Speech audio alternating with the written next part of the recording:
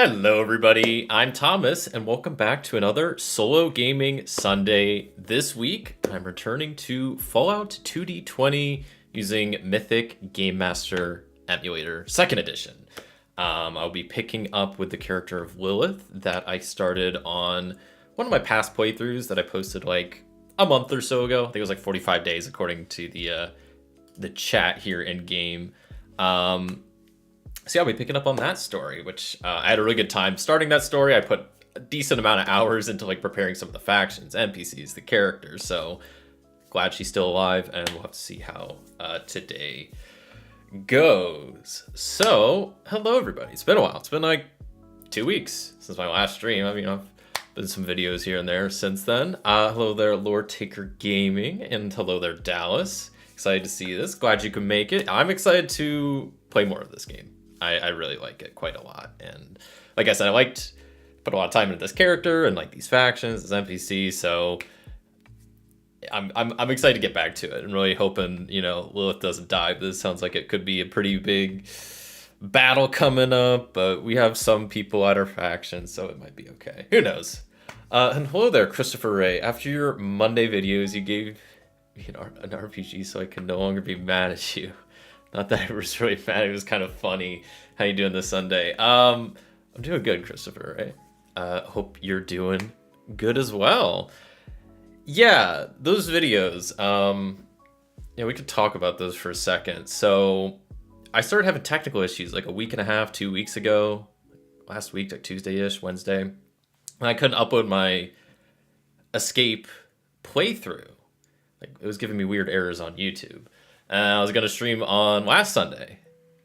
Couldn't stream. There's weird errors on YouTube. Something was going on because it was very weird. And then I see Monday morning that a couple of videos just appeared on my channel. There was like a Monday morning puzzle stream, a Godot tutorial making games, and then there was a third one of Fortnite gameplay.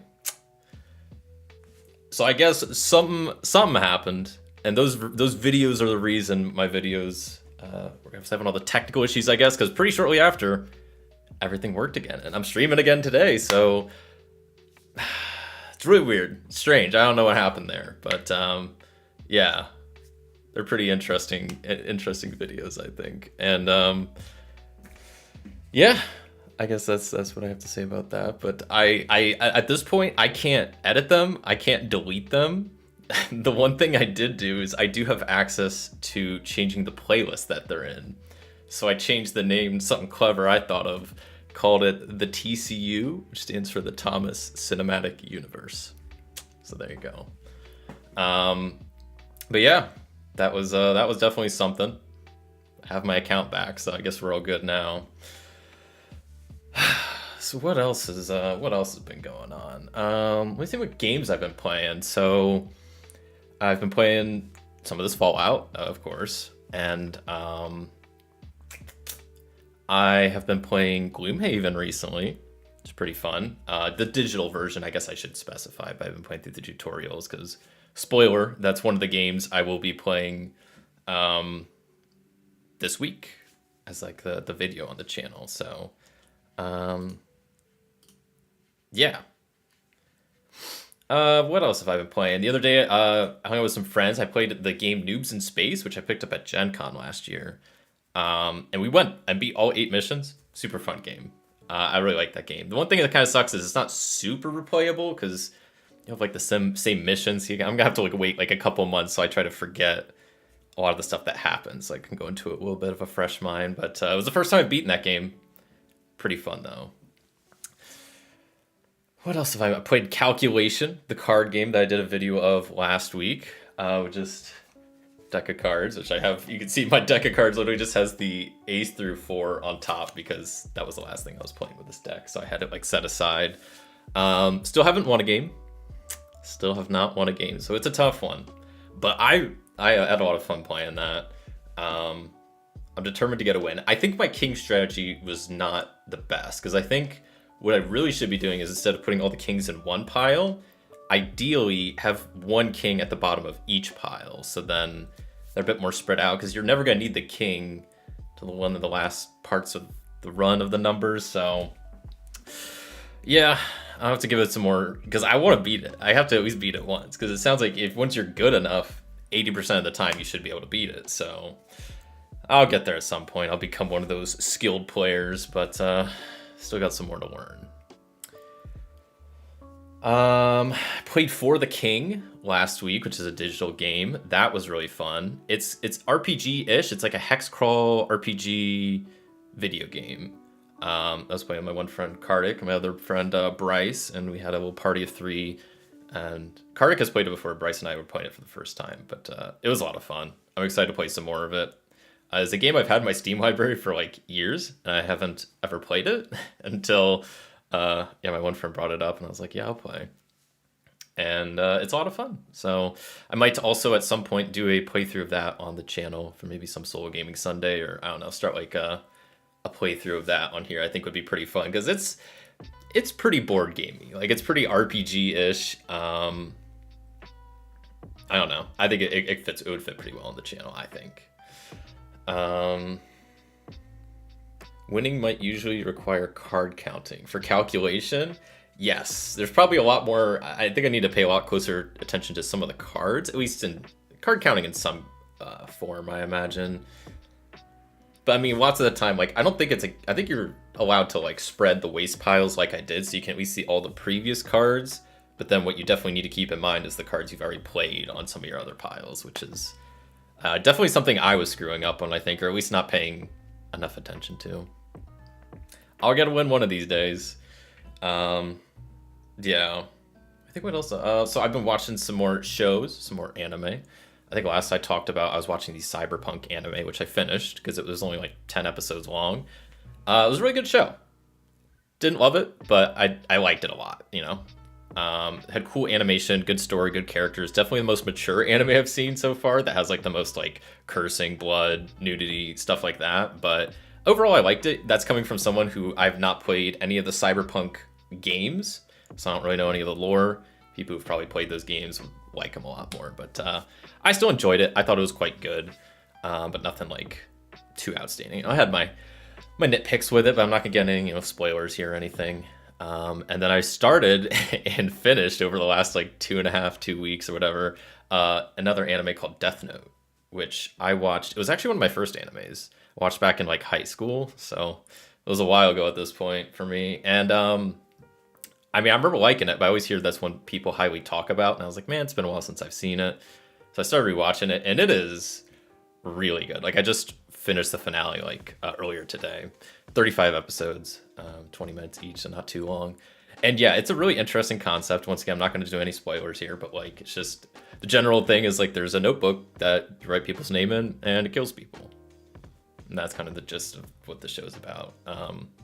And I liked it. Some people I've heard have complaints about the ending, but overall, I thought it was quite good. I have my little maybe nitpicks here and there with some parts I didn't love, but overall, I liked the ending. Yeah.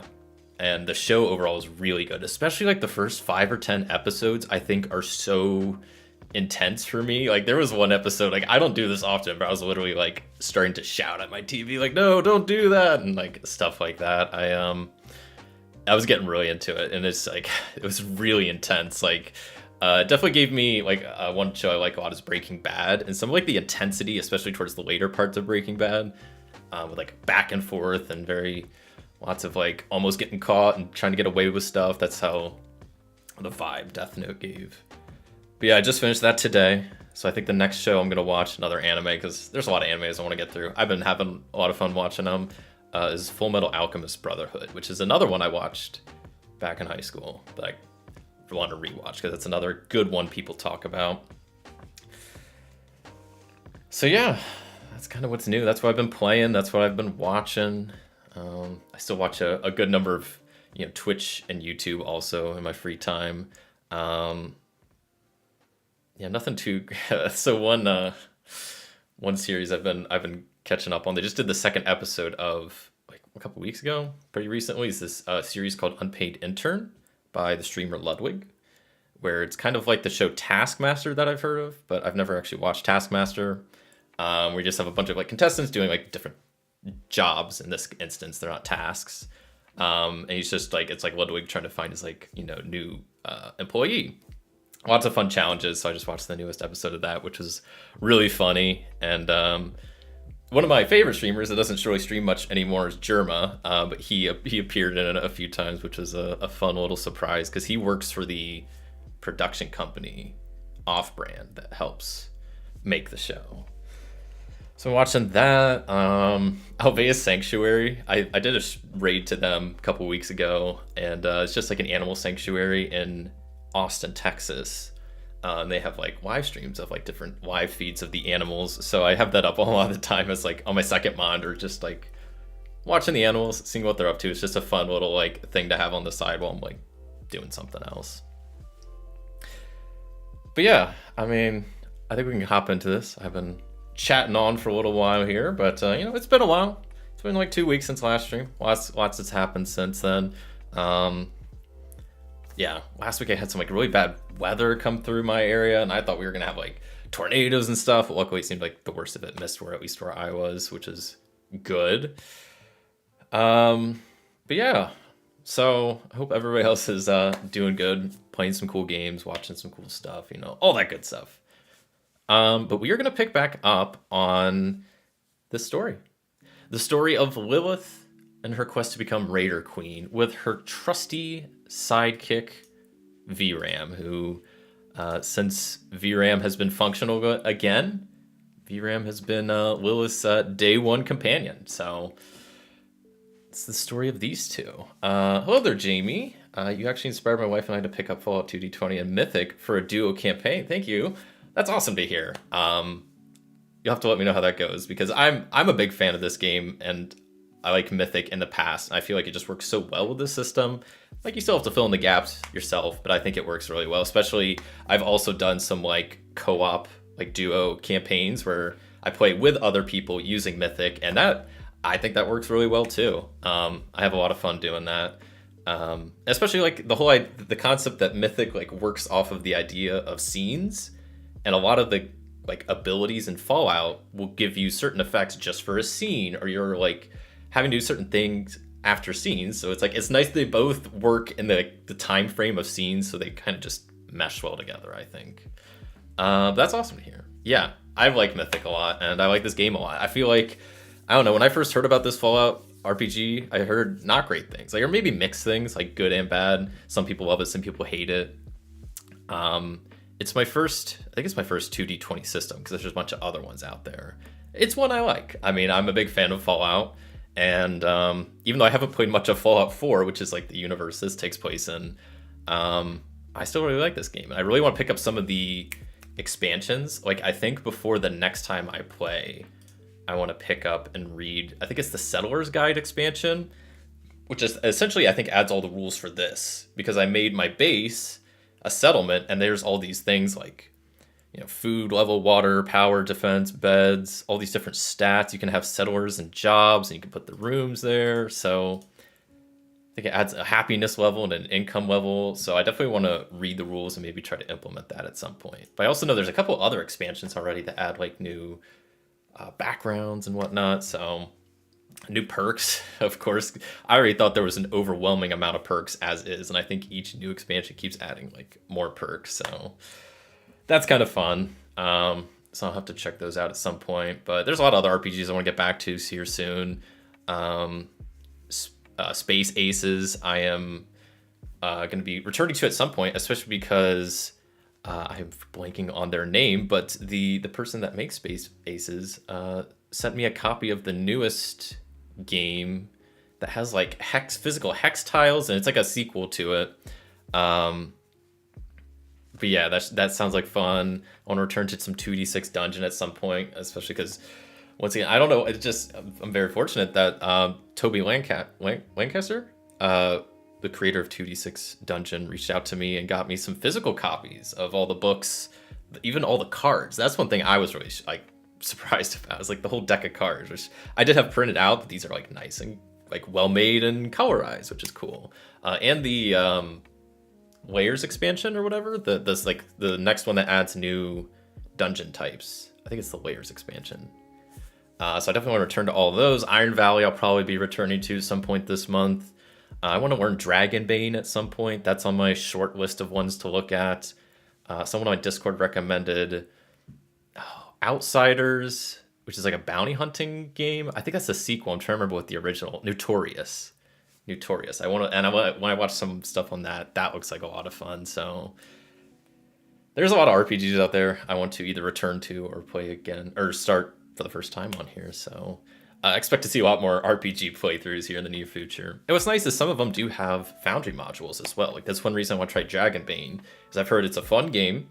It works well with solo, and I've seen that the company themselves has Foundry modules for the stuff, which I'm a big fan of. I like Foundry. I think it makes stuff a lot quicker and easier, and it's just nice sometimes for solo just to have stuff like automated. And, I don't know, just having it on a computer is kind of nice. So yeah, I'm prepping a TTRPG campaign in person for the first time in years. Hopefully it goes well. Good luck with that. What system are you running? Do you have one in mind?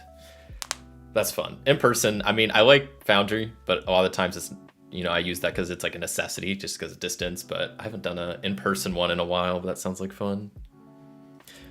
But yeah, let's return to, I'm gonna go a quick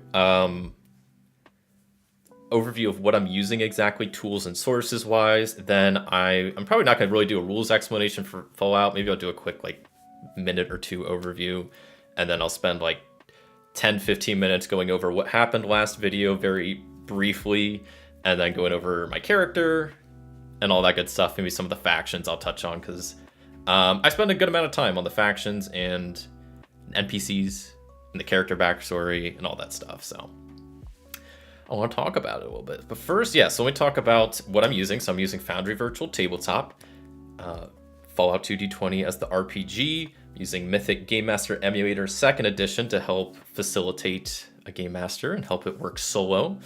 Those are pretty much the only sources. I'm using the Weather Oracles from Iron Valley. I swiped those because I like those just for the different season roles. I don't think I'm using anything else in Foundry. I guess I'm using the small time module down there just because I like having a clock. And the maps are from game maps that I just took screenshots of. That's why they have the watermark. But I think they work quite well, especially when there's the one from the game, which like isn't bad, but nothing's labeled, which I don't love. I mean, I guess that leaves you a bit more freedom to do whatever, but then, this is my region map that has like all the smaller areas, and at least it's labeled, and then I can zoom in on my area, which I like. So I think they have pretty cool maps. So that's what the systems I'm using and sources. So I'll real quick give like a minute or two explanation on Fallout 2d20 as a game, but I don't want to spend too much time on it because I've played it a bunch on this channel, and I'm going to be playing it here in a bit, so you can just kind of see how I play as I go. You're playing as just wastelanders, different characters. They have health value. You got armor that protects different specific parts of your bodies, which you can see here. You have energy resistance, physical, radiation, and poison. Character has melee damage and initiative and defense scores based off your special attributes, which are like your main stats that you set. And they have values from like 4 to, I think they can go up to 10. You have a bunch of different skills based off those. There's a lot of them correlate with those special attributes. And you have different ranks that give you different modifiers. You got perks that give you cool abilities. You got weapons, luck points, XP, all that good stuff. But the main thing of this game revolves around, it's called 2d20 because a lot of them are d20 rolls. So let's just say I'm trying to hit with my laser gun. And maybe I'll go with a lead pipe because this won't waste ammo. So my attribute that pairs with melee damage is my strength, which is 4, and my skill level is 3. So I'm going to be rolling 2d20, and my target number will be 7. So I need to roll 7 or less to get a success, and pretty much all 2d20 rolls are going to have some number of successes you need.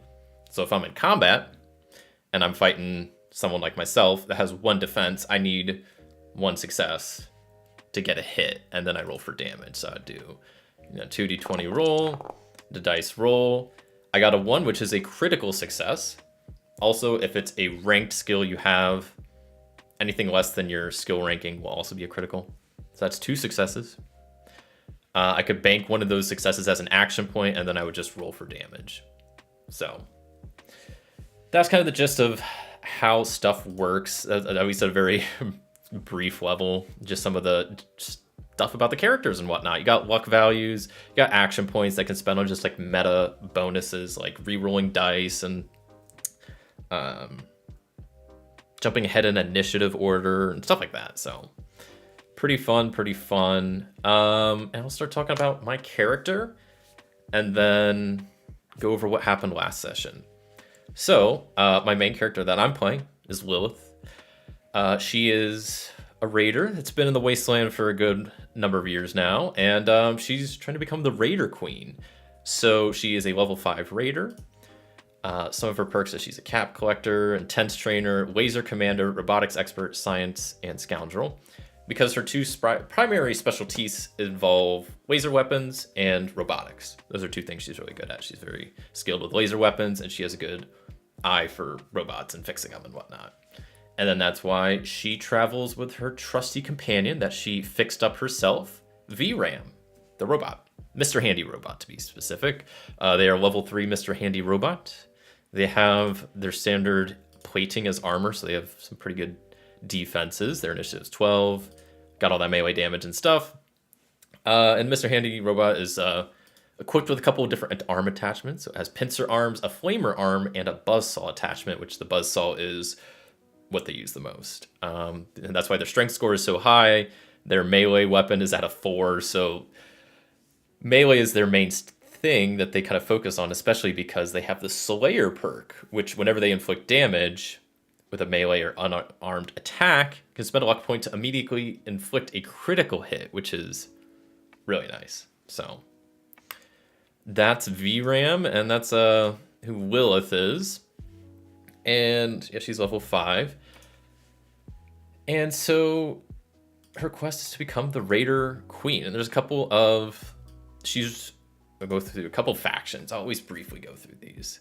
Chaosium's basic role-playing. Oh, like generic Call of Cthulhu. Okay, is that like the one that's always initials is like BRP? Is that it? Because I feel like I've heard of basic roleplay, if it's the one I'm thinking of, which I've heard many good things, and that is on my list of like 40 RPGs I want to get through at some point. You very much like... Oh, this is very much like other Modiphius 2d20 games, yeah. That's cool. I like the 2d20 system. It's very different. I mean, it feels kind of weird after playing D&D for so many years that, you know, it's a low roll system. So you want to roll low. And like a 20 is bad, but in D&D, that's a critical. That's something you normally cheer at. And a 1 is great in this game, and it's terrible in D&D. So it's a little bit of like a flip mindset type thing. But I like it. It's different, but... It does feel bad that, you know, get a 20, which is the best result, but it's actually the worst result for you. So it is what it is. But some factions that are going on in this game. So first off, we have the Neon Maruaders, which is the group that Lilith has formed and that she currently leads. They're based out of the castle over here, which I'll talk about here in a second. A little bit about them. I have some descriptions for all these factions. I'm not going to read them all, just kind of skim them. So the Neon Marauders, they're... expertise in energy weapons and advanced technology. So they combine, you know, ruthless raider culture with high-tech edge and technology. And they're notorious for the raids illuminated by the glow of plasma and laser fire, making their nighttime assaults a fearsome sight in the Boston wasteland. And then I came up with 3 friendly/neutral factions and 3 hostile/feuding factions. So first off, we have Commonwealth Scientists, which is collective of scientists, engineers, and scholars dedicated to preserving knowledge and technology for the betterment of humanity. So a group of scientists. We got the Farmers Coalition, network of farmers and settlers who've banded together for mutual aid and protection. And then we have the Silverline Caravan Company, one of the largest and most well-armed merchant groups in the wasteland. Those are the like neutral and friendly ones. Then we got some feuding factions, some hostile factions. So we got the Iron Reapers, a heavily armed raider gang that prioritizes brute force and has clashed with the Neon Marauders over territory and resources. Their leader is a former Brotherhood of Steel paladin who utilizes power armor in raids. It's not explicitly mentioned here, but we clash over territory. So I'm going to talk about territory in a second, but I imagine they're pretty active in this South Boston area. And then we have the Rust Devils, a gang that specializes in use of robots in combats, often clashing with the Neon Marauders over salvage rights to robotic parts and technology. So a lot of the times if we get a tip on, you know, some old garage has a bunch of robot parts, we might be trying to race the Rust Devils there. It's always a pain. We always show up at the same time, and that's kind of our issue. Is I don't think it's much of a they hate us and we hate them. It's just we're always wanting the same thing, and then usually, you know, we're both going to get it one way or another. So there's usually like a conflict there. But then we have the Green Monsters, named after the pre-war mascot of Fenway Park. This gang has made the ruins of the park their base. They are notorious for the salvage tactics, have a bitter rivalry with the Neon Marauders over stuff like trade routes. So they're up here in like Hardware Town. So like, you know, the Diamond City area is where they're mainly controlled at and make Boston-ish. So they're like the reason we don't go into Boston as much, because they're a kind of main threat there. And then we'll say that, I'm going to go to the region map and say that like the Iron Reapers are probably maybe more active in the Weston area, but they're slowly like creeping into the South Boston area down here. Maybe they're like more in Natick. I don't know where they can be. Maybe they have a couple of areas like along the bottom here, and they're slowly creeping up towards the castle, and that's why there's conflicts of like area and turf, and maybe in this region that could be something. But those are some of the factions. I mentioned real fast the castle, so we'll go back to that. This is our current base of operations, the castle.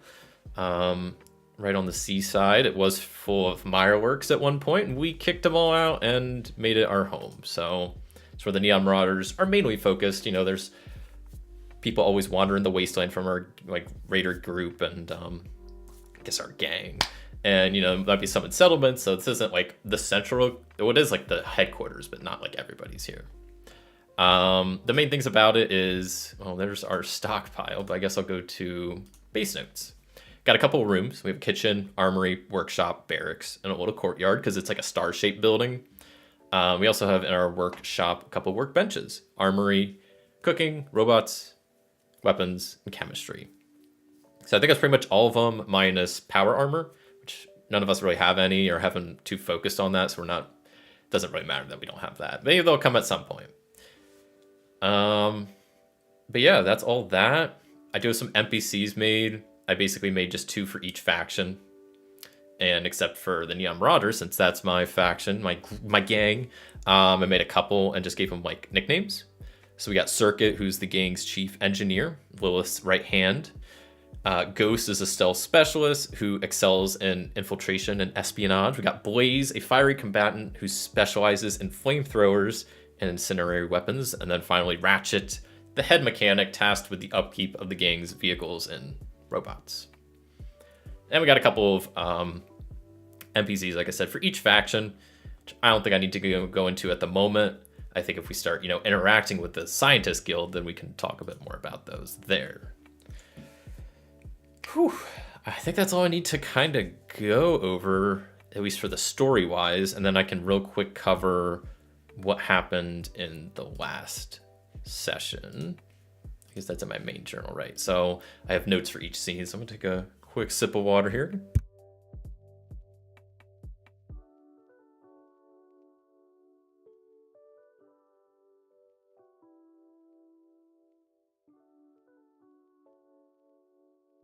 Okay. So when I started this playthrough last time, I started it in a video. I did something that maybe I shouldn't have done in hindsight, because I wanted to start more in some action, you know, start the video in some action. So what I did was to get familiar with the character a bit and the world and kind of get the story rolling to a point of action. I played a couple of scenes off camera.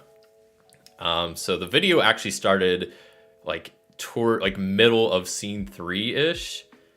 And I kind of skipped scenes 1 and 2. But I'll be honest, nothing really exciting happened. I'll still cover what happened, but it wasn't like anything too crazy was missed. But I saw people like thinking they missed a video, which I felt bad. I was like, yeah, maybe I shouldn't have I should have just not even made those scenes. And then this could have just been scene 1 that we started in the middle of, but it is what it is. So we did 4 scenes. We have 4 scenes done, but we only did 1.5 last session because one of it was a combat, which is, can be kind of lengthy in this game, especially I am playing 2 characters.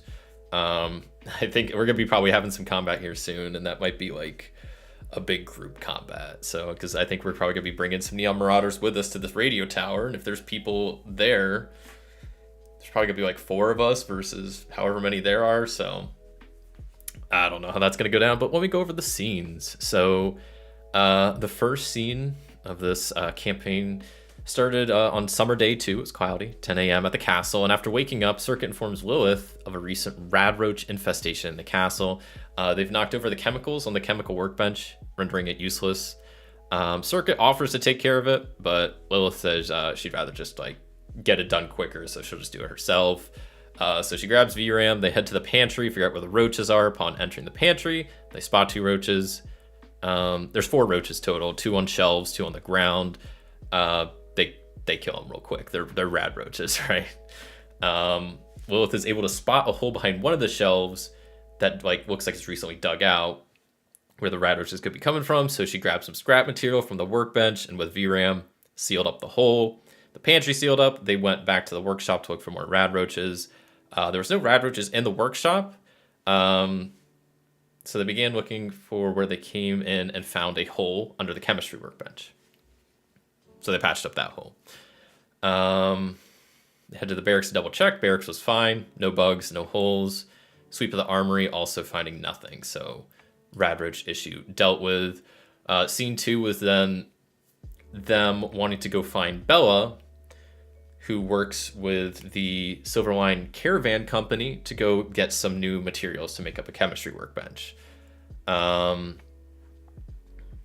So yeah, they grabbed some supplies for the trip and head like 4 miles towards Good Neighbor, which is a trading area in Boston that the Silverline Caravan Company has multiple probably stations at. Nothing really happened on the way there. 2 hours later, they roll up in Good Neighbor. So they arrive in Good Neighbor, head to a spot where the Silverline Caravan Company normally sets up. See signs for the company, head over to the lady running the stand. They don't recognize her. She introduces herself as Yzma Hawk. Okay, I guess I do have I don't know who the other name was, but it explains what she's looking for and yada, yada, yada. I guess the supplies. And then they're like, well, while we're in Boston, we don't come here much. So let's ask around and see if we can get any info on what the green monsters are up to. They're frequent in this area. They want to take them out at some point. So any, info, any leads might be good. They were coming up empty-handed, and eventually got around to talking to a guy named Felix, who starts to get suspicious of Lilith, because it turns out Felix is a member of the Green Monsters and has heard of Lilith, this famed raid leader that travels with a Mr. Handy robot. Like, it's kind of like an iconic duo. So this guy, being part of the Green Monsters, is definitely aware of Lilith and was able to kind of put 2 and 2 together pretty quick. Lilith tries to convince him that, like, hey, it's not me. But he quickly just doesn't believe her and sees this as an opportunity. He's like, one of the leaders of another gang is right in front of me. Like, I'm going to take this opportunity. So he pulls out his machete, starts trying to attack Lilith and VRAM. But didn't go too well for him. They took him down not too bad. I think it took a little bit of damage. Wasted some bullets, but I also kind of messed up the combat a little bit there. I think when I was playing it, like, I was messing up like the piercing effects at first, and I don't think I was carrying over action points for the enemies as much, so I'm going to be trying to keep a better eye out for that stuff this time around. But yeah, they took down Felix, and then they went back, leaving Good Neighbor. It's like 2:30 at this point, for like the 4-hour trip back. I think it was 2 hours, whatever. It was 4 miles, and I think it took them 2 hours. So on the trip back, around, I can even point to it on the map, kind of around this area, like when they start cutting over off this main road to go towards the castle here, VRAM picks up a signal from a radio tower in this kind of general area off to the left. I mean, it is this radio tower, but Lilith and VRAM don't know that yet. They don't know exactly where it is, but it's right here. And this radio tower was one that we were going to investigate at some point, because we could tell it's giving off a slight signal, but it didn't sound like anybody was like actively broadcasting stuff. So we're like, hey, we want to try to take that over for the Neon Marauders, have a way to pump out some propaganda and some, I don't know, just ways to try to recruit people, I guess. Maybe spread the good word of the Neon Marauders to the wasteland. So they're going to go try to take it over at some point. And on the way back, they start getting a signal from that same frequency, but this time there's a message on it. The message ain't good. It's basically calling for, it's like a call to arms to kind of fight back against the Neon Marauders and lock us up. Not great for us. So we get back to the castle. We set up the chemistry workbench. Lilth kind of repairs VRAM's injuries. Lilith rests up, gets some food. They stock up. And at this point, we're starting with scene 5, 6:30 in the morning. Or sorry, 6:30 at night. And yeah, let me create this real fast. I'll paste this in, starting at 6:30. So I kind of figured, I mean, from the title of the stream, I figured this raid is going to go down at night. I mean, that's kind of what the Neon Marauders are known for, is their iconic nighttime raid that lights up the night sky, because they use a lot of energy and plasma weapons and whatnot. So I think that's what's going to happen. I don't know exactly how it's going to happen. Like, I didn't want to pre-plan this, too much. So I had an idea of what I want to happen today, but, we'll see what Mythic says and what the dice say and all this other stuff. But so I didn't plan out, a whole lot. And I was thinking about it like just a couple hours before the stream, or maybe just like an hour before that. I was like, I really should have made some custom tokens for each of the gang members I have in the Neon Marauders, because like that might be good. So they're not just like generic raiders. So I can like customize them a little bit. I didn't do that. So, because what sucks is because they're probably gonna be coming along to this radio tower raid. So I'll have to like come up with just make some tokens for them and kind of just make them generic characters for now until next time I'll make some actual like customized character tokens for them and all that good stuff. Because yeah, there's I think 4 or 5 of them I have made up. So with that being said, yeah, Lilith, as she's resting up, probably is talking to some of the other members that are around. Usually, there's probably a good number that filter also in and out, but there's the the main couple that are usually around, which is let me pull up the factions. No, the NPCs. Circuit, Ghost, Blaze, and Ratchet are kind of for the more high-ranking members. So maybe they're like, yeah, I don't know, a lot of these, well, Circuit's a step below. And then maybe the other 3 are like a step below Circuit, like hierarchy-wise.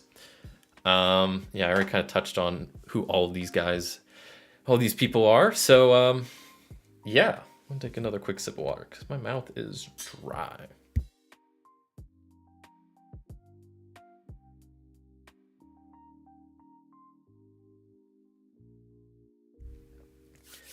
So, as Lilith is, fixing herself up, fixing VRAM up after the fight and the journey back, starts talking to all the other members there, trying to make a plan.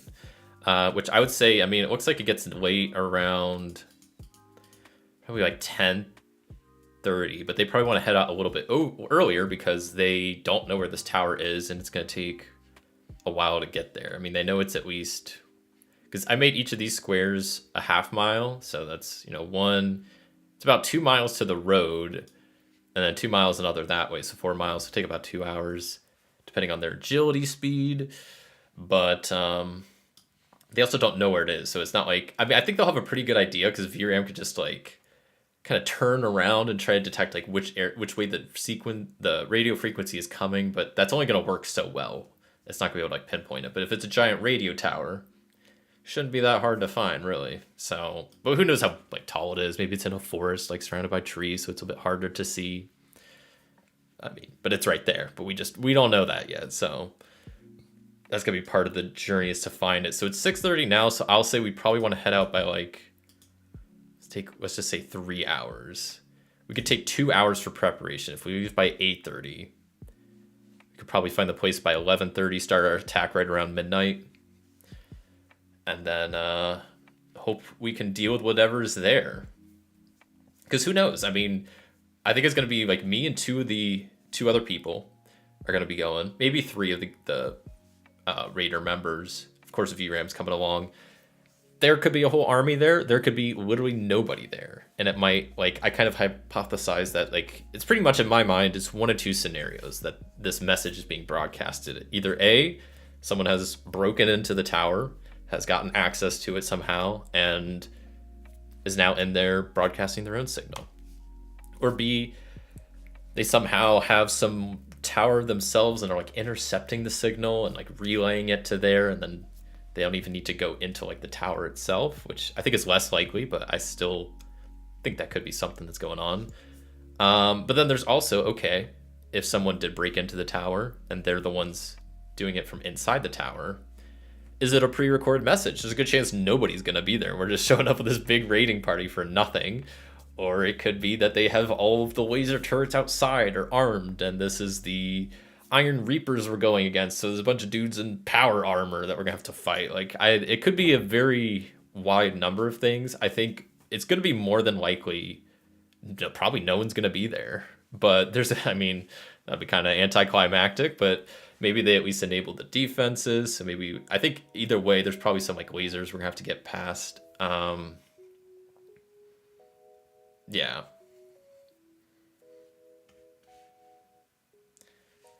So the scene expectation is, it's a good question.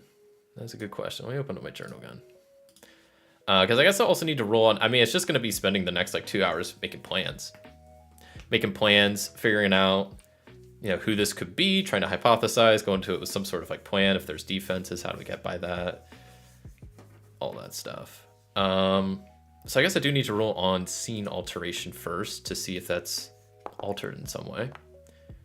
Which, no. You have to roll equal to or less than the chaos factor for that to happen. So we did not do that. So we're continuing as expected. So I'll go ahead and... I'll just close this for now, I guess. I'll just keep this open and off to the side. It's lagging a little bit. I don't know if that's just because I'm recording. So yeah, we're going to say... We plan to take the radio tower. It's basically what's going on. And I guess the first order of business is trying to figure out who's coming along. And like I said, obviously Lilth and VRAM, they're a duo. They're going, both are going to be going along. And then I guess we'll probably have a decent amount of supplies. I don't want to bring too many people because we don't want to leave like the base undefended. You know, maybe it's just a trap. Maybe they're trying to get us all to leave the base and then try to take over while we're gone. So you don't want to spread ourselves too thin. I think bringing Circuit makes sense because that's Lilith's right-hand man. And then probably Ghost because they're a stealth specialist. Like, they're a lot more sneaky, so they could maybe scout ahead for us, do a bit of recon. They can maybe also be helpful in finding it. And then we'll leave Blaze and Ratchet here.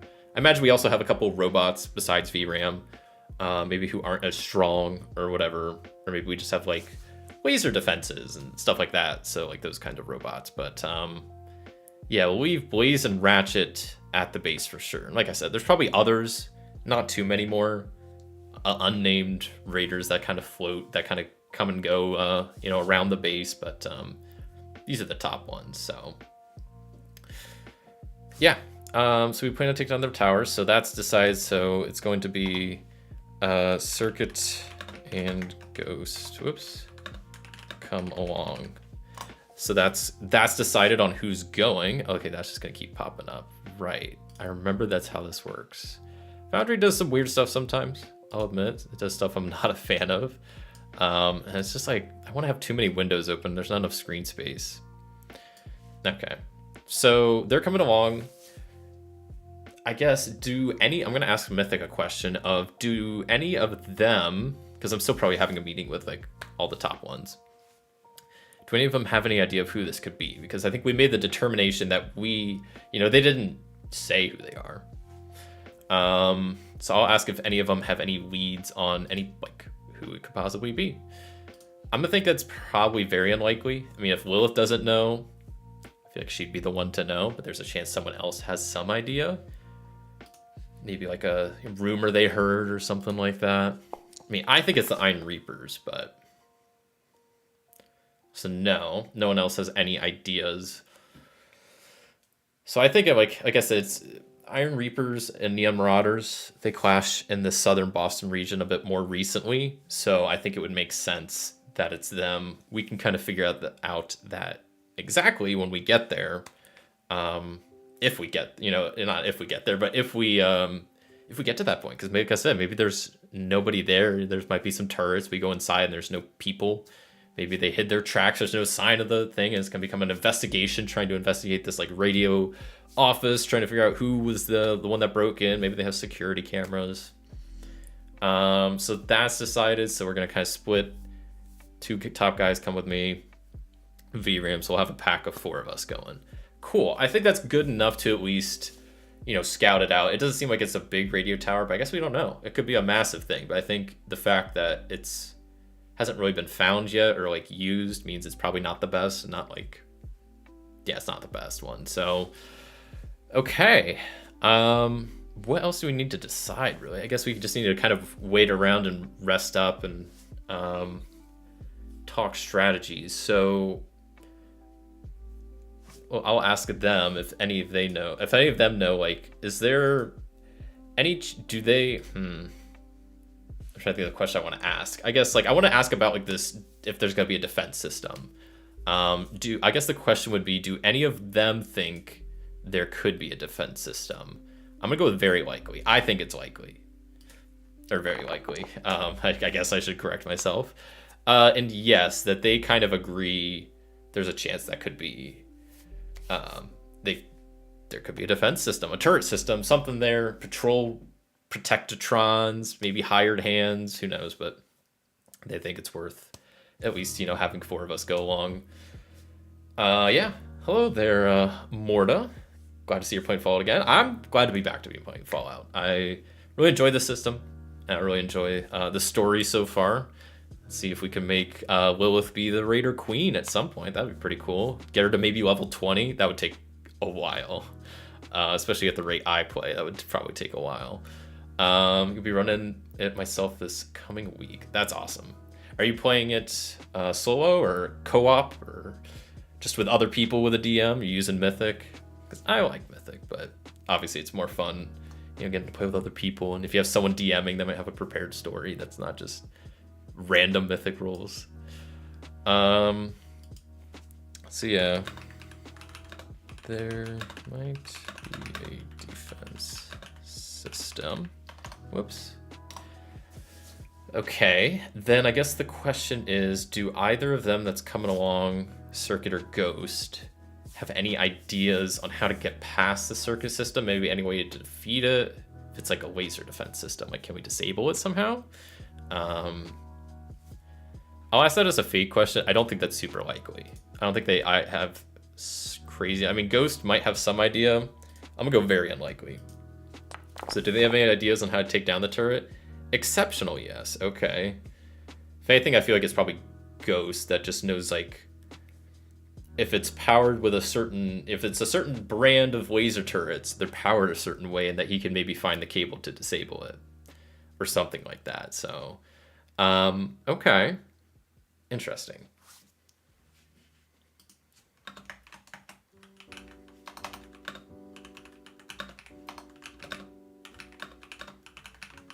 Typing that out. You're running it for your IRL group. Nice. That's fun. Well, hopefully it goes well. Do you have any expansions you're playing with, or just the base game? Because I know at this point there's like at least 3 now. There's also a good number of like small campaigns. I think they did like a one-shot book, so they've put out a surprising amount of content for this game. That keeps coming out, and I haven't played any of it besides the base game. But I feel like there's just so much to the base game that I haven't even explored, like especially rules wise. Like I haven't leveled up super high. I don't know.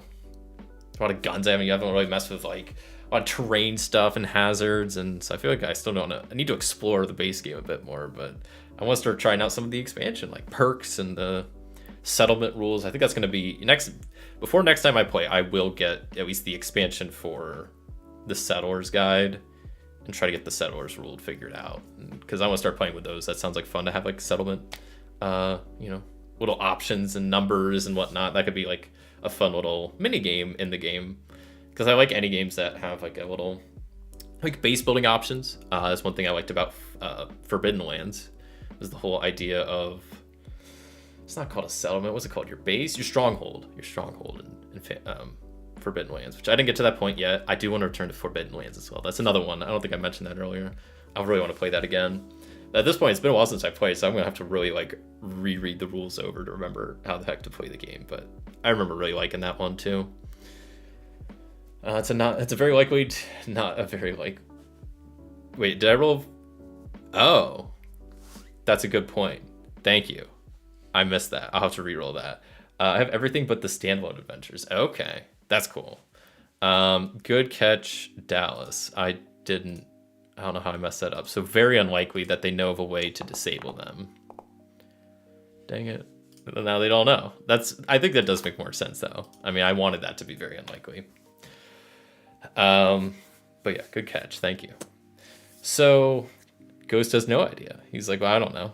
Could be anything. Because we also don't know like what type of defenses it might have. Probably lasers. Could be a robot. Could be people. Could be nothing. That's always a possibility. If it's a abandoned tower, who says their defenses are working? But I think if someone has broken in, started playing a message, there's a good chance they either put in defenses or got the old ones working if they weren't. So I think that's that. And okay, is there anything else I wanted to figure out or decide before going? Figure out who's going, figured out kind of a plan, which is we don't have a plan, but we're kind of just wing it, figure it out as we go. If we see a huge army of people outside, then we're just gonna probably run away.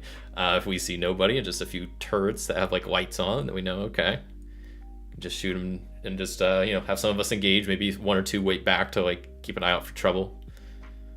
I think this is good. We're attacking at night. It's our standard. It's our our standard. That's not what I was looking for. What's the word I'm looking for? It's our like specialties. It's attacking at night.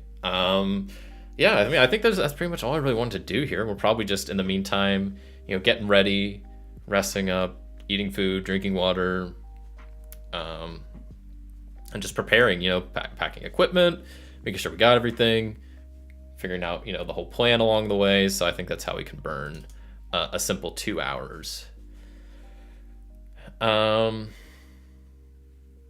then I guess it would be a new scene, but nothing really happened during that scene. So I'm going to just keep the chaos factor the same and just create a new scene to travel and find the radio station. And we're going to get this raid on the way. So this is scene 6. We are cruising along.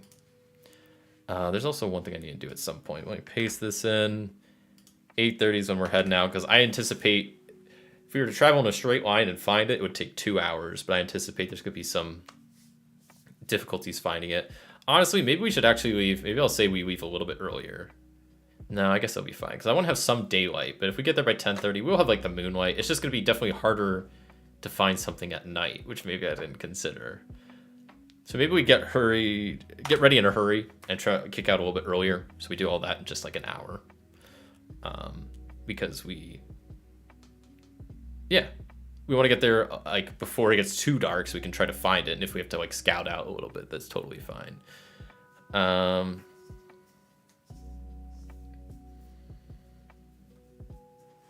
of the Mythic magazines suggests meta questions as not to stall. So perhaps set expectation to action. What do you mean by set expectations to action? I'm curious. I mean, I know there's a lot of those Mythic magazines. I bought one a while back. I forget which one issue it was, what the reason I bought it was, but there was something specific in there I was looking for. I don't remember at the moment. We'll pull up the character sheet and okay, hold on. What is this?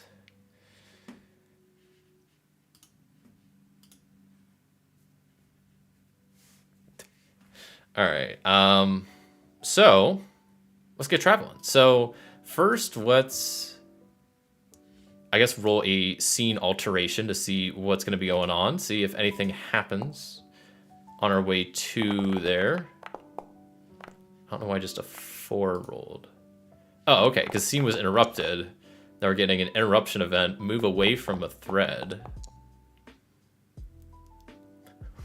What is punish animals? I'm gonna just roll on the thread. And to roll again. Great. Defeating the Rust Devils. So it's interrupted by something that's gonna make us move away from defeating the Rust Devils. That they're either gonna gain some leverage on us or they're like growing stronger. Like the expected scene might be encounter some opposition. Oh. So you just like you're just expecting trouble, and then Mythic might just say no instead of you're expecting no trouble, and then Mythic might say trouble. That's an interesting way to do it. Definitely see you can get more action that way, but it looks like we're already getting some action with at least this scene interruption, that we're going to be moving away from a thread with defeating the Rust Devils. So I can just straight up ask Mythic, like, does that mean they're going to attack us? Which I think I'm going to set to maybe likely. I don't think that's definitely what it is. I think it's a good chance something bad is going to happen either for us or something good is happening for them. But either way, it's just making defeating them more difficult. But we'll say, is it that we're just getting attacked? I think that's likely, but definitely not it. Dang, it is it. We're getting attacked by the Rust Devils. Okay. We'll say like we're probably decently out of our base. I don't even have my character token on here. This is for all. Okay, it's massive. I don't know why that's.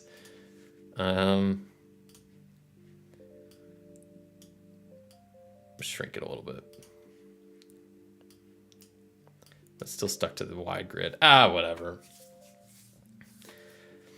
Is it a Deathclaw? I hope not. Deathclaws, I think, would definitely... I don't know if that would kill us, but I think that's above...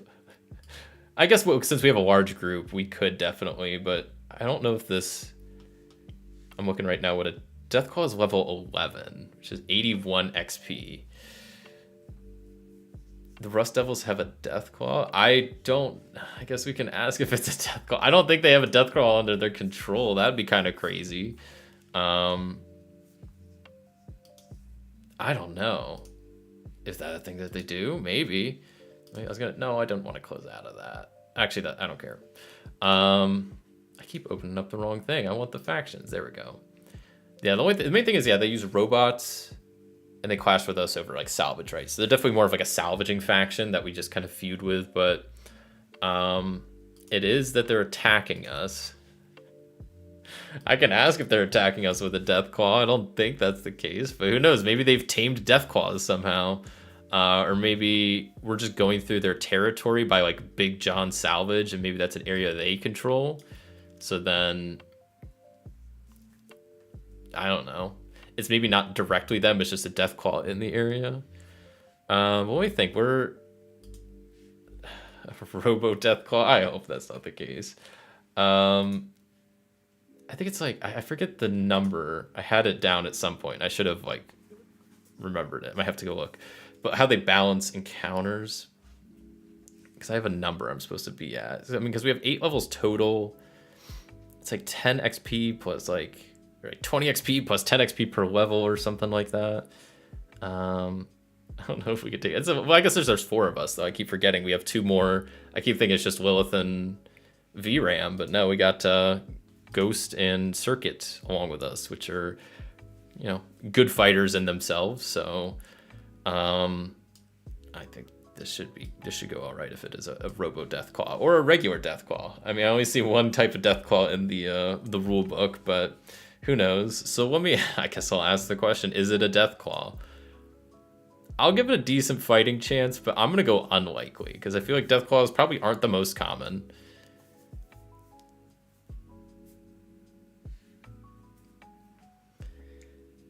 Oh, punish animal. Ooh, okay. I see that. I was kind of ignoring that because I thought, I don't know, it said move away from a thread, so I was like, but I guess that's a good point. I don't know why I was ignoring that. Because I thought that was like its way of rolling for a thread, but I was like, I could just roll for the thread myself. Okay, I'll give it a likely chance then. Is it a death claw? Is the question. Oh no, it is. All right, well, it's a death claw. It's fine. Let me double check just for my sanity. Is it a robo death claw? I'm gonna put near impossible because I don't think those exist, but I really hope this doesn't roll low. Okay. Good. Not a robo death claw. Good suggestion. I don't think the Rust Devils are at that level yet, but okay. But we are fighting a Deathclaw in their like turf. So while near, oops, because they probably own this salvage yard.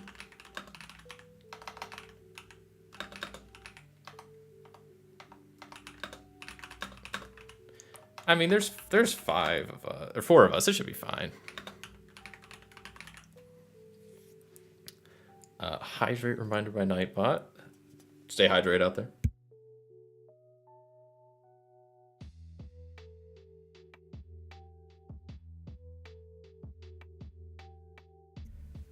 I'm gonna have to fill that up here next time.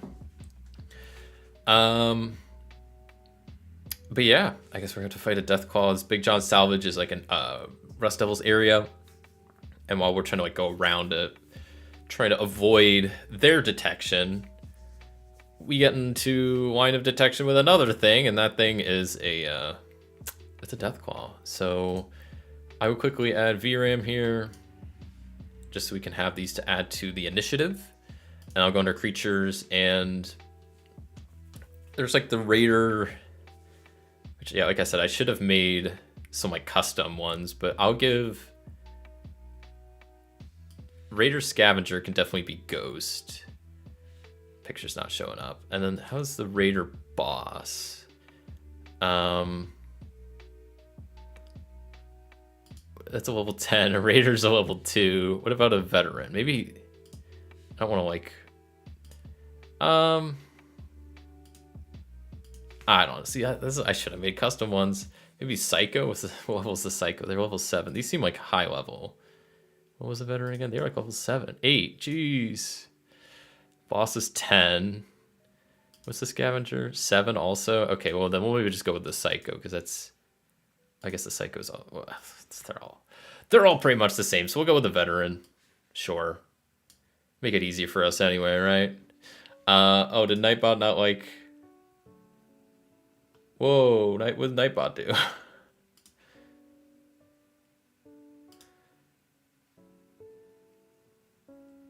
Wait, stop from posting links. You didn't even post a link.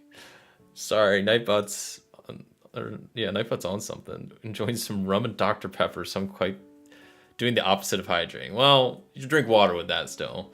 Did it think Dr. Pepper was a link? I think so. That's funny. But anyway, so we got the four of us, and then we can grab the Deathclaw. And I guess we'll have to roll to see if the Deathclaw... Oh my gosh, why is that thing massive? I guess it probably is like a large creature, right? Like size-wise. Is that a thing in this game? Oh, it is. Yeah, it has the special attribute big. Gets additional health points per level. And it's immune to radiation, keen sights, massive strength, rend. Deadly or claw attack by upgrading the difficulty, has a weak spot. Well, I didn't know that. Probably not going to target it because I don't think any of my characters would know that. You can butcher this. Okay. Well, let's get this Deathclaw fight on the way. So I'm going to first ask the mythic question that I don't really want to ask. Did the Deathclaw get a jump on us? Are they going to get the surprise round, essentially? I don't know how stealthy Deathclaws are. I don't think they're the most stealthy, and there's 4 of us. Ghost is pretty observant. I'm pretty perceptive. VRAM has like sensors and stuff. I'm gonna go with unsure. I'm gonna give this Deathclaw a chance. They could sneak up on us, but did they sneak up on us? No. Okay. Did you have to implement all the NPCs yourself, or is there an implementation for Foundry I don't know about? It depends what you're asking about. So like all the stuff in the journal tab with like these NPCs is stuff I made up. In the compendium tab, like having these tokens and like pre-made stuff here is not from the Foundry module. This is actually all stuff made by someone. There was some post, I think it's on Reddit, that I found it on like the Foundry subreddit, that someone had gone through and like handmade all of these tokens, like all of the weapons. So like I had to like reach out to them to get a copy, because it's not something that I don't think Modifius, it's not licensed through them, and they're using pictures from Fallout games, so the person was being kind of careful about putting it out there for like copyright and licensing reasons. So that's the main reason I haven't linked it anywhere, because I don't want to get in trouble. But I don't think it's like can't use it, but I don't know if they'd get mad if like I'm sharing this link to this unofficial like and using licensed stuff. Plus I didn't make it, like someone else made it, but it definitely speeds up stuff, like having all the weapons, all the stats for those. I mean, they have all the, at least the base items, nothing from the expansions. But so yeah, hopefully that answers your question. Wish I could be a little bit more helpful, but I don't want to get yelled at by Modifius.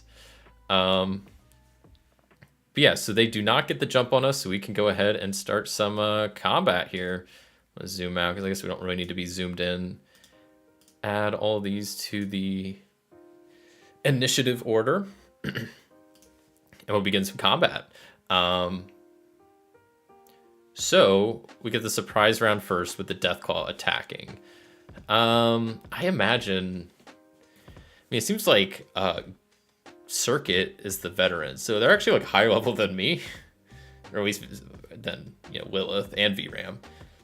So they might be taking the lead, and then Lilith and VRAM in the back.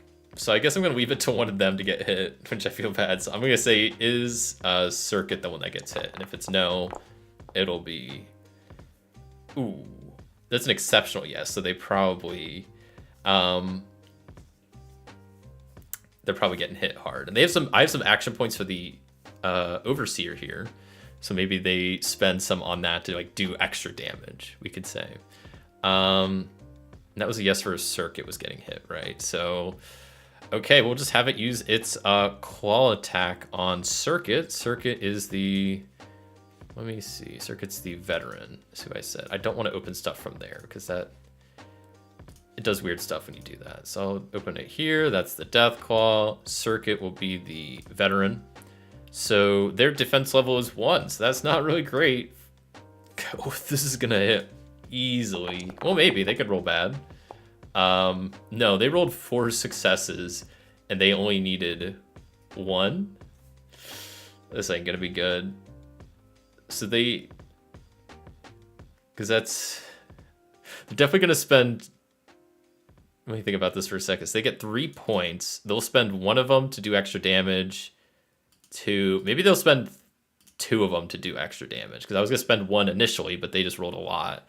So instead of 6, this is gonna be 8 dice being rolled against Circuit here, where he's getting hit in his left leg with a Deathclaw claw.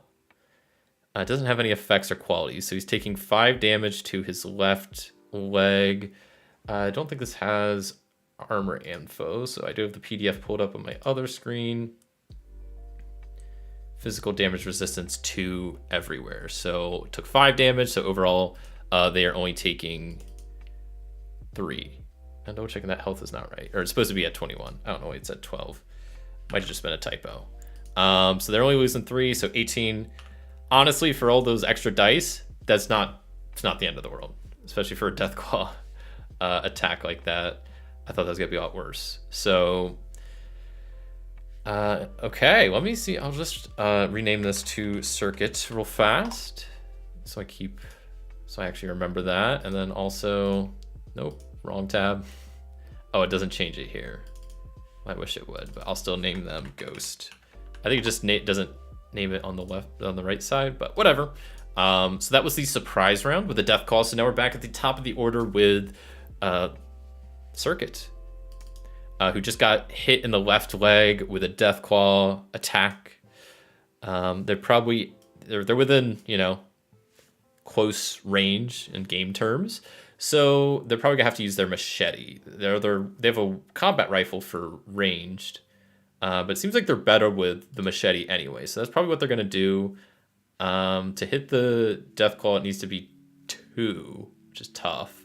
So maybe we'll spend an action point so they feel a bit more motivated to strike, since they just got hit in the leg. So they're a bit more angry about this. And that looks pretty good. We got a 2. I didn't mention this, and I should have. It's the minor action since we're not moving. I'm aiming. So let's see if we can get one more success. We can re-roll one of our D20 rolls. And we can do. So we can bank that action point back. And we hit with our machete. And maybe I'll go ahead and spend an action point just to roll another one, since that's what they did to me. And we have a decent amount of action points, so why not? Just does 3 damage, and what does their resistance looks like? It's probably not good. Where are they hitting it? Is it in the torso? Because that's the weak spot. It is. What does that mean again? The weak spot? It ignores the creature's damage resistance. That's nice. Wait, really? That's how that works? Hold on, let me double check that. But that's what it says, so I mean, I'll go with it, but yeah, it's the torso. Okay, it's the torso they get. So they got hit, so there is no damage resistance, so they're just taking all 3 damage. They have 20 hit points, so they're down to 17, but that was a good first round by Circuit. Even though they got hit, but they dished it right back to the death claw. So that's great to see. And unfortunately, we're back to the death claw's turn, which is it going to attack Circuit again or Ghost? They're the 2 in the front still currently. I'm going to go with very likely that's attacking Circuit again, since Circuit just attacked back, but maybe it'll switch targets. That's what we want to know. And we got to know. So it is going to attack a Ghost instead here. So we open up Ghost. I guess the name didn't save. That's not a huge deal. And the Death Claw is just going to attack it with his claws. They have a defensive 1, so they're probably just going to do extra damage again. We'll see what they roll, though. They need 1. They got 3. So they'll bank 1 and then use 1 for... I guess they're probably going to use 2. I was going to do 1 already, so 8 damage coming towards them on their head. Oof, on the head. 8 damage, claw to the head, a death claw to the head to be exact. Let me double check what the scavenger has armor-wise. I hope some decent armor, or else this is going to be bad. I'm not seeing they have like any armor.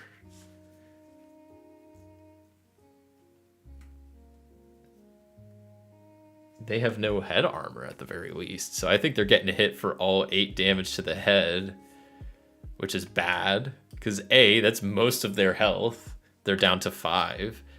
And that's more than 5 damage and a hit, which is the condition to trigger a critical injury, which is fun.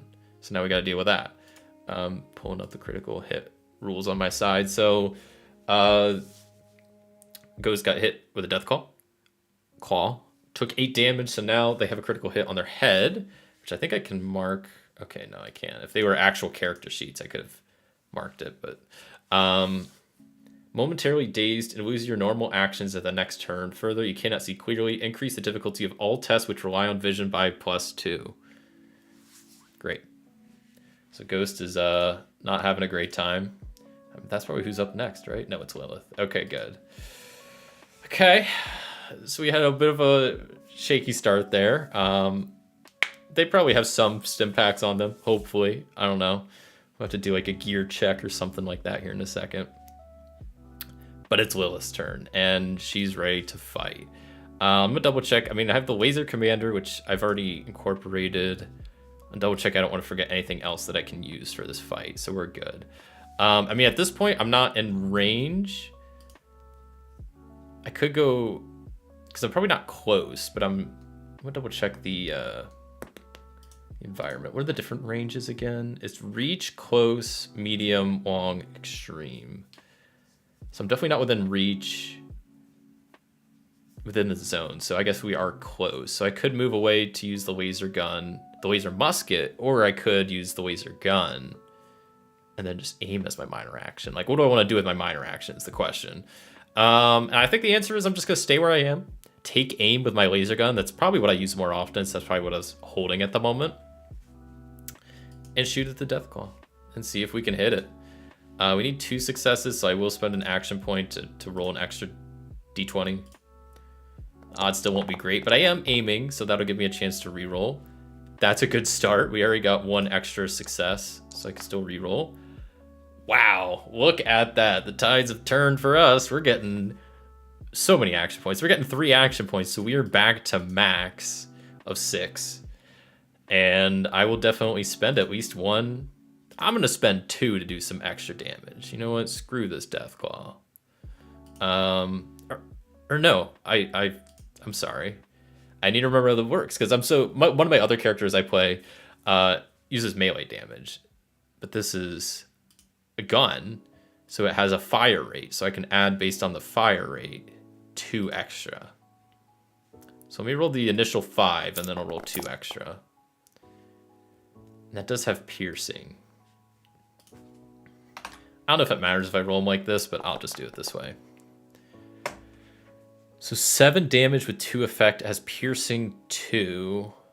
And what did we... I guess I didn't look last time what the Deathclaw has armor-wise, which it has 6 damage resistance and 9 energy resistance.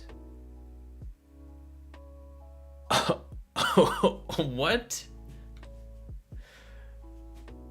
Are you kidding me? So you have to pretty much hit it in the torso, or else you're not gonna be able to kill it. That's why it was so important to... Oh no.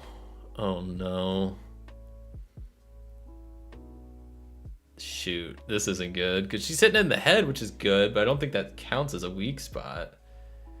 Double checking, hold on.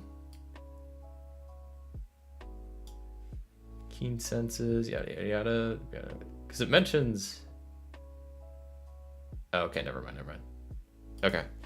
Yeah, that's unfortunate. So, I mean, I will be dealing 2 piercing, so 9 damage total. But they have 9 damage resistance, so they resist it all. They also only have 1 defense. I don't know why this says 2. The book says 1. So that's making me worry that that's harder than it is. Okay. Not great. And now it's to the Ghost's turn. Oh, now the name saves. So, what are they going to do? They just took a lot of damage. They're not in a good spot. They're probably going to have to move away with their bonus, or not bonus action, their minor action. And then with a major action, maybe use a stim pack if they have one. I didn't figure out equipment. Like I said, I should have made specific character sheets for these guys. And as long as we all survive, I probably will for next session. Like, actually, not even just use like the NPCs, but like make just basically separate characters, like I did with VRAM, just as like a sidekick. I'm gonna ask Mythic, does Ghost have any stim packs on them? I'm gonna go with likely. Don't know for sure if we would have brought them or how many we have. No, he doesn't have any on him. Okay, but that's not the end of the world. I guess minor action, he's still gonna move. Just get out of there. And then I'm looking on my other screen because I'm trying to remember all the actions that you can take. I can't find it. I just want to know, like, there is a heal action that you don't need equipment for, right? I don't know why I'm not seeing the actual, like, actions listed. Give me a second. I'm trying to find it. There's stuff about luck. Oh, maybe it's in the combat section. Okay, yeah, here we go. Yeah, minor action, major action. Okay, yeah, there's the first aid action that you can do, which is intelligence plus medicine. They have an intelligence of 5, no medicine, because they don't have that skill. So great. Okay, they could try to do and I guess they might as well.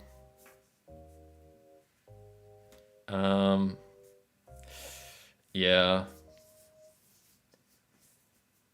It's difficulty equal to the number of injuries you have, which they have 1 right now. Oh, but they can't take action because they're dazed. I forgot about that. Okay, yeah, they can't do anything this turn. Never mind. I was doing all this thinking for nothing. It's VRAM's turn. Okay, here's my question. At this point, Circuit attacked with a machete, happened to hit him in the torso and actually did damage. I hit him in the head and effectively did no damage. Would we know what's going on with this death call yet that it only takes damage in the torso? I think it's very likely either that someone's heard about this, or now that we see it happen, that like someone will make the realization and kind of yell it out loud. Yeah, and you know what? It's exceptional, yes. So you know what we'll say is maybe VRAM, since it is their turn, and VRAM just is like crunch the numbers, and it's this. Yeah, he mentions that the torso seems to be a weak spot, so he's going to try to attack the torso of the death claw. I keep clicking on the wrong tab. I want to go here. No, I did open that. That's not what I meant though. VRAM, here we go. So we're gonna have him, we're maxed out with our action points. It's only 1 defense to hit him, but we're gonna be trying to hit a specific part, so it is gonna have +1 difficulty, but then we can still aim with our minor action. No, we have to move, I guess, because we need to get up close within reach, because we're just close range, not within reach. So I guess we have to move with our minor action, attack with a major action, and then it's +1 difficulty. So our difficulty is 2. We're attacking with the buzzsaw. I'm gonna roll an extra d20 because we're already maxed out on action points. Might as well. Let's see if we can hit this death claw in the torso. Not a great start. Not a great start. We got a complication. I can't re-roll that. I guess, so our luck points did reset. I didn't show it here, but we started a new quest, so I think I'll have VRAM spend 1 to re-roll that, because I think that's one thing you do with luck. Yeah, it's re-roll 1d20, just so we don't have to deal with a complication. I don't even really want another success. I mean, I'll take one, but cool. Cool, now we got an extra action point back. We hit the death claw because normal 1 defense, extra defense because we're targeting the torso. VRAM busts out the buzzsaw, tries to slash it in this torso and manages to hit it. Let's see how much damage we do. And we're definitely going to spend at least 1 action point to do extra damage.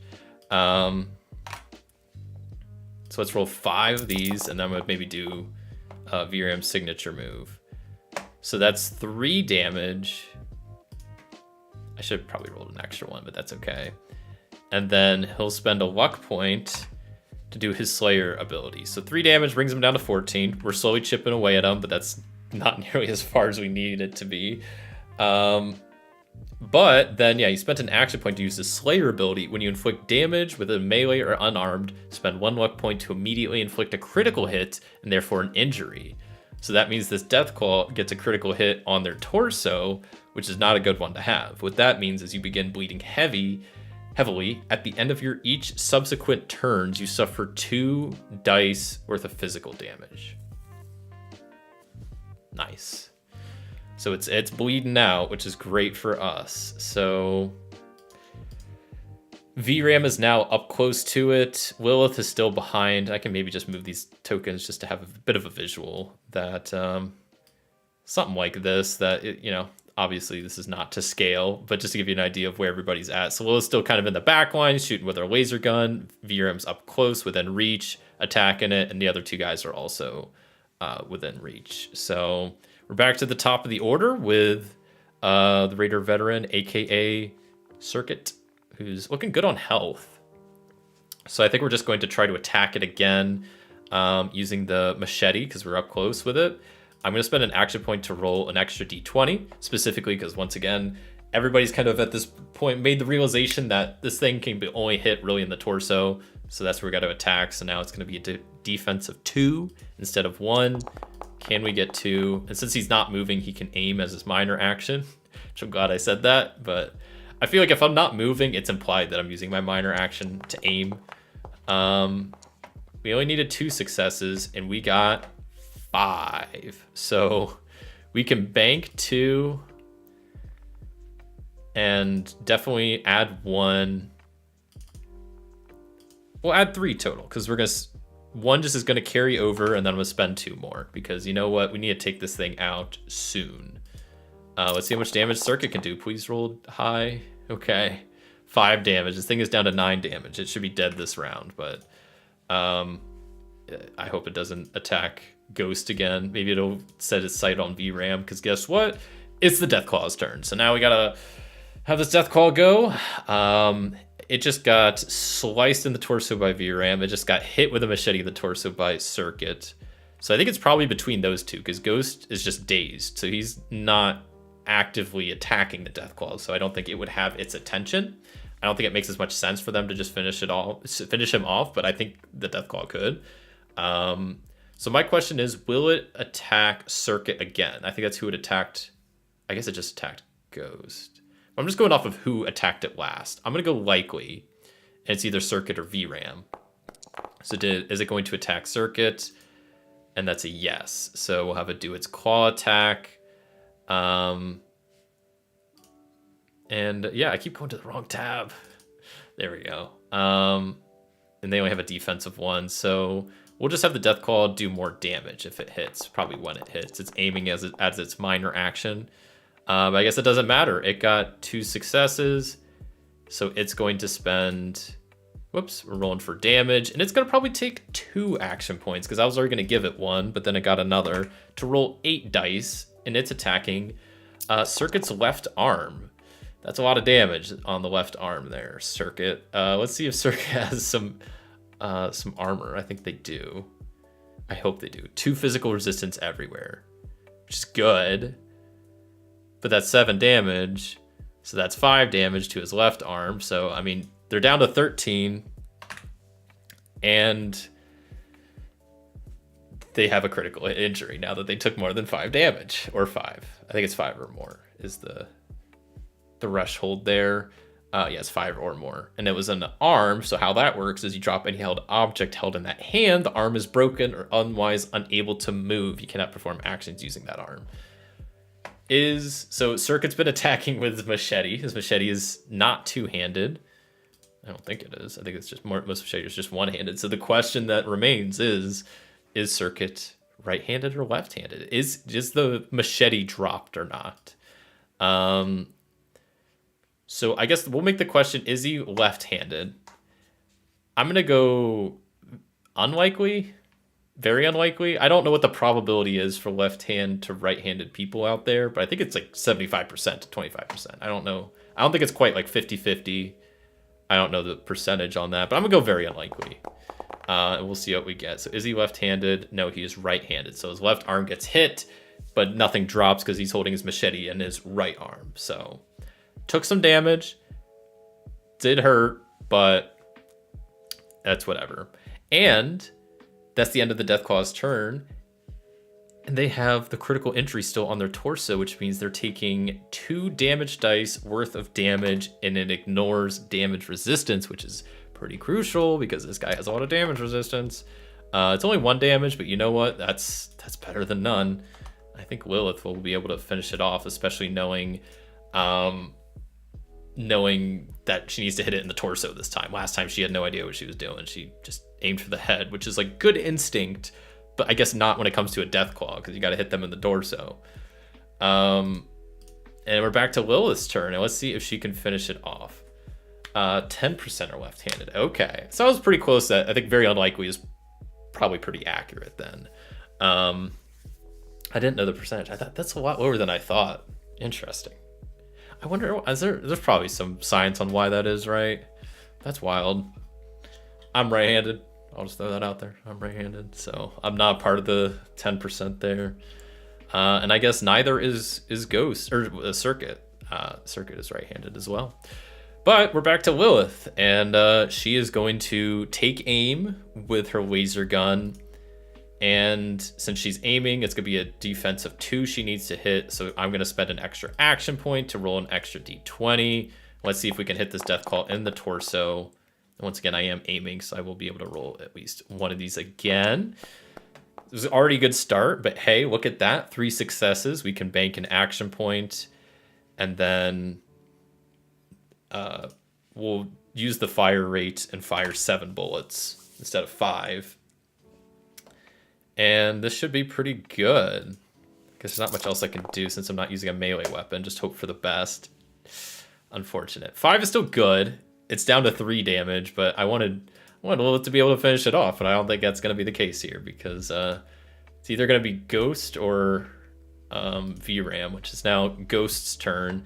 And I think now that they're undazed, they can actually do their turn.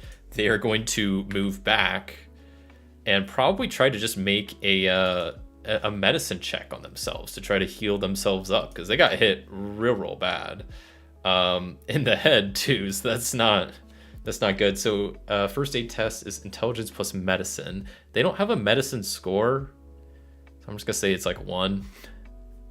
So we'll just roll a 2d20. The attribute is their intelligence is 5, their skill is 1. We'll give them a action point so they can roll 3 just to try to get a success. I don't think you can aim for something like this, and they did not get a success. So they failed in healing themselves. I guess it's just they needed 2 successes since they're trying to heal themselves. Oops. Well, they still didn't get it. So Ghost attempts to heal themselves, but doesn't do a good job. And now we're back to VRAM, who should be able to clean up this fight. So VRAM sees this death claws bleeding from his stomach. He's looking real bad. VRAM, by the way, hasn't been hit once yet, but VRAM fires up his buzzsaw and goes straight for the torso again. So we're going to spend an action point to get an extra d20. We need 2 successes since we're aiming for the torso, and we're aiming with our minor action. Not a good start. Okay, I didn't mean to click it like that. I'm rerolling the 19. I'll probably spend an action point. We've already used 2 of our action points to reroll the 18. Because we need 2 successes, so... Not good, not good. I guess I'll spend an action point to try to reroll the 14. I just need 12 or less. Like, that's good odds. That's as much as I can reroll. I can't do anything else. So even though VRAM wanted to finish this fight off, he really tries and spends a lot of luck points and action points to miss, but unfortunately he is unsuccessful in his attack. The death claw, though looking damaged, is managed to like dodge out of the way and avoid the buzzsaw. And we're back to the top of the order with Circuit, who has been hit in his left arm real bad, but his right arm is carrying his machete and he's going to try to swing. I'm going to say he's not spending any action points because I guess he will, because we kind of have to. No, we don't have to, but we're going to be down to 1 action point, so that's not great. But he is aiming. I don't think that's going to help. See if luck points, cool. He's going to reroll 2 of them. Okay, I mean, let's use all of his luck points. Let's reroll the last one too, because we kind of need to if we want to hit. I should have rolled more d20. Oh, we were 1 off. We rolled a 12 and we needed an 11. Oh my god. Okay, well, swing and a miss by Circuit there. And guess what? We're back to the Deathclaw's turn. VRAM did a lot of damage to him. I think he's the one that made his stomach bleed, so he's probably going to attack VRAM. We could double check with Mythic. Is VRAM the one getting attacked? I'm going to go very likely. Don't know for certain. No. Oh no, it's Circuit again, I guess, because Circuit just tried to attack. Oh boy. Well, sorry, Circuit. You're going to maybe take some more damage here. So, they're not aiming for a specific spot, so they'll still spend an action point. Why not? Why not? Uh-oh, I see a critical success in there. And they were probably aiming, so let's give them the benefit of the doubt there. 4 successes? Are you kidding me? They only needed 1, so they bank 3 action points. And we'll say they spend 2 of those to do extra damage with their claws as this death claw comes in. It might finish off Circuit. It's hitting his torso now. That's going to be bad if he takes... Oof. That's a lot of damage. That's a lot of damage. Yeah, the death claw is still bleeding out, and it might die at the end of its turn, but we still have to get through all of this first, which I'm not looking forward to. So that's definitely going to be... I'm double checking how much armor they have real fast. That's what I was doing. So they have 2 everywhere, but that means they're still taking 8 damage, which brings them down to 5 health. And that's a critical injury on their torso, which means at the end of their turn, they start bleeding out. But the death claw is also bleeding out on their torso, which I think is still going on, right? Let me double check. Yeah, it happens until they've received medical attention. So let's see if the death claw dies because of bleeding out. That'd be pretty anticlimactic, but let's see if it happens. Let's see how much damage they take. We just need them to take 3. It was 2. I mean, still, their turn is over. They're on the verge of death, but we'll be able to finish them. I think it's Lilith's turn next, right? Yeah, so I guess that could be kind of nice that they don't just die from bleeding out, that Lilith can finish them off. I wish I knew the rules better, but the only 2d20 I've played is Conan, which you didn't like very much. Star Trek's Captain's Log, but those are so rule specifically. I have heard of Star Trek's Captain's Log. I haven't tried it because not that I dislike Star Trek, but I haven't watched a whole lot of it. I've heard it's more of a journaling game, which don't tend to be my favorite types, but that was so specific sounded pretty neat. So, you know, it sounds cool, but I have a list of like 40 RPGs I still want to get through sometime soon. So I do want to try it at some point, but you know, it will take me a while to get to it. But yeah, so I guess it's Lilith's turn. Let's see if Lilith can finish this off. Laser gun. She can't spend action points. We don't have them to spend. She also gets all of her luck points back. So she's not very lucky. I kind of wish she had better luck score. But let's see. She will aim as her minor action, attack as her major action. We need 2 successes because we're attacking the torso. And thank goodness we get some action points back. We get 4 successes, 2 critical hits. And Lilith will most likely be able to finish this thing off. Let's see. Now let's roll damage. I'm not even going to roll extra because there's no way you don't roll at least 1, right? There we go. 3 damage. Lilith pulls out her laser gun, takes aim, fires at the torso, and the death claw falls to the ground. And the crowd goes wild. That's 81 experience too. That's kind of nice. It's a good chunk of XP, so I'll gladly take it. First death claw defeated. It's a big accomplishment. I'm seeing what you can butcher them to get death claw meat. Interesting. Let me add 81, so that'd be what, 831 for her. And then where is VRAM? So we also end combat because we're done here. Was it 81? So that's what, it's 471 for good old VRAM. Nice. Deathclaw is dead. Someone could do a survival plus endurance test. I think Lilith would be pretty good at that. So I'll have her do that. It's just a difficulty of 1, so I think that should be pretty easy. Hey, 2 successes. We bank an action point and maybe get some Deathclaw meat. Let's see if we get to roll 2 dice, but you never know. Yeah. Cool. We get 2 portions of Deathclaw meat. So I think it's under consumables, right? There it is. Deathclaw meat. We'll add it to, I think, her gear, right? There it is.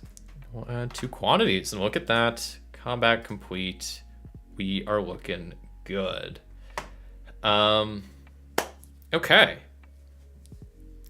I think I'm going to take a real quick break. I want to fill up my water bottle. And yeah, I'll be back in like 5-ish minutes. So feel free to take a break yourselves, stretch if you're sitting, or sit if you're standing. Stay hydrated, and I'll be back in a few.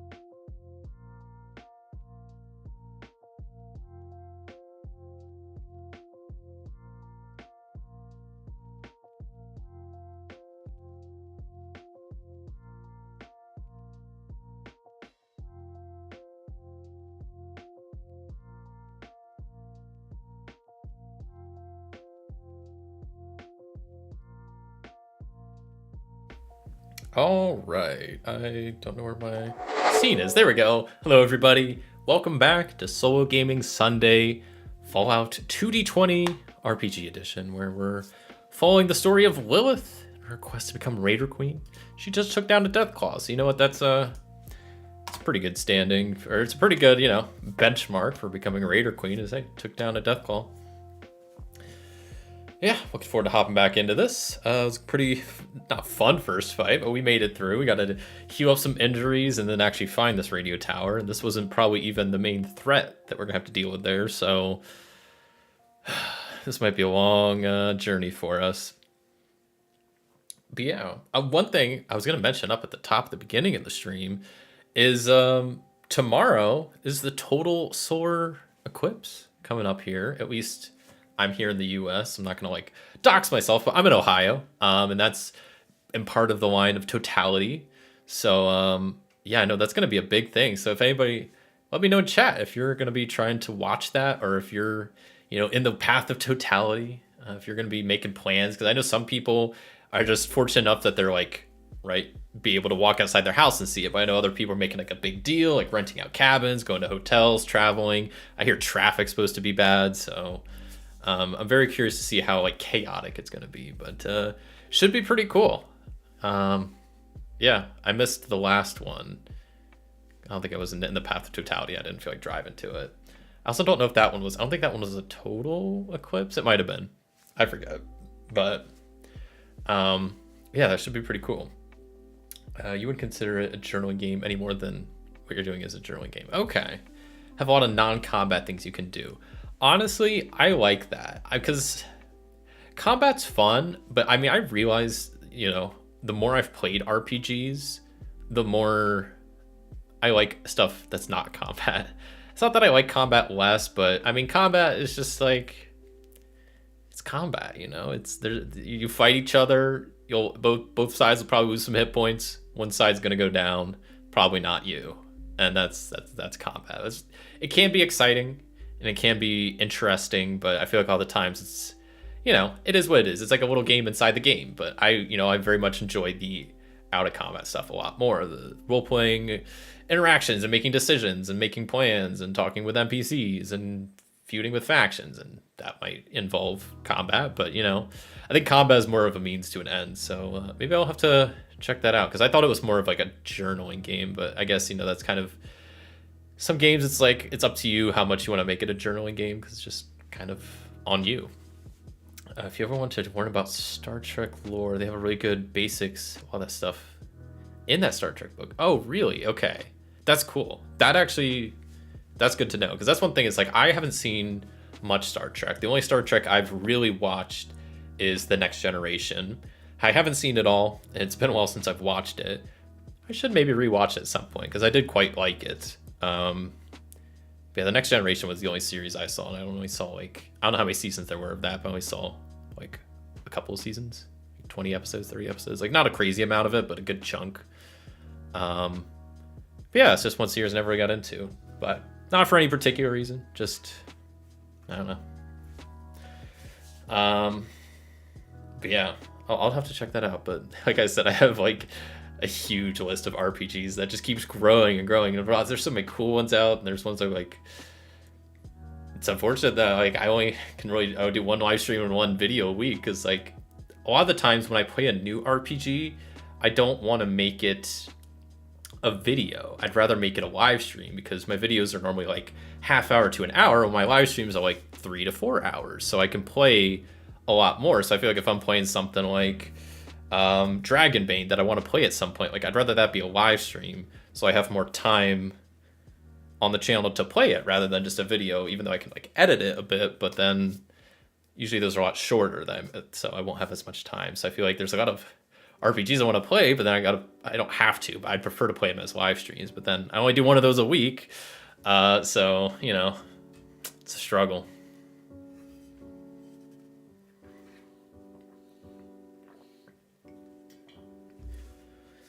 Also, the Soul Rules are based on the RPG that we just made a big book for Soul. Oh, that's also really nice. That's cool. Thank you for taking my suggestion seriously, even if it derails a plot. No, it was a good suggestion. I mean, I read that like Punished Animals like part of that plot thing, but I forgot about it or something. So that was a good way to like bring it back because, yeah, there could be, you know, Deathclaw's just lurching around here. That was a tough fight, so it wasn't. I was kind of worried because balancing in this game is tough, but there was 4 of us, so I mean, we took some injuries. I have some stim packs. I think we'll be okay. There's a reason I've stopped going through drive-through RPG because my PDF folder is full of things I've only read. I relate to that so much. Yeah. I'm slowly getting through it. That's like one thing. It's like I have a bunch that I've bought and I want to play, and then there's a lot more I want to buy that I haven't played. Yeah, it's a struggle. What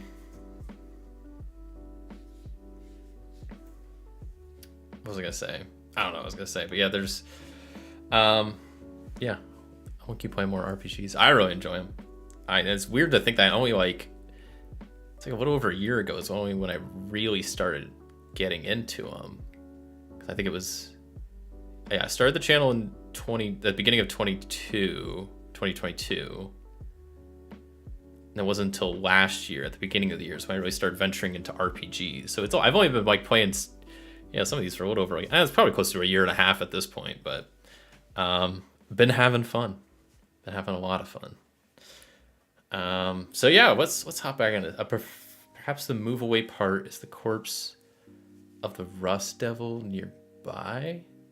What do you mean the move away part? Was there a portion that rolled like move away from something?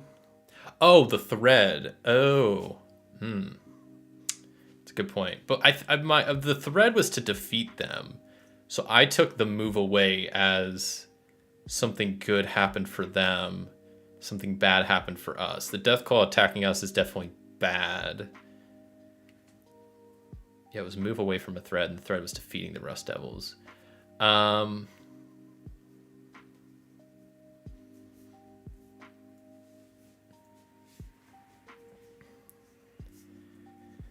Corpses of the Rust Devil nearby. I mean, I guess, yeah, I mean, if they are dead, then that is less we'd have to do, but I don't know. That's a good one. I need to think about how to incorporate that. We did loot the Deathclaw or whatever, so we're good there. Defeated and looted it. Let's go ahead and heal up. Don't we ask, does Circuit have some stim packs on him? I'm gonna go very likely because Ghost didn't. I really hope they do. No, I'm the only one with stim packs. This is bad. Okay. I'm gonna keep their tokens on the board here. Actually, where was I updating those? Because I probably updated those in the wrong spot. Circuit. It's down to 18 health. They're down to 5. I guess it is correct. I just want to... Because I only have 5 stim packs. So I can give them each one. I mean, I guess Circuit really doesn't need it. I guess it's Ghost that needs it real bad. It heals 4 HP, so I mean, 2 would bring Ghost back up to max. Yeah, I'll give both to Ghost. So I'll be down to 3 stim packs, and then they heal up to max 13 out of 13. I think the chaos factor went up. Yeah, absolutely, I think it does. Though we still need to try to find the radio tower, but I guess the scene might end there, because the scene started with just us trying to walk to and find the tower. On the way to the tower, we encountered the Deathclaw. But I think we still need to at least find the tower, and then the next scene could be us, like, actually figuring out what we're going to do, how, scouting it out and whatnot. So, but I think, yeah, at least at the moment, yeah, the chaos factor is going to go up. But okay, they're healed up, and we can continue onwards to... I'm just going to delete all these off the screen for now. I don't want them there. Everybody should still be updated. Yeah, 831, so we're getting close with our XP. VRAM's getting the closest. That'll be fun, upgrading VRAM. Because he's only level 3, so he could use some levels. Okay. So we need to find the radio tower. Like I said, I think this Big John salvage, I mean, Rust Devils are, like I said, a scavenging faction. The main reason we feud with them is not because of territory, but we always end up wanting some of the same stuff. We might show up to a factory that we both heard about, or yeah, they might have a base of operations somewhere that we were told to loot. So it's like, we're not direct rivals, but we're always kind of fighting over the same stuff, and we're both pretty aggressive. So I'm also gonna fast forward the time. Let me see. If we were at Big John Salvage, that's 2 miles, 2.5. We'll say it was like on the other side of there. Well, we'll say it's in front of it. So 2.5 miles. Say it's like an hour and a half. We'll say it's like 9 right now. And yeah, we're healed up. Oh, I'll write that. Healed up a bit. And then we need to, at this point, try to locate the radio tower. We know it's in this general area here, like behind Big John Salvage, but I mean, it's right here. So we're pretty close as is. We know it's in this general section. We just decided to come by this way. Maybe we could say we're like towards the top here. So we have a bit more ways to go. But yeah, we need to try to find it. So I don't know why that keeps popping back up. Kind of hide this behind there because I don't want that at the moment. Perfect. Okay. I don't know why I closed Lilith's sheet. I like keeping that open. Need more screen room. I don't have enough screen room. I want just all of the windows open all the time. But I guess that's the advantage of playing with like pencil and papers. You have a big table, you just have character sheets everywhere and stuff everywhere, which I do have the two little like rule references here, the one for weapon rules and the other is just like the rule summary, because the one side has like all the stuff you can spend action points and luck on. So I do have that next to me as nice little reminders, but yeah, it's all good. Okay, so depending on where we are, we could tell the signal's getting stronger. So like, would VRAM be able to help like locate it based on like signal strength and like spinning around like an antenna? Would that help? Or does he just know the general direction? We have to just find it by ourselves. I'm gonna go very likely. I think maybe the spinning around part, not as much, but I think maybe just telling how much static is coming in, we could kind of just like slowly like circle it until we figure out where exactly it is. Would something like that work? Or are we just gonna have to use our sight? No, we got a yes. So something like that would work. So we can kind of like circle the area until we can kind of pinpoint where the tower is. But it should be a fairly large tower. Should have like a blinking light on top or something maybe. And it isn't completely dark yet, so it was a cloudy day, so it doesn't help us too much, but it's almost going to be dark here soon. So let's maybe could do a test, like a perception plus survival test to try to find this thing, because there's not just a straight perception test, but since we're using our survival instincts, looking around, trying to like use VRAM signal to kind of pinpoint where it is, I'll have to narrow down. So yeah, maybe a survival plus a perception. Yeah, we'll do that. I'll have to catch the rest of this later. Bye. See you, Dallas. Thanks for popping by. Appreciate you hanging out for a bit. Hope you have a good rest of your Sunday, or I mean, maybe it's not Sunday where you are. I don't know. Time zones are crazy. It's 3 different days going on right now. Isn't that right? There's one place where it's like at the end of the time zones. I don't know. But yeah, hope you have a good rest of your day. Or if it's just starting, who knows? Time zones, man, they're crazy. But let's go ahead and do the survival test.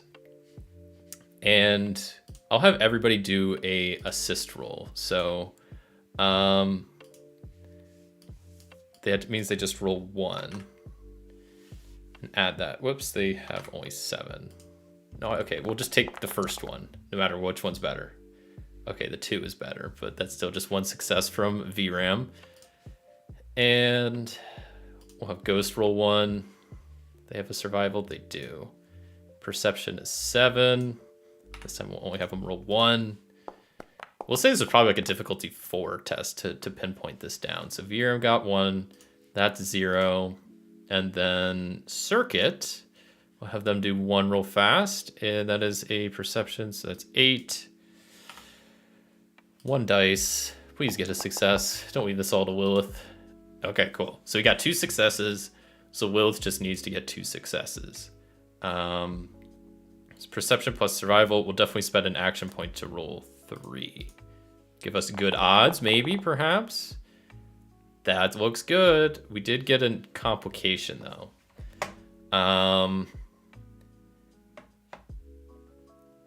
What could be the complication be? It could just be that it took a lot of time to find it, but I don't know how much of a complication that is.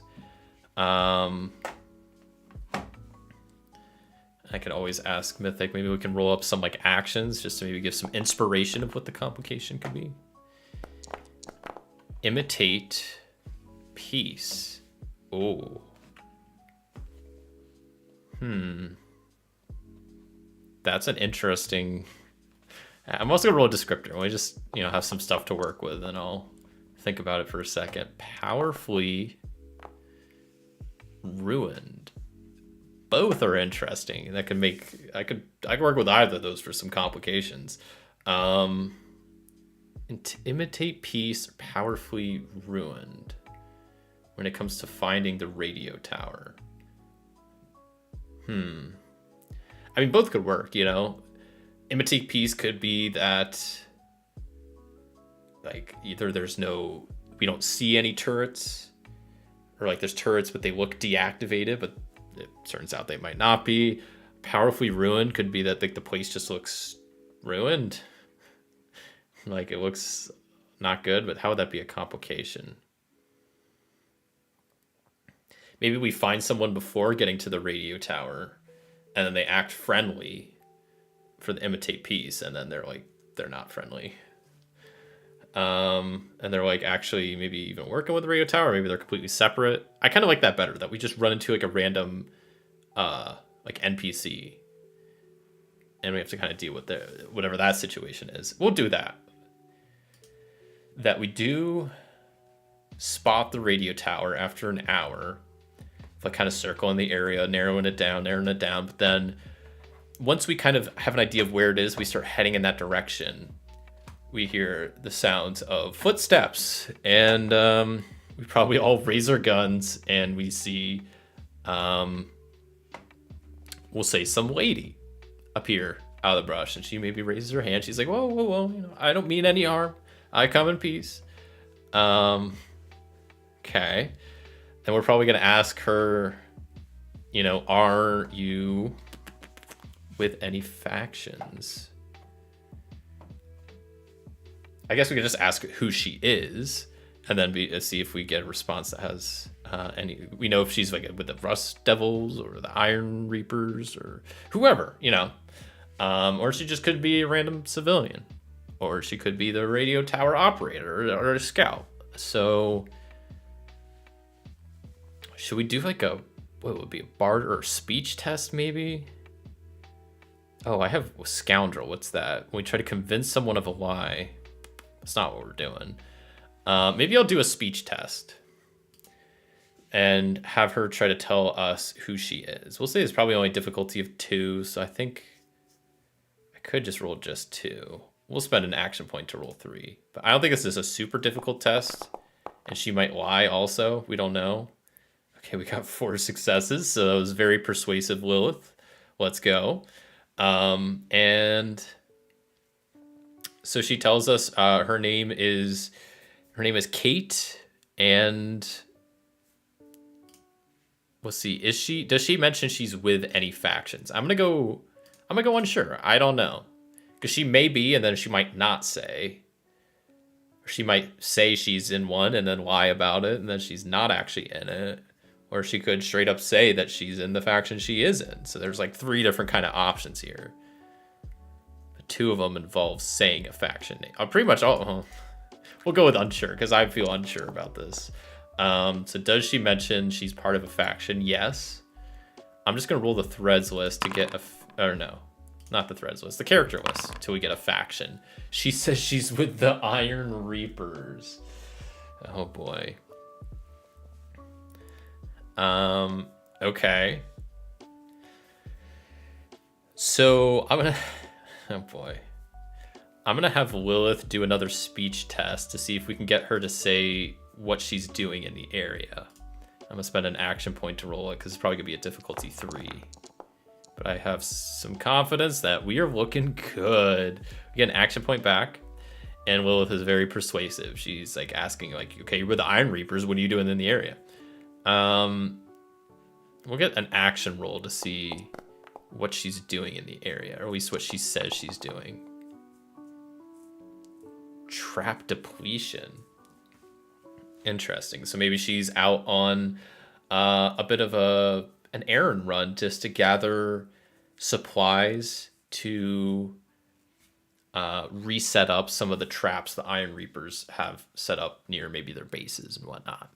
So she's like, I'm not here to start trouble. She's just here for like getting supplies in the area. And maybe that's why she's near Big John Salvage. That works out good. That's a salvage yard. And I think that's a salvage yard owned. I think I even said, I thought that was Rust Devils that kind of owned that. So maybe that's also why she's sneaking around to try to go to that salvage yard, maybe to get stuff from the Rust Devils. Maybe they also, just because, I'm enemies with both of them, but then maybe they're enemies with each other too. So that could be kind of fun. Okay. So since Lilith is doing all the talking, what I'm wondering is, do we even bring up the radio tower? Because if we do, she could lie and say she doesn't know. She might be part of it. There's a lot of ways this could go. And I think not bringing up the radio tower is probably the best. But we want to, because it sounds like even if we ask her if she knows anything about it. Maybe we could just ask her, like, is she from this area? That could be a good question, because then that could kind of lead into asking about this tower. I feel like we don't need to, like, make a check for this. Just, is she from the area? I'll go unsure. I'll go unlikely. It's a small area. She's like, no, I'm from north of here. It's my first time in this region. She was just sent here to go hit up a couple of salvage yards and get some supplies. So she's new to the area, so she's not super familiar with the land. I'm like, well, you seem peaceful. Huh. Do we kill her? That's the question. I mean, I know because of the action we rolled earlier, imitate peace. I mean, maybe they aren't. Maybe they are imitating peace. I mean, we are rival factions, but she did, like, hold up her hands. But maybe she realized because she was outnumbered and it was maybe already too late to try to get the jump on us. Or who knows the full situation on why. But she did, you know, she hasn't tried to attack us yet. Because, I mean, I'm fairly confident, even if she was super powerful, it would be a 4v1. I don't think it would go very well for her. Do we kill her? Do we kill her? I think we do. Because now she's witnessed us being here. That even if she's not involved with the radio tower, we're going to have to kill her. I think that's the only way this goes down. Yeah. I don't love it. But I think it's what Lilith would do, because this is her turf. They are out on a scouting mission. It's a 4v1. I don't think it would go well for her. And yeah, I think we're just gonna attack her. So let me update the general fast.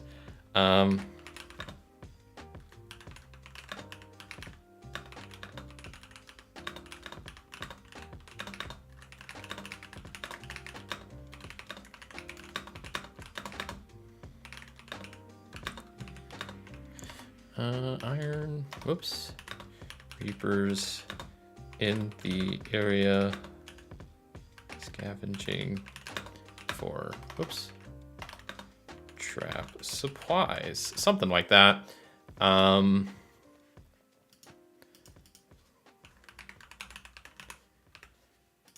Okay, there we go. Some typos along the way, but you know, it doesn't have to be perfect. I just like having a brief bullet list so I can remember next time what's going on. So, okay, she's in the area. Yeah, we're gonna kill her. We're gonna kill her. I'm sorry. Hate to be that guy. She's dead. We'll give her... She's a scaver. Is that like a scavenger? Because if so, we can just use them.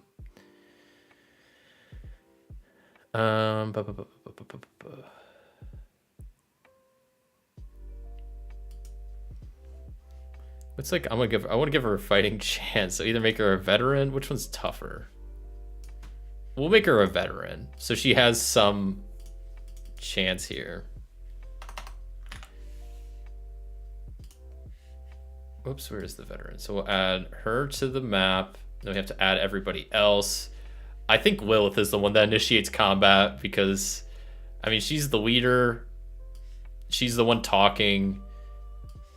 I think us as a group would know, like, hey, you know, if it comes to this, like, we don't want any witnesses. She might be a part of the tower. She might tell them we're coming. Like, there's too many variables that this person seems by themselves.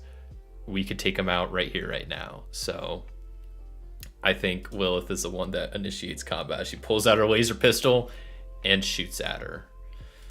And Lilith gets the surprise round then. So we are going to be firing with our laser pistol at this Raider veteran. I think it's this one, yeah. I guess they're pretty much the same. I'm double checking their defense level is 1, so we probably don't need to spend... She's aiming as her minor action, because they're probably not within, like, reach, but they're probably close at least.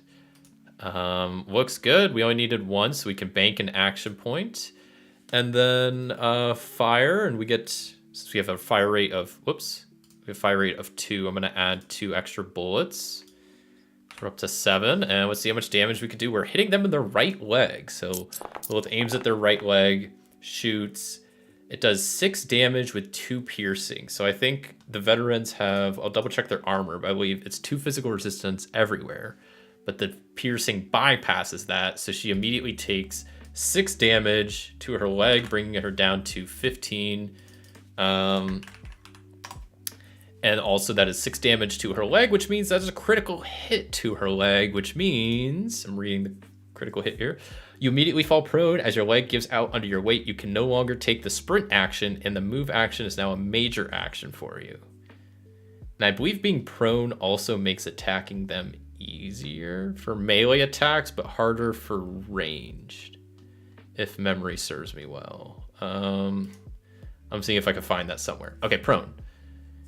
You can crawl, the move action becomes major.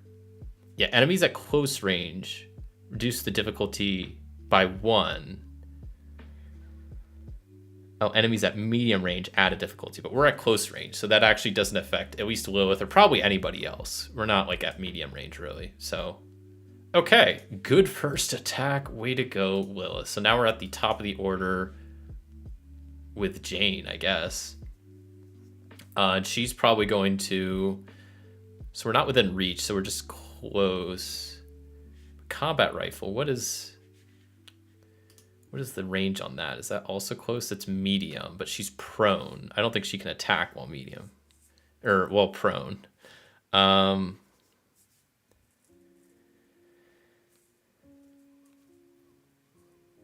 you're prone, you can crawl. The move action becomes major. And you cannot take the sprint action. So it sounds like you still can't attack while prone. So maybe she'll just take aim at Lilith and try to attack her. Maybe spend an action point to try to succeed better. And let's see if this works. Can she hit Lilith? She gets to reroll 1 because she is taking aim. So she does hit.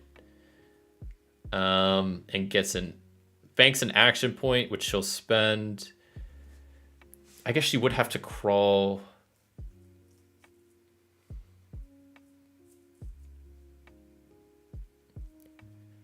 Actually, she wouldn't get an action point because it's more difficult because she's attacking with a medium weapon at close range. But still, that's 2 action points. So we'll go ahead and what's the fire rate of this? Because we'll just bump it all the way up. It's 2. So she's going to fire 5 bullets. Let's see how this goes. Lilith is getting shot in the left arm, taking 2 damage. Luckily, she has 2 physical resistance, so her armor eats that up. And this, I don't think this Jane character is going to be getting another round of combat on her turn because it is now, I believe it's Circuit's turn, right? So Circuit is going to probably just go up and attack with his machete. So he'll move as his minor action, attack with his his machete as his major action. And then since she's prone, I'm gonna double check this so I don't get it wrong. Enemies at close range that's like reach, right? Machete's reach. It is close, okay. Reduce the difficulty by 1 to a minimum of 0. So he's gonna hit this regardless, but he's not aiming. Does get 2 successes, so he'll bank 1. Actually, he'll probably just convert those both into extra damage and hit her in the torso with his machete for, not great, 2 damage, which her physical resistance is greater than that, so she's taking no damage from that. Now we're back to Lilith's turn. She is still prone. She didn't get up, so that's why that's bad. She tried to attack, but then she's still prone, so that means she's it's just it's not good for her. Now how does she get unprone? Is it just using the move action? Is that, let me double check. Is that a minor action or major action? I'm kind of confused. Oh, that is a minor action, so she could have stood up. Okay, we'll say maybe, but then she aimed, so that didn't. Yeah, we'll have to keep playing it forward. But I did play that a little bit wrong with how prone works, my bad. But we'll say she's still proned. So Lilith is going to take aim with her laser gun. And Let's roll an extra d20, because even though it's a difficulty 0, you can bank some action points here. She's taking aim. I don't know if I mentioned that.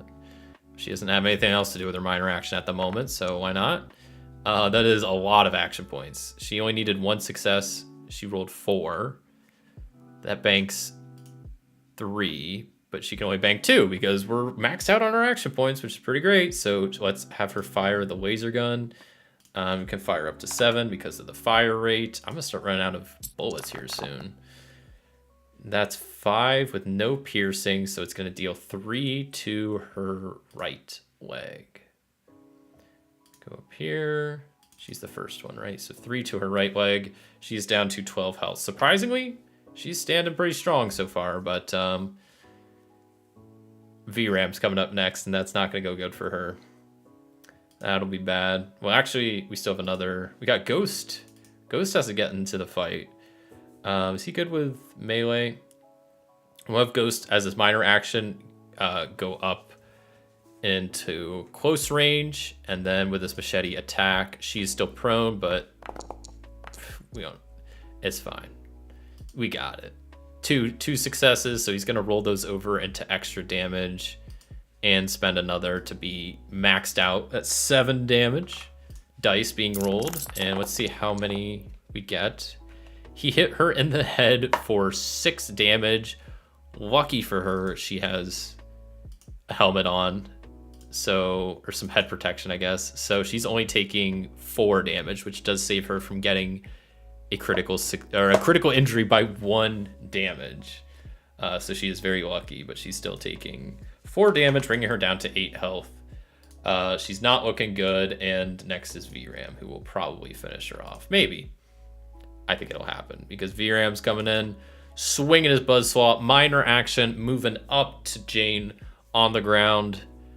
Major action, attacking with his buzzsaw attachment, rolling an extra dice just because we're like maxed out on action points.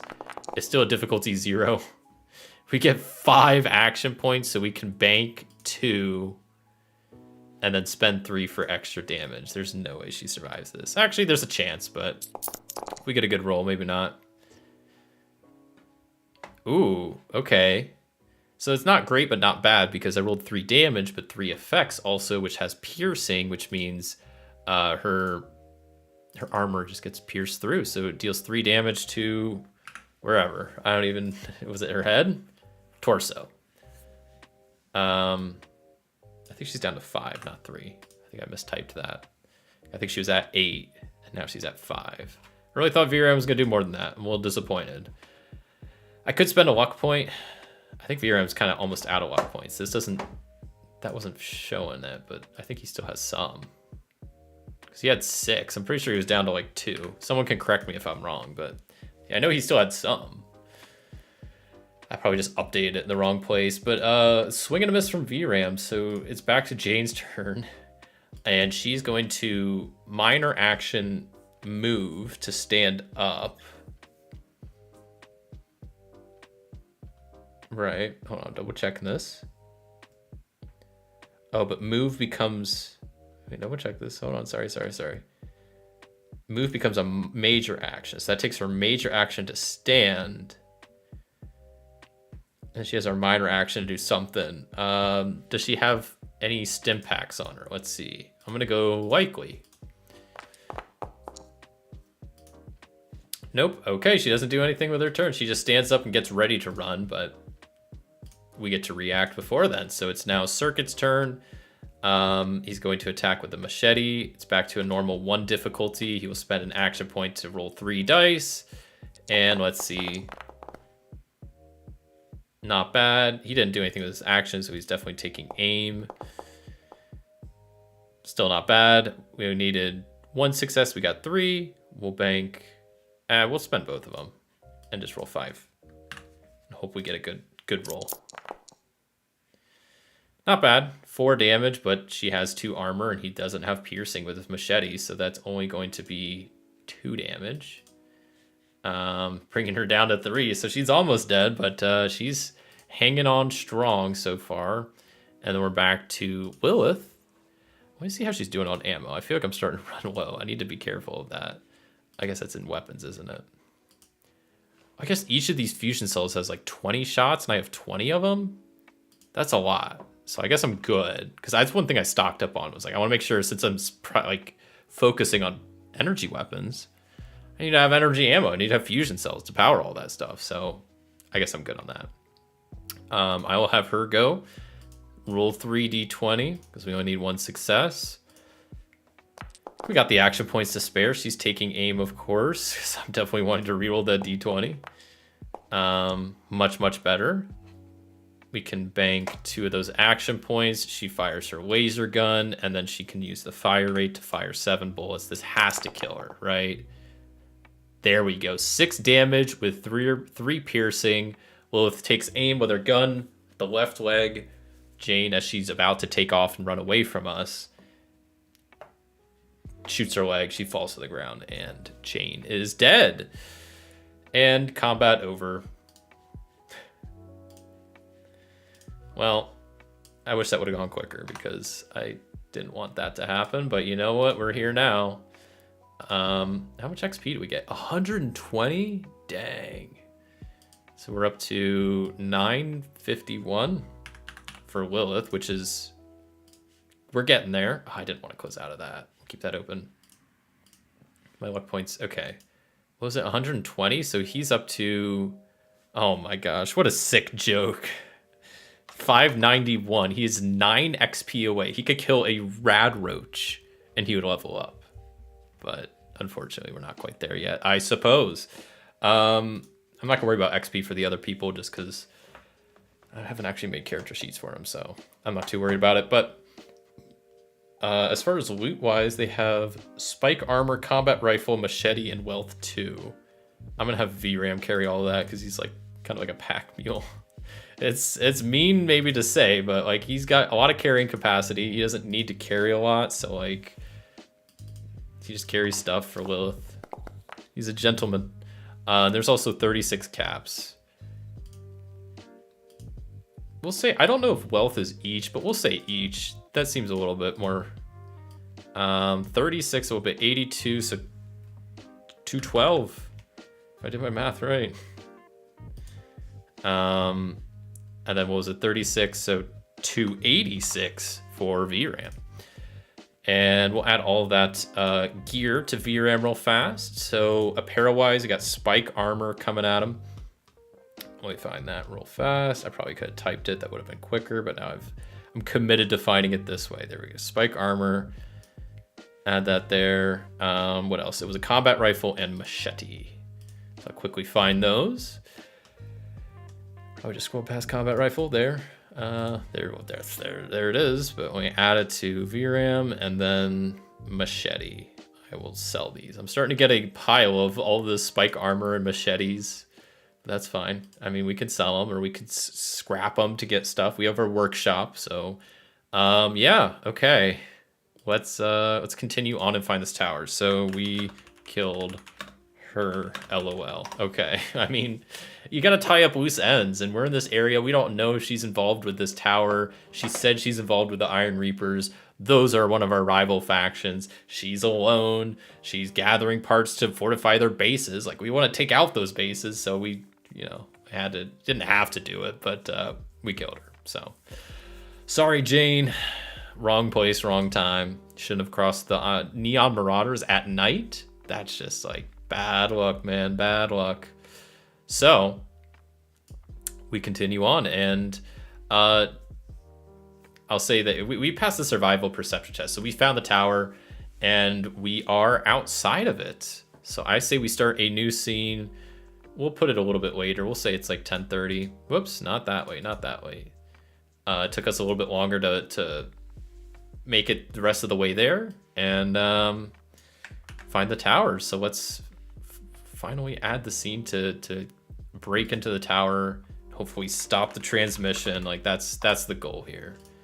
I think the first goal is like scout out the tower, see if it has defenses, see if it has any people around, any turrets, stuff like that, seeing what we can find out. And then, yeah, ideally we break in and stop the signal. Like at the end of the day, that's what this whole mission's about. And then ideally finding a way to make to take over control of the tower so we can start, using it for our own needs and pumping out propaganda and all that good stuff. And yes, the chaos factor at the end of that scene definitely goes up. We're up to chaos factor 5. And I will roll a scene alteration as I take a quick sip of water.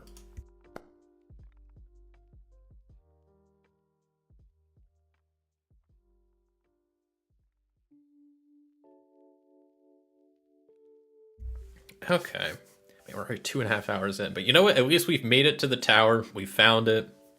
Scene proceeds normally. Nothing interrupted us on the way there. It's not altered when we got there. So it seems like, I mean, we can ask Mythic, but it seems like we'll probably just see some like turrets outside. Maybe we'll see some people and go from there. Try to break in. I think we can.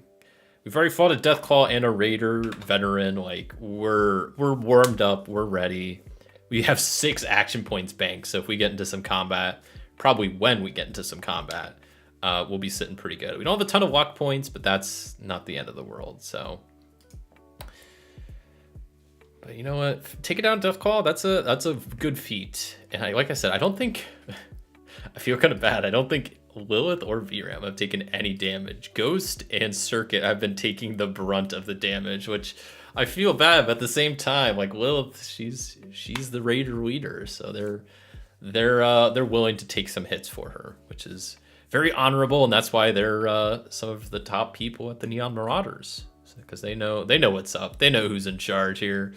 They respect Lilith and VRAM as well, especially VRAM. They probably know since he's a robot, a bit more not fragile, but yeah, I would say so. A person, I guess it depends on your perspective, but regardless, they still try to protect VRAM as well. So okay, we get to radio tower. Awesome. First question, I'm going to ask Mythic a few things to help set the scene here. So are there any turrets? Do we spot any turrets? I think very likely. Exceptional, yes. Okay, I think that even answers my next question, because my next question was going to be, do they seem like they're on/active? So I think the exceptional yes answers that. That yes, we see turrets. We see that they're like, I have lasers going and they're like moving, scanning back and forth. So we can see there's turrets and we can see they are active. I'll jot that down. Active turrets. Great. Second question, do we see any people outside? I'm going to go very unlikely. I don't think there's going to be a lot of people here. There's a good chance there's going to be nobody here. And we're just fighting the defense and then trying to break in. So I think that there's someone outside alongside these active turrets seems very unlikely to me, but not impossible. Not impossible. But no, there's not. At least that we, and once again, that I asked the question, do we see anybody? So there might be someone hiding somewhere. Might be someone on the rooftop we don't see. Doesn't mean there's not anybody, but we don't see anybody. So.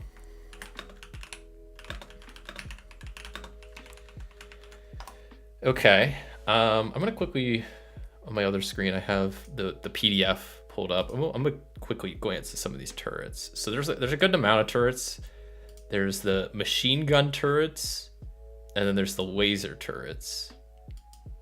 Oh boy, some of these look difficult. Whoa. I'm trying to figure out what kind of turrets we'd be fighting. So I'm looking at like the different levels and whatnot. It might just be like these wall-mounted turrets, maybe. Like there's like a laser turret wall mount.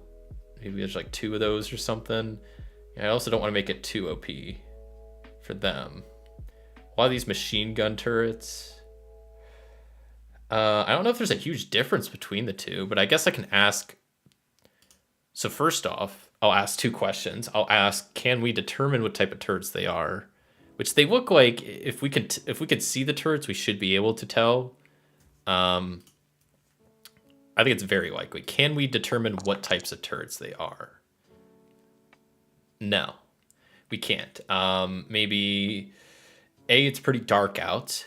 There's no like outside lights at this radio station, so we don't have a lot of illumination going on. And also maybe these turrets look a bit different than any we've seen before, so it doesn't really look like laser turrets. Doesn't look like machine turrets. We don't know. I'll just jot all this down. Can't determine turret type is what I'm just writing down here. Okay. So this might be a little bit on me. Like I kind of mentioned this at the top. I haven't really played Fallout 4. I've played a couple hours into it. I have not gotten far at all. Like I've barely gotten to Diamond City. Like that's like the tutorial. So I haven't really gotten super far in the game. It seems like there's a lot more machine turret options in the book than laser turrets. There's like 6 machine turrets and only 2 laser turrets. So that makes me think laser turrets are more common. So that's how I'm going to play this. So we don't know what type of turrets they are, but I need to, as the game master, set this up for this encounter. Are they machine turrets? I'm going to go very likely. And then we'll try to figure out how to balance it. Okay, it is. So we'll say it's probably so all these turrets like MK whatevers, but there's like these wall mounted turrets, which I think are probably most likely what they are. So we'll say there's maybe 2. 2 would be bad. 3 might be deadly. They also have a bunch of like immune to poison, immune to radiation, immune to disease. They're little.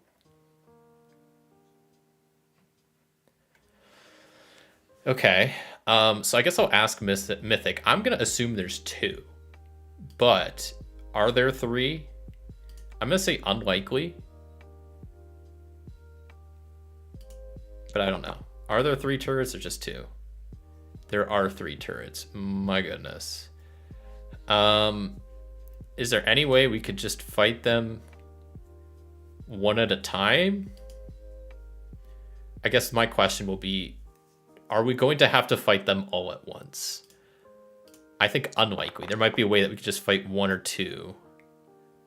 So no, there is a way we could just fight like 1 or 2. Okay, we're okay. Wall-mounted machine. Yeah, so like maybe there's like 2 on one side of the building, like by the entrance, and 1 out back. So we could take out the 1 out back first, and then loop around the front, and then take out those 2. So we're not dealing with all 3 at once. 1 around, around back. 2 by entrance, which we could say, we did a bit of scouting, or like we did like a circle around just to get that info. So we see that there's no one out there. There's 3 turrets. We can't determine the type of turrets, but they're wall-mounted machine turrets. And we see that there's 1 around back and 2 by the entrance. So we should be able to take out the 1 out back first, and then the 2 by the entrance. To kind of, yeah, like I said, not be having to deal with all 3 at once. Okay, I think that's pretty much all we need to do. So let's get this raid started, this nighttime raid. I guess it kind of sucks. We're the Neon Marauders, but I just noticed. See, this is why I should have. I'm kind of mad I didn't think about this earlier, but I really should have made Ghost and Circuit their own character sheets, because we're the Neon Marauders. We're known for using energy weapons and plasma weapons. They don't have any. They have combat rifles and machetes. So maybe I'll give them some weapons. Even though they're not good with energy weapons, which if I were to build them, I would build them a little bit differently than that. But maybe we'll do that just to, because they're the Neon Marauders. They have to have something. We'll give them laser muskets for both of them, because they like having the machete for close range, but they'll use the laser muskets for long range. And we'll just say that I'm not going to worry about ammo for them, but I always want to give them some extra weapons, because we're the Neon Marauders. We got to use our laser and energy weapons and our robots and have the cool technology going on. None of this old-fashioned machetes and combat rifles. Like, nah. Okay, so we go to attack back 1 first. And I think the question before we get into this combat is, well, during combat, someone's going to have the surprise round. Someone's going to be the first to attack. Will it be us or this gun? We don't really know the range of it, so the question is, are we able to get within range without being seen to attack it first? Like sneak up behind a bush, pop out, and attack it. So I'm going to do... Maybe I'll have Ghost lead, because they are the stealthiest, probably. They should be. I guess they really aren't. What is sneak paired with? Is that agility? I'm just about as agile as Ghost. We'll say it's like a difficulty 2. Is it a difficulty 3 instead? I'm gonna go with a likely, just have Mythic add some randomness. So these turrets do have good sensors.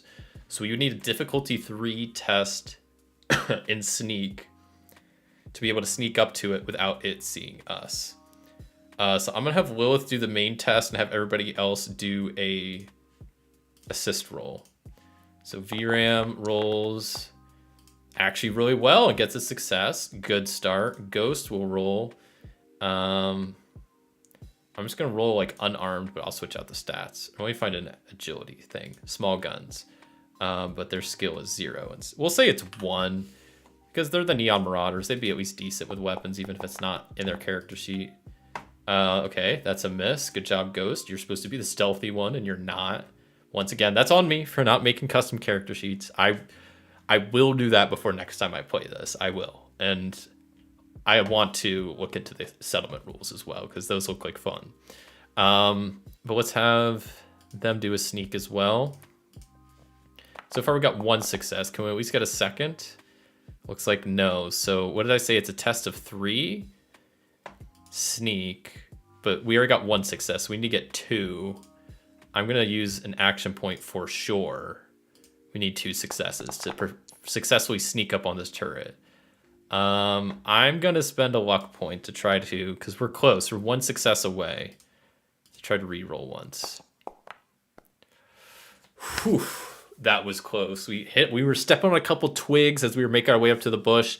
And we timed it just as the turret was like scanning away, that we were able to get into like, we had to go through a partial area where it would see us, but we had to time it correctly. We managed to get to a blind spot and set up an attack, and I guess they'll let Lilith do the honors of starting this attack. So let me drag tokens back to the board real fast, and we'll hop into this new combat. So where's Ghost? That's the other one we have to add, right? Yeah, and then I need to add in the machine gun. So like I said, this is the wall-mounted turret. The machine gun turret, yeah. So looks like there's a laser turret wall-mounted, laser 3-shot, machine 3-shot, and then there's MK 1, 2, or 1, 3, and 5 regular machine guns. So there's lots of different ones. But okay. So regardless, we're getting the surprise round, which is good. That will be helpful. Added everybody to the initiative so we can get going, and Lilith gets to start out as she got the surprise. I'm double checking what are the stats of this machine gun. It only has 9 health, but its machine gun ability is probably gonna do a lot. It's also little, so if it takes a critical hit, it's gonna go down. So let's see if Lilith can manage to do a critical hit. We're pretty much maxed out at action points. Their defense is 2, so this is going to be tough to hit them. But what's the worst that can happen? So we're going to have her use her laser gun. Definitely roll an extra action point, and we need 2 successes. She's taking aim as her minor action. Just throw that out there now. Ooh, that was really good. We needed 2 successes. We got 6. We got 3 critical hits. Oh my gosh. I can only bank 2 of those, so 2 of those are going to go to waste. But hey, that's a good sign, right? I'll spend 2 extra ammo with the fire rate to fire 7 bullets at this machine gun. Can we do a critical hit? What kind of... It does have 1 energy resistance, but this has piercing. 6 damage, blows up the turret. Because it's little, so... Is slain by any hit which inflicts an injury. That's 6 damage to its arm, one of its arms, part of its arm, and it just blows up. Lilith one-shots the thing. Well, GG. That was exciting. That was just the back one, though. So that's dead. It was 38 XP. So is that? That's 989, 38. 89. I think that's right. And that's going to be a level up for VRAM, right? 38. That brings us to like 599 with the 8, and then adding 30 to that is 629. And that is a level up for VRAM. Look at that. Let's quickly salvage this, because we could salvage it for parts. I don't know where it says that. Right here. So you get intelligence plus science with difficulty of 1, and it yields 10mm rounds and 2 uncommon materials. So it's science plus intelligence. Science and intelligence, that would be 8. Is Lilth better at that? Science, one of her special things? No. But she would be at 9. VRAM would be at 8. We'll have Lilith do the science plus intelligence roll, and we'll add an extra d20. And it was only, I think, just 1. Difficulty of 1, so this should be very doable, but you never know. We got our extra action point back, and she successfully salvaged the turret. And we get 3 d20 worth of ammo. So let's roll that first. This is 10mm rounds we get, so 30 of them. Not bad. Do we have any 30mm rounds or 10mm? We do not. So let me add that in real fast. Ammunition, 10mm. Add it. Close that. And 30. Nice. And then we also get 2 uncommon material, which could be pretty dang helpful for crafting and whatnot. And that's a 2. Love to see that. Love to see that. We'll just give that to Lilith, and that was the uncommon. Great. But yeah, with that fight, VRAM levels up. So we gotta do all the fun. This is the first time we've had anybody level up so far, so this is fun. Make sure I click there. So I need to pull up the PDF real fast on my other monitor. Game mastering, I think. Quests. Oh no, I'm in the wrong spot. That's just in character. Sorry, I'm flipping around the books trying to find where it says all this. Why can't I find this? Am I dumb? Is it in the beginning? Oh, I think it's in the beginning. Okay, here we go. Yeah, so that was for level 4, so he's now level 4. Great. No more being level 3 for VRAM. And we get a couple things for that. A health point goes up by 1. Choose a skill to increase by 1 rank, and we get a perk. So health goes up to 13, which I think that automatically did. Yeah. We get to increase a skill or rank by 1 up to 6, which I'm boosting melee weapons since that's what we focus on. And then we get to add a perk to VRAM. Oh boy. Analysis paralysis time. I feel like I kind of remember stuff I wanted to do. Barbarian would be nice, but can't be a robot. Not a robot. Unfortunately, VRAM is a robot, so we can't do that. I had a list at one point. Let me see if I still have the list on my phone. I don't think I do, but I don't even know where this would be. Hold on, I'm looking.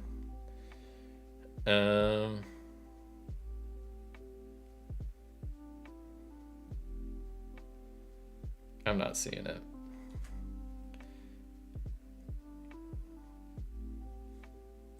I don't know what I did with it. I thought I had a note made up at one point with all that written down, like potential things to get. So let me take a second to look through some of these that VRAM might want. I mean, really anything related to melee weapons and melee damage is going to be kind of the goal. I think Piercing Strike works with melee weapons, adds piercing damage or +1 to piercing.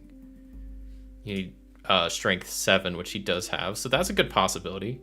We'll put that off to the side as a possible upgrade. What else do we possibly want?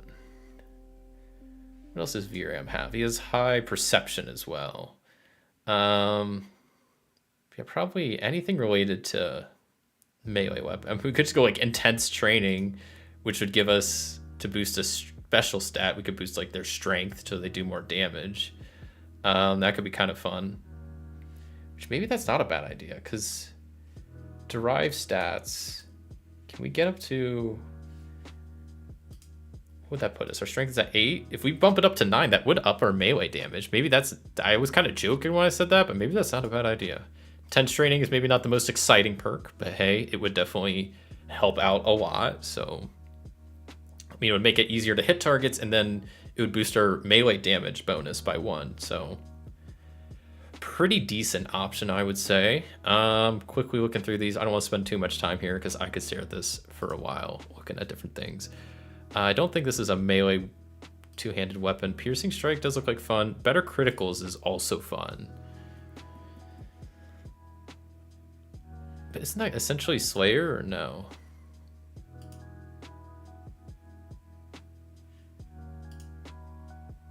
Slayer and this are pretty similar. Oh, but this is luck based. Okay, that's why I was like, that's weird that they're like kind of similar. So one of these two, honestly, piercing strike does sound like fun. Let me look at the buzzsaw attachment. I don't think it has piercing. It does have piercing 1, so we could bump it up to piercing 2, and that would also be pretty good. But when comparing these two, I think intense training makes a little bit more sense, even though it's not as exciting. But we'll go with it. We'll go with it. So VRAM gets a new perk, and that's intense training. What we're gonna do is we got a melee bonus of 1 right now. Let's bump our strength up to 9, because that's what that does, right? Yeah. And now our melee bonus is 2. So now our buzzsaw does 5 by default, which is not bad. And that's pretty cool. And VRAM is all leveled up. Oh, the last thing I guess I need to do for leveling up good old VRAM is bumping up the next XP amount. Or did that already do it? Did I do that? I didn't do that. To be 1,000? Maybe I did already change that. I want to double check that that's correct. Yeah, that is correct. Oh. Okay. Nice.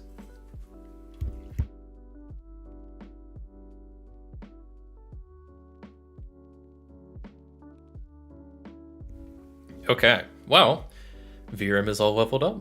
Level 4. And looking good. Looking good. One thing I forget. XP doesn't reset, I don't think, right? Like we stay at 600 XP. So we need 400 and then 500 and then 600. I think that's how it works, because it seems like each level goes up by 100. Maybe even if that's not, maybe that's just how I'll play it, just to make the XP go a little bit quicker. Because yeah, Lilith's at 900 out of 15. She's level 5, so she should not be that. She should have started at 1,000 then. Did I goof that up? Did I start her at 600?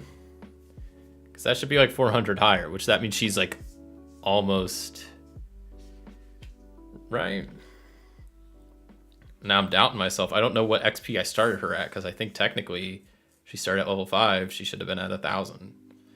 Right now she's at 900, so clearly I made a mistake somewhere. If I started her at 600, I should add like 400 to this.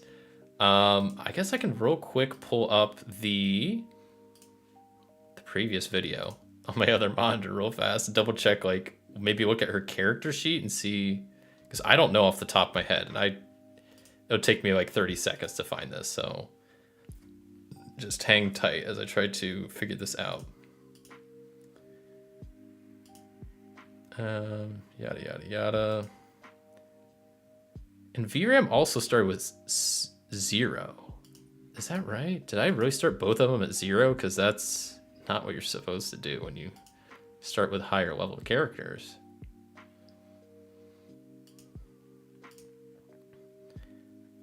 Oh, come on, just show me the character sheet. Okay. I started her with 300?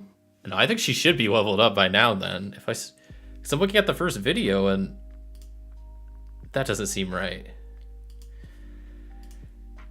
Yeah, in this video, I have her at 340, and that was after she already completed one minor quest and did a couple of combat encounters. So I don't know what XP I started her at, but it was not the correct one, because you're supposed to start at basically half the XP amount. Wait, level 5, so 4.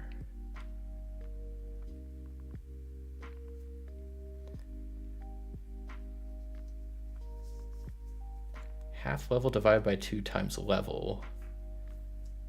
So 400. Maybe that's how I got it.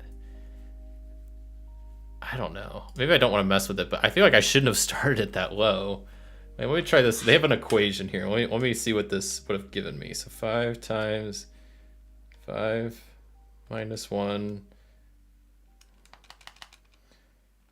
5 minus 1 divided by 2. Maybe I did do this. I don't know. No, I should have started at 1,000. And that means I've definitely gotten 600. So maybe I'm just going to also level up Lilith, because I think they're both behind on XP. And say that she's now level 6. Oh, that does change that. That's cool. And then VRAM should probably get a few extra. We'll at least put him at... Because he should have started at like 300. Maybe he did. Let me see if I can... I'm looking in the video real fast. VRAM started at 100. So he should have like 200. I'll put him up to like 800. Yeah, my bad. I fell behind on the XP amounts for everybody. That's totally on me. But at least we figured it out now. And it's going to make our lives a little bit easier. So we boosted our health by 1. We get to add a rank to something, which I think I'll add it to energy weapons. And then we get an extra perk for Lilith as well, which is very exciting. I was not expecting all this leveling up today. I don't know why I opened creatures. I want to open perks.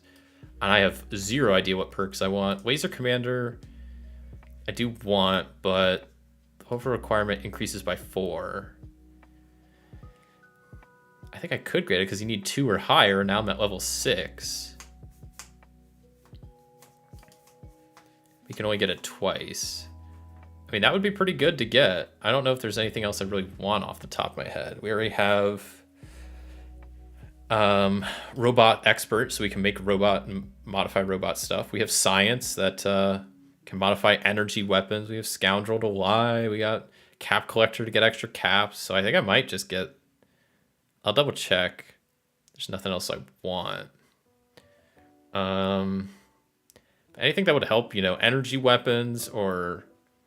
That's like perception focus. Mysterious Stranger would be fun, but I don't have the luck for that. Inspirational? Nah. What's healer?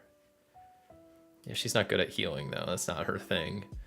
There's so many perks. That's one thing I love about this game. That's also why I'm a little intimidated to get more expansions, because it's just gonna add more perks. Commando wouldn't really matter for a lot of our attacks.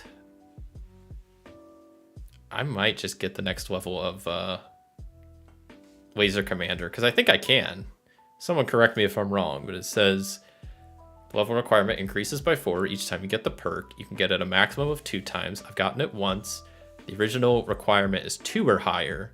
So then that, when I got it, it makes it 6 or higher. I am level 6. So I think I can get it.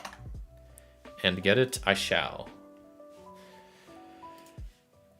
So now she's super proficient with energy weapons, which I'm going to go ahead and modify these because I'm just adding in combat dice each time I use them. So this is what I did before.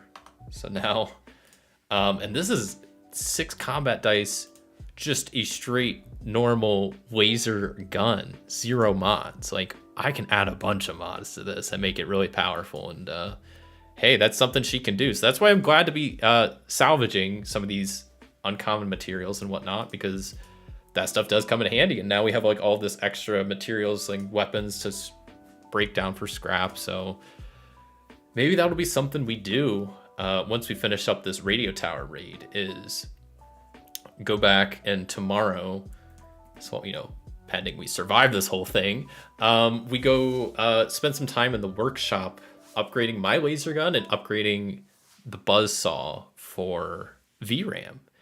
Because I don't know what kind of upgrades that can get, but I imagine some pretty decent ones. Let's look real fast. I'm kind of curious. Okay, they're not listed there. I don't know where that would be. Because there's robot armor, robot modules.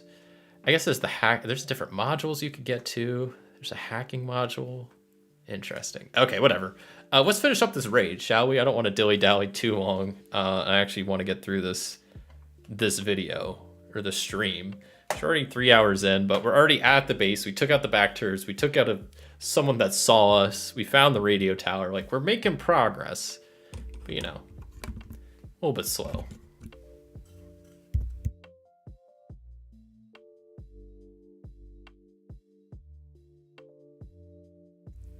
All right, so let's go make our way around to the front and see if we can get a surprise round on the 2 turrets out front.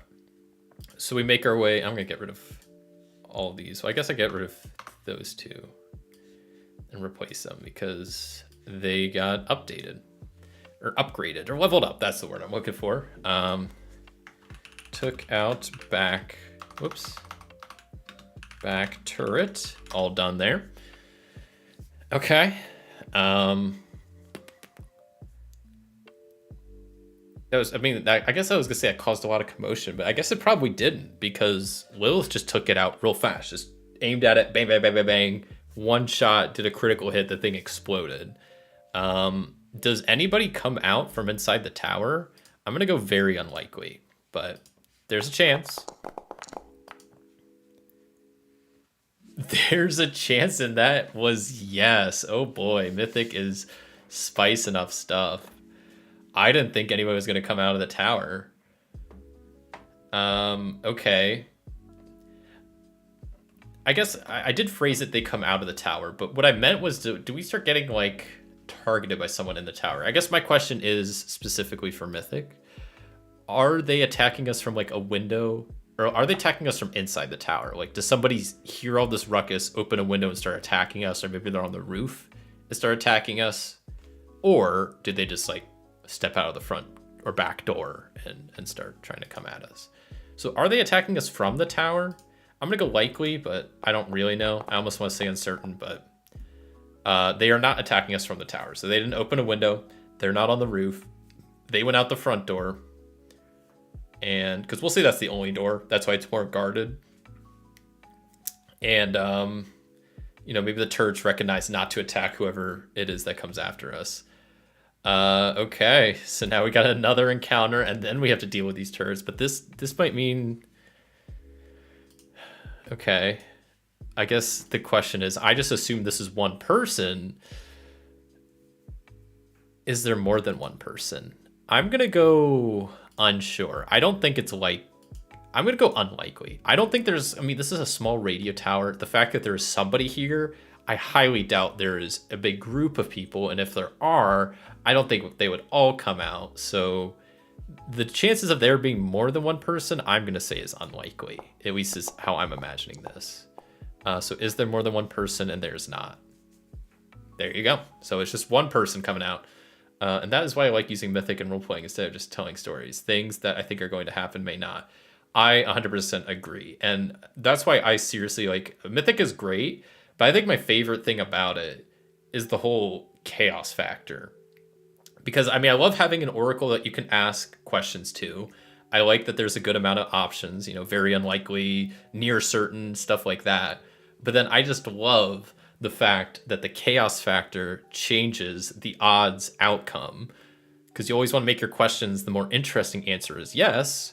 So as the chaos factor goes up, the chance of stuff that's more interesting or, you know, more exciting can have a chance to happen, which I think is just a great idea. And I think it works so well. And I agree. Yeah. I mean, I didn't think anybody was going to come out, and now we got someone that's charging at us. And I mean, luckily they're alone, but there could have been a group too. So I think, yeah, Mythic definitely does add so many good twists and turns and does stuff in a way that I didn't think was going to happen. I didn't think we were going to fight a death claw, though that was mainly a suggestion by y'all in chat. But I didn't think there was going to be someone that charges out, but I'm glad I asked because apparently there is. But luckily it's only one person. So let me go find a character sheet for them. I mean, it's probably just a raider. That's kind of like the most common. I don't have any like NPC stuff, and that's like a good generic like thing. It could be a synth, I guess. I don't think it's a ghoul or like a super mutant. Could be a Brotherhood of Steel person too. That would not be good. I guess I can ask Mythic, you know? God, what? It take the wheel. Is it a Brotherhood of Steel type character? Like, I mean, if it is, it's probably the Iron Reapers. Jane was in the area. She was part of the Iron Reapers. We know they frequent this region. We don't know for certain, but that's who I assume has taken over the radio tower. So do we see a Brotherhood of Steel looking, Iron Reaper looking guy charging at us? I'm going to go likely, but we don't know. It is. Okay. I'm looking at the different, because there's a couple different Brotherhood of Steel type characters. There's the Elder, which I don't think we're going to fight. Maybe it's a Knight. I feel like that's a little bit more interesting. There's also the Paladin. Definitely not a Scribe. Probably not a Lancer. What's the difference between a Knight?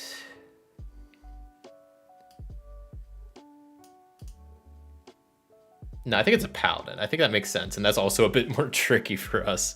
Okay.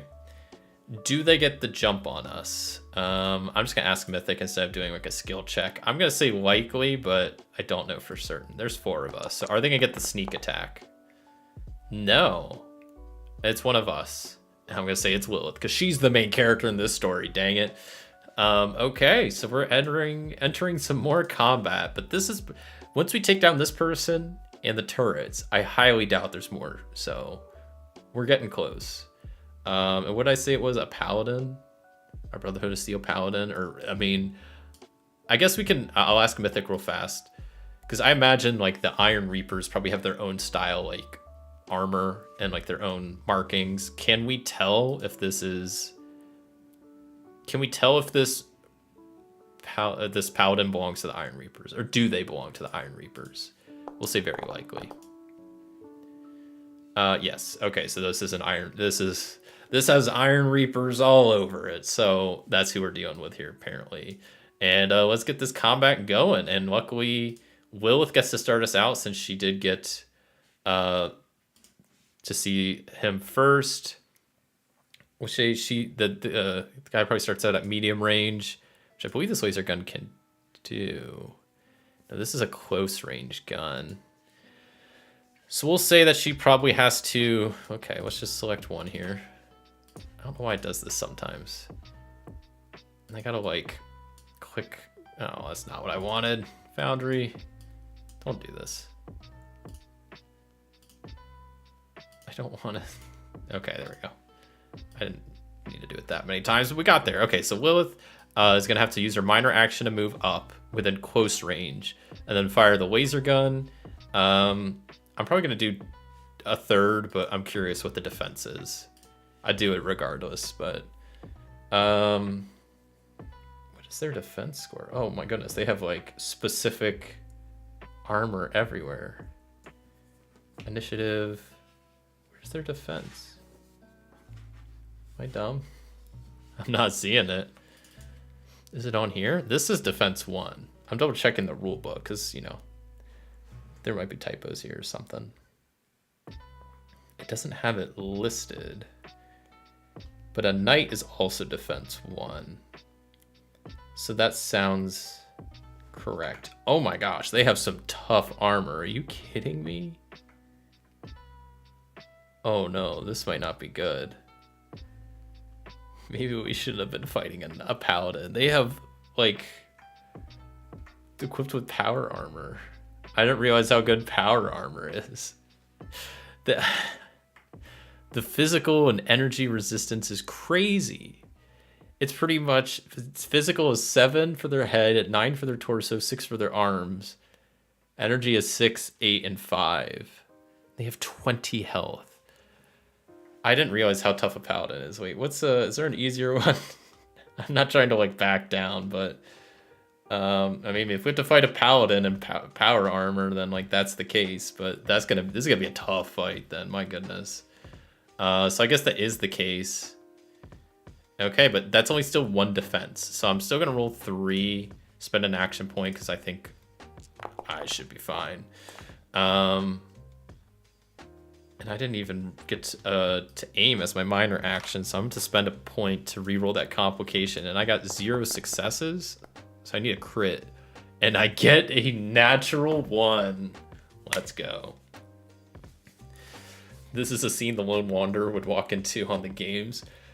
Yeah, no, yeah, I mean, I could see this happening, but this is just a very unfortunate situation. I didn't realize how good power armor is. But there are 4 of us and 1 of them, so we'll see how this goes. But I'm not super confident right off the start, just looking at their stats. But Lilith does land a hit. And her gun is what, fire rate 2, right? So I can fire now 8 damage, which I will gladly do. And I'm hitting them where? In the head. Which, is that where they have the least energy resistance? I think so. Yes. No, it's actually their arms and legs that have the least, but I might not hit them at all. Okay, but we did do piercing 3, so we only have 3 armor to get through, so we do 3 damage. Which if only we would have did 5, we would have did a critical hit, but you know what? I'll take what I can get, and that's not terrible. Okay, and so then we go to the top of the order with Circuit is first. Okay. Circuit's at medium range, and I think we'll attack with the laser musket. We'll say that they have energy weapons 1, and we'll have them aim as their minor action and take an extra d20. They only need 1 hit, so this should go okay. We did aim, so let's reroll that 20 that we rolled. Hope for something a little bit better. There are 3 successes. We only needed 1, so we banked 2 action points. Laser musket has a fire rate of 0. What? Is that correct? I'll double check that, but that sucks. That means I can't fire extra bullets if that's the case. Hold on. Give me like 2 minutes. Not 2 minutes, 2 seconds. Small guns. And this is the... Oh no, I need energy weapons. Duh. I didn't realize that was a separate part. This is the laser musket, right? This does have a fire rate of 0. Dang. So we just rolled the normal 5 damage. But does this have piercing? It does. So if we roll some effects, that could be good. So we hit him in the head as well for 4 damage with 2 piercing. It doesn't do any damage. Power armor is too strong. Not a good start for us. It is now the paladin's turn. I'm kind of scared what's going to happen. They have a long laser rifle as their main weapon that attacks at a medium range. So he's not actually going to attack Lilith. He's probably just going to attack whoever just attacked him, which was Circuit. I'm double checking. Yeah, they're either going to do an unarmed strike or this. But they're probably holding the gun, so that's just, instead of swapping it out, they're just going to fire at whoever was just firing at him. It's only 1 defense. He's probably not going to roll. He'll aim as his minor action, though. Uh-oh. That's 1 success and still 1 success. So there's 2. He only needed 1, so what's the fire rate on this? I'm kind of scared to look. 2? So he's doing...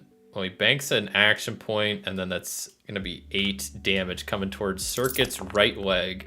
Okay, it rolled not terribly, to be honest. That's 4 for Circuit. Circuit's a veteran, so he has 2. So that's only 2 damage. Okay. It could have been so much worse. That was... They rolled bad, so we're lucky there. I was much more worried about the Paladin's turn. So they're more of just like bulky. They don't do that much damage, and they only have 1 turn per round. We have 4. Speaking of which, it's back to Ghost's turn, which I think they're going to take their minor action to move up, and then major action attack with a machete, spend an action point to roll an extra d20. So we can't re-roll, but we did get enough successes, so we bank a success, attack with the machete, and then spend I'm gonna spend 3. Where are we hitting them? In the right arm? Yeah.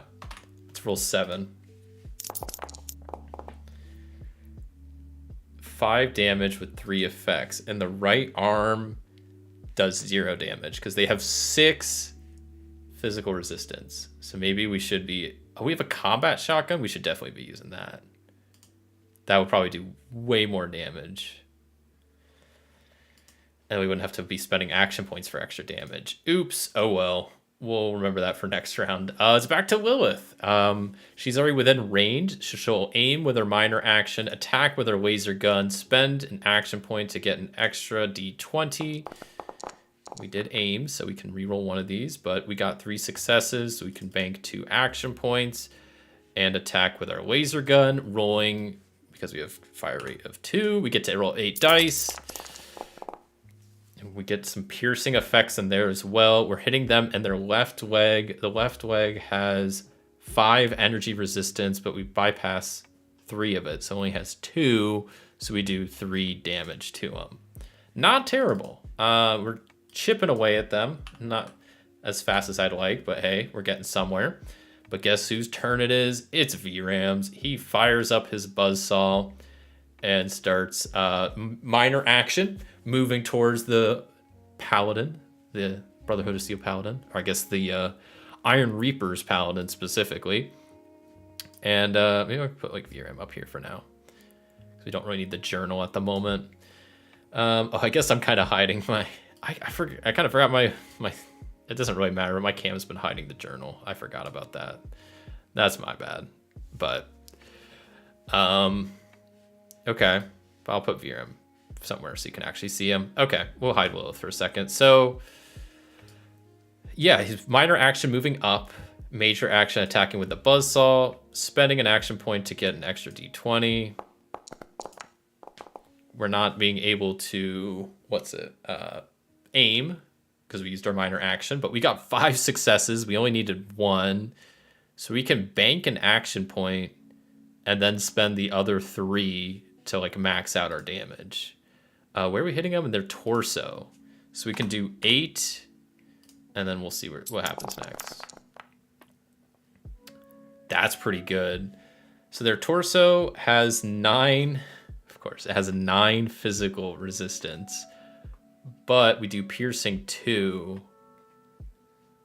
That's only 7, so we do 2 damage to them. Not great, not great. But what we can do is use our Slayer perk. And I'm definitely going, this feels like a time to use that. I will spend 1 luck point. And hey, guess what? We inflict a critical hit to their torso. They start bleeding real bad. Which is great for us because guess what? Bleeding doesn't take into account your stupid fancy power armor. You're going to bleed regardless. So it ignores damage resistance, which is very helpful for us. So yeah, we are back to the top of the order with, is this Circuit here? With Circuit, who I believe was firing with their laser musket. And that's probably just what we're going to do again. They're going to take aim as their minor action. And spend a d20 to get an extra, or a party action point to get an extra d20. They're aiming, so we can reroll that 20. We did get a success, so that's good. Okay, barely enough, but we got there. The laser musket don't get any extra points for, so where are we hitting them? In the right arm, and we're doing 2 piercing. Arms have 5 energy resistance, so it brings it down to 3. And we do 4, so we only do 1 damage. This is rough. This power armor is rough, but they're bleeding and they're at like half health. So we're doing pretty good. I'm not too concerned. It's just taking a bit of time. We're back to the Paladin's turn. Will they shoot at Lilith? I'm gonna go likely, but I don't know for sure. They might still shoot at Circuit because that's who they're just focused on. Nope, they're switching their sights to Lilith. I shouldn't have even asked, but here we are. So I'm going to spend an action point for them to get an extra d20. Do they hit Lilith? They were probably aiming as their minor action. I didn't say that, but they didn't. They just missed. sucks for them. That's their turn. And since they're bleeding, they're taking 2 dice worth of damage. Which, of course, I rolled 0. So that sucks. But you know what? At least they didn't do damage. They didn't take any damage from their bleeding. And now we're to Ghost's turn. And I think Ghost will be attacking with their combat shotgun this time. Definitely will grab an extra d20 here just to make sure we land the hit, so we don't have a super high odds. They got 5 successes, so we only needed 1, so that's 4 that we bank. What's the fire rate of a combat shotgun? It's 2, so 7. What does the inaccurate trait do though? I forget. Looking real fast. Oh, you don't get any benefit from the aim minor action. Well, good thing I didn't do that. But we do get to fire 7 bullets. And that hits somewhere in the left leg. Does 0 damage. It did 6 damage, but then it absorbed 6 damage. Good try, Ghost. Good try. This guy's got the tough power armor. All right, it's back to Lilith. She's getting annoyed. Firing her laser gun, aiming as a minor action, spending party points to roll an extra d20. Let's see if she can hit him. 1 defense. This should be pretty easy. Famous last words. We got 2 successes. We did aim, so let's see if we can get a 3rd. Nope, but we can bank that to get an extra action point back. We're maxed out again. 8 dice coming at this paladin, firing at their head. Ooh, we roll 6 damage with 4 piercing. So their head has 6 energy resistance. That brings it down to 2. So that means they take 4 damage to their noggin, bringing them down to 7 health, which is great. I think VRAM might be able to finish them off. As it's VRAM's turn.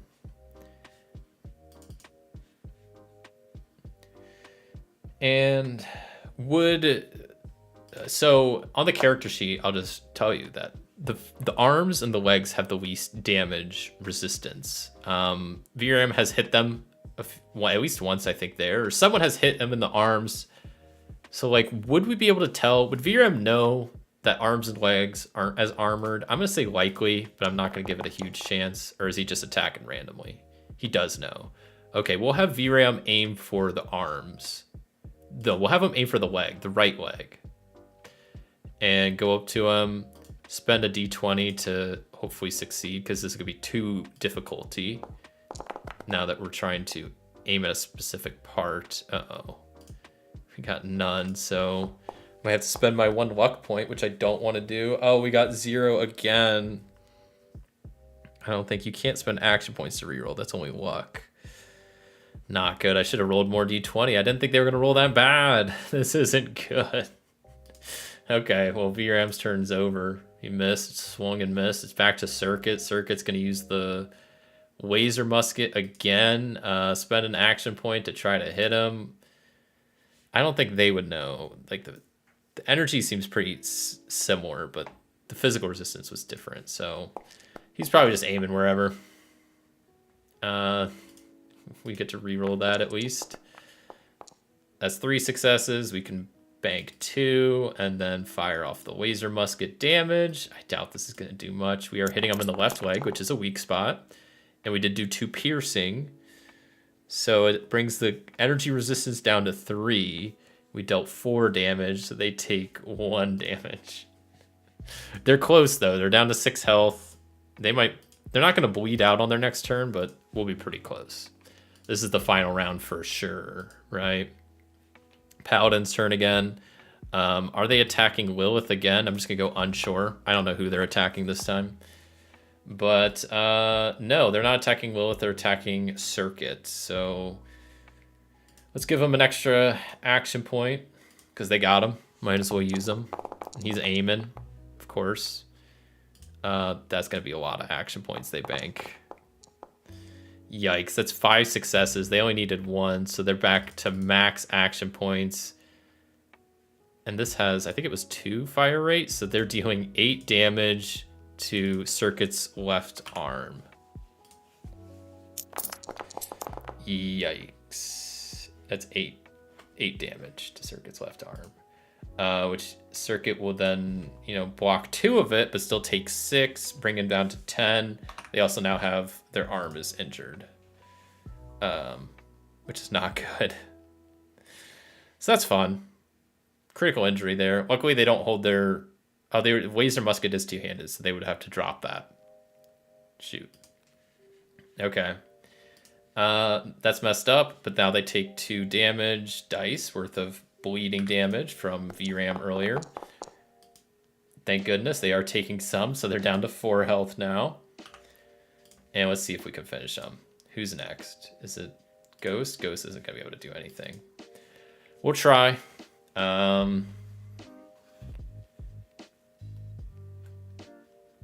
I guess maybe they'll step back, minor action, and then fire with the Laser Musket. Spending action points. Don't get to aim with this, but that's fine. We got 2 successes, so we bank an action point. Roll with the Laser Musket, 5 damage. It's probably not going to do anything. Okay, 4 piercing to the torso. No, that does nothing. It does exactly 0 damage. Okay. Now it's to Lilith. Lilith is going to attack with her, of course, her laser gun. What else? Get some extra D20 going on. She's not aiming somewhere specific, but she is aiming with her minor action. Can't forget about that. So we'll make sure to do that as well. We got 2 successes, so we are hitting them. Do bank an action point. She will be able to deal her 8 damage dice to their torso, which unfortunately is like the worst spot to hit. Doing no damage as well. Great job, Lilith. This power armor is tough, but I think VRAM is going to get through this time. I'm certain of it. Because I'm going to give him, what is it? 2 extra D20. He's going to have to hit. So I'm spending 3 action points to have him roll 4 D20, targeting the left leg. So we need 2 successes. And aiming. Okay, we got 3 successes. Can we get a 4th? We got 5 successes. We only needed 2. So we bank our 3 action points back. And I'll go ahead and spend all 3 to have max damage here. Come on, VRAM. Oh, that looks good. 5 piercing on the leg is... They only have 6 physical resistance, so that brings them down to 1 armor with 8 damage. That deals 7 damage total, and they have 4 health, so they are dead. My goodness. 120 XP? That was as much XP as we got from, like, the laser, right? Or maybe that was the Death Claw. I think that was the Death Claw. Or was that the Veteran? But we just... That's not that much, but hey, you know what? I'll take it. So we're up to 1620 for Lilith, and VRAM, update their XP, 120. So they're at 749. Not bad, not bad. Okay. What can we loot from this? Can we get their power armor? Yeah, we can. We get a power armor frame and a full set of T60 power armor and an improved laser rifle. Oh man, that's some crazy loot. They don't have any caps on them, but like, whew, I'll gladly take all that for sure. Where's power armor? I'm gonna give this all to VRAM because, like I said, they can hold a lot, and yeah, we end the combat and also get rid of these off the board for now. We're gonna have to go deal with the 2 turrets still, but I think that's gonna be a cakewalk compared to having to deal with this. Yeah, deal with this Brotherhood of Steel Enclave, not Enclave, the Paladin. Let me find all this stuff real fast. So we need the power armor frame. I thought power armor would be a separate category, but I don't see it. Let me double check. Is it not robot armor, right? That says straight up robot armor, of course.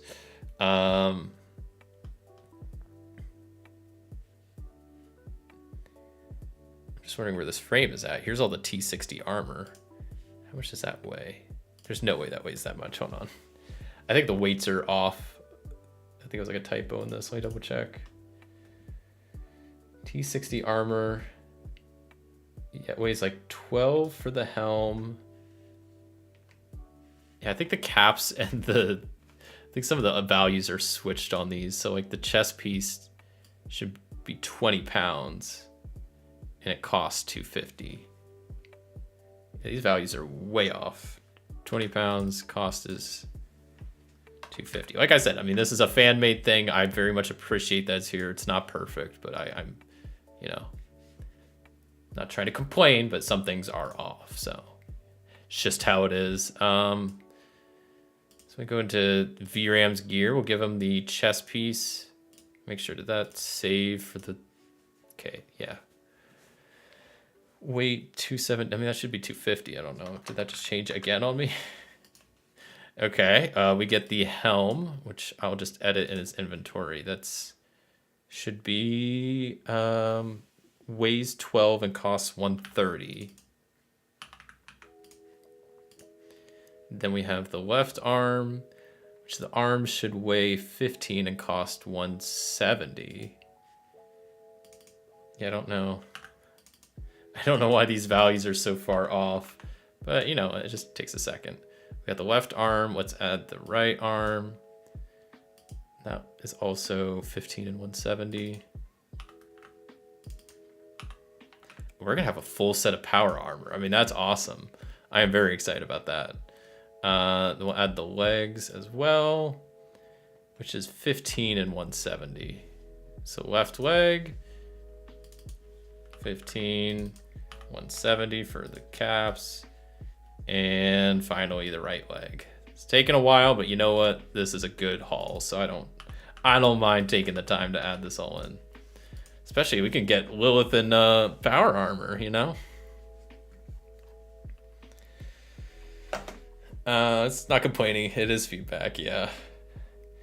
If it's wrong, they need to know, right? Yeah, but also it's like a fan-made, like passion project, so it's not like they're, you know, they just did this with their free time. So I'm not trying to complain really.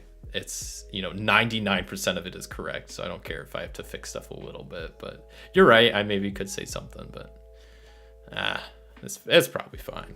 But we got our power armor, and then also I'm gonna grab that weapon. It was the improved. Maybe I'll just grab that straight from their character sheet. I think I can do that.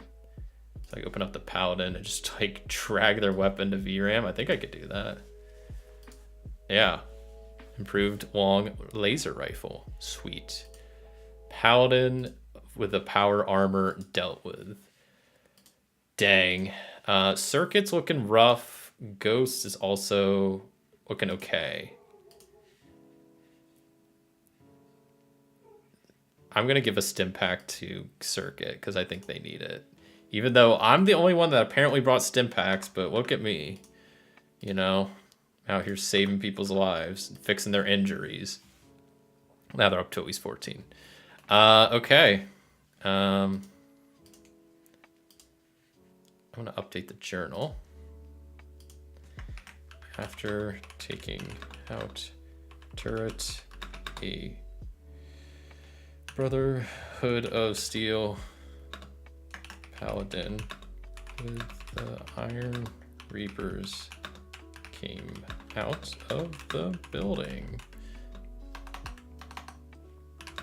and lost. LOL. There we go. That's a good journal note right there. I know my cam's covering up, but you know, it's not super important at the moment. Okay. So now I guess we hop around to the front and take out the 2 machine guns. So let's go ahead and do that. We'll have Lilith and VRAM in the front, Circuit and Ghost in the back. I'll set up the 2 machine guns and we'll just hop right into this. I will also have to see if we can get the sneak attack on them. We should be able to, but I don't know. This ankle might be worse. So I'll have us do like a quick sneak check of like, well, last time it was 3, so we'll make this a 3 as well. We'll just ask Mythic instead of doing a bunch of different like sneak checks. I'm just gonna go with unlikely that we pass this. Do we get the surprise, or did they get the? I guess I should have asked that differently, but whatever. I will ask it differently. Do they see us first? And I'm gonna say that's likely. It's probably the same, but I want to. They do see us first. Okay. So they get to attack. Sometimes leading by example also needs orders. Next time I'm gonna bring, not gonna be the only one to bring stim packs. It says the leader. I mean, I'm glad I have them, but man, everybody else, we were supposed to prepare, pack items. No one did that. I'm the only one, but that's why they make me leader. I come prepared, I guess. Yeah. Good old Lilith always has stim packs on her. Luckily, VRAM doesn't really need stim packs. He just is a robot, so that's a little bit nicer. But okay, looks like they are going to get the first shot off on us. Are they attacking Lilith or VRAM? Are they attacking Lilith? And that is an exceptional yes. That's not great. So that means we'll give them an extra d20 for sure to try to hit Lilith. And they're probably aiming as their minor action. Because what else is a machine gun turret going to do? So that's 3 successes. So they bank one of them. What is the fire rate on these things? 3? Oh my god. That means I'm taking 8 bullets being fired at Lilith's left leg. And that has the burst effect? What does that mean? I don't think I want to know. Wait, blast or burst? Burst. What is burst?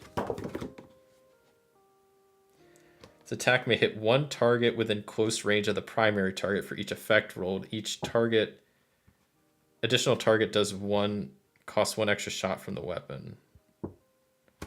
Oh, interesting. Hydrate reminder. Thank you, Nightbot.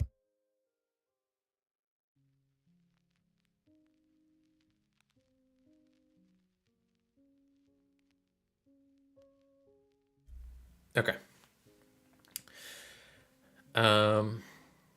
So yeah, they get shot, Lilith gets shot at, and 7 damage to her left arm. She has 2 physical resistance, so she's taking 5 damage. It's the first damage she's taken in a while.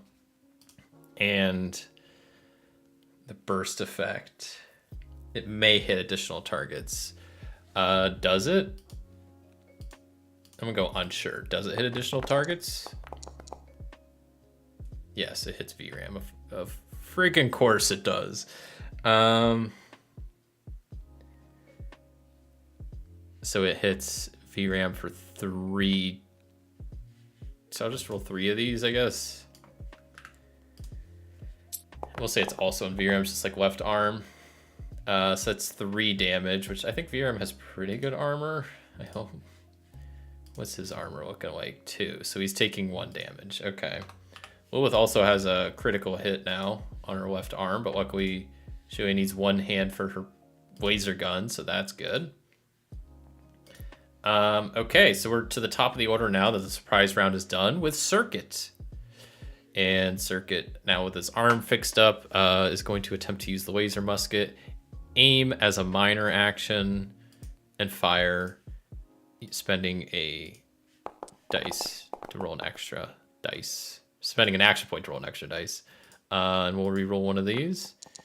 I'm just curious, what's the defense? I think it's only 1, but let me triple check this real fast. No, it's 2. Yikes. But we rolled 4 successes, so that's good. So we get to bank 2. Fire the laser musket. That also has piercing, which is pretty nice. Piercing 1. It has physical damage resistance of 1. So that's 5 damage to it, which is a critical hit, which makes one of these explode. Because these have the little special ability, which, yeah.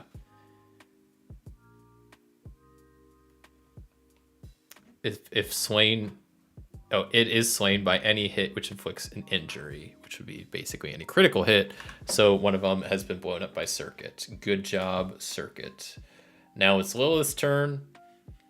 Seeing that, feeling inspired, she probably has to move in a little bit closer as her minor action, spend an action point with her laser gun, and shoot at the other remaining machine gun. She gets 4 successes. She only needed two action points banked. Laser gun coming out. Can we land more than 5 damage to blow it up in one go? That is 6 damage with 3 piercing. The other gun explodes. I like that, having that little ability on them, because that makes them a lot easier to take out when you just have to deal a critical. And that's what's also nice. If it got to VRAM's turn, he could spend a luck point to do a critical, and then that just would make them explode, which would be pretty nice. So we didn't get to that point, but 2 machine turrets down. So that is 38 times 2. Was that like 176? Yeah, sorry, just 76, duh.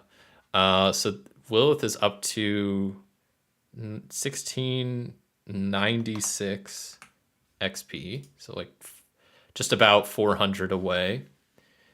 And where's VRAM? There they are. 76, that bumps them up to 55, and then it's 825. Okay. Slow math there, and he's about 200 XP away. Cool. Now we get to try to salvage these. Lilith will quickly do that. Doing a survival roll plus, I believe it's an intelligence plus science roll. And our action points are looking good, but I think we only need 1 success. So I'm just going to wing it, hope for the best. That's 2 successes. So beautiful. We successfully scavenge one of them. The first thing we get is 3d20 worth of 10mm bullets, which is a cool 46 bullets, which is not bad. So we're up to 76 bullets. We also get 2 dice worth of uncommon material, which will be very nice for crafting. See what we get. That's a nice 2. I'll take it. We're up to 4. And then let's do the same thing one more time. Another science check to salvage the other one. Looks good. We'll take it. And then, was it 3d20? I already forgot. Yes. See how many bullets we get from the loot. 24 we'll take. That makes a cool exact 100 bullets, which I like. And then we got to roll 2 of the d6 to see what kind of uncommon materials we get from the other machine gun. That's 2. Awesome. Love to see it. Great. Machine gun's taken out. Place is ready to be broken into. So we go up to the front door. Is it locked? I'm going to go unsure, because part of me thinks, yeah, it's locked. But, that paladin just came out of it. Did he lock it behind him? Was it ever locked? Was it not locked since he's around? Did he not anticipate dying, so he didn't lock it behind him? Was he in a hurry? So I don't know. There's a lot of factors that could be at play. So I'm going to go with unsure. Is it locked? Is it locked? No.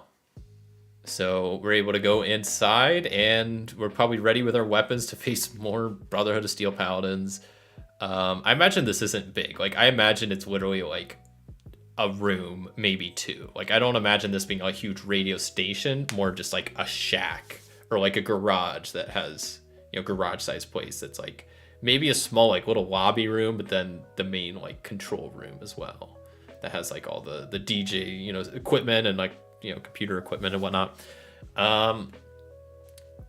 So literally just like a room or 2. So as we come in prepared, is there anybody inside? I'm going to go very unlikely, but I'm going to leave it up to Mythic to tell me if there's someone inside the room. Yes, and we got doubles, so now there's a random event. Oh no. NPC negative, overthrow, attention. What is going on? I thought there wouldn't be anybody in here. Let me update the journal. Took out front 2 turrets, went inside someone. I'm gonna say since is in there.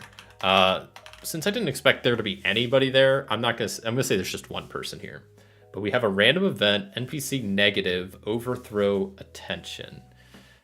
I guess we can roll in the character list maybe.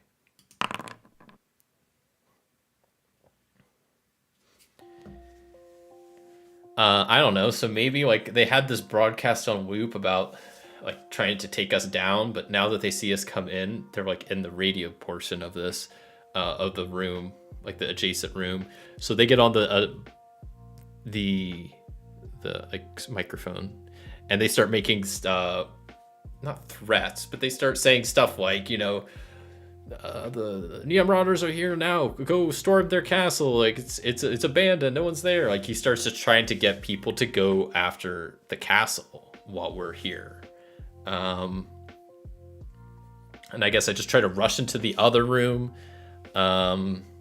Is there like a locked door in the way? Is that going to be a problem? I'm going to go unlikely, but I don't know.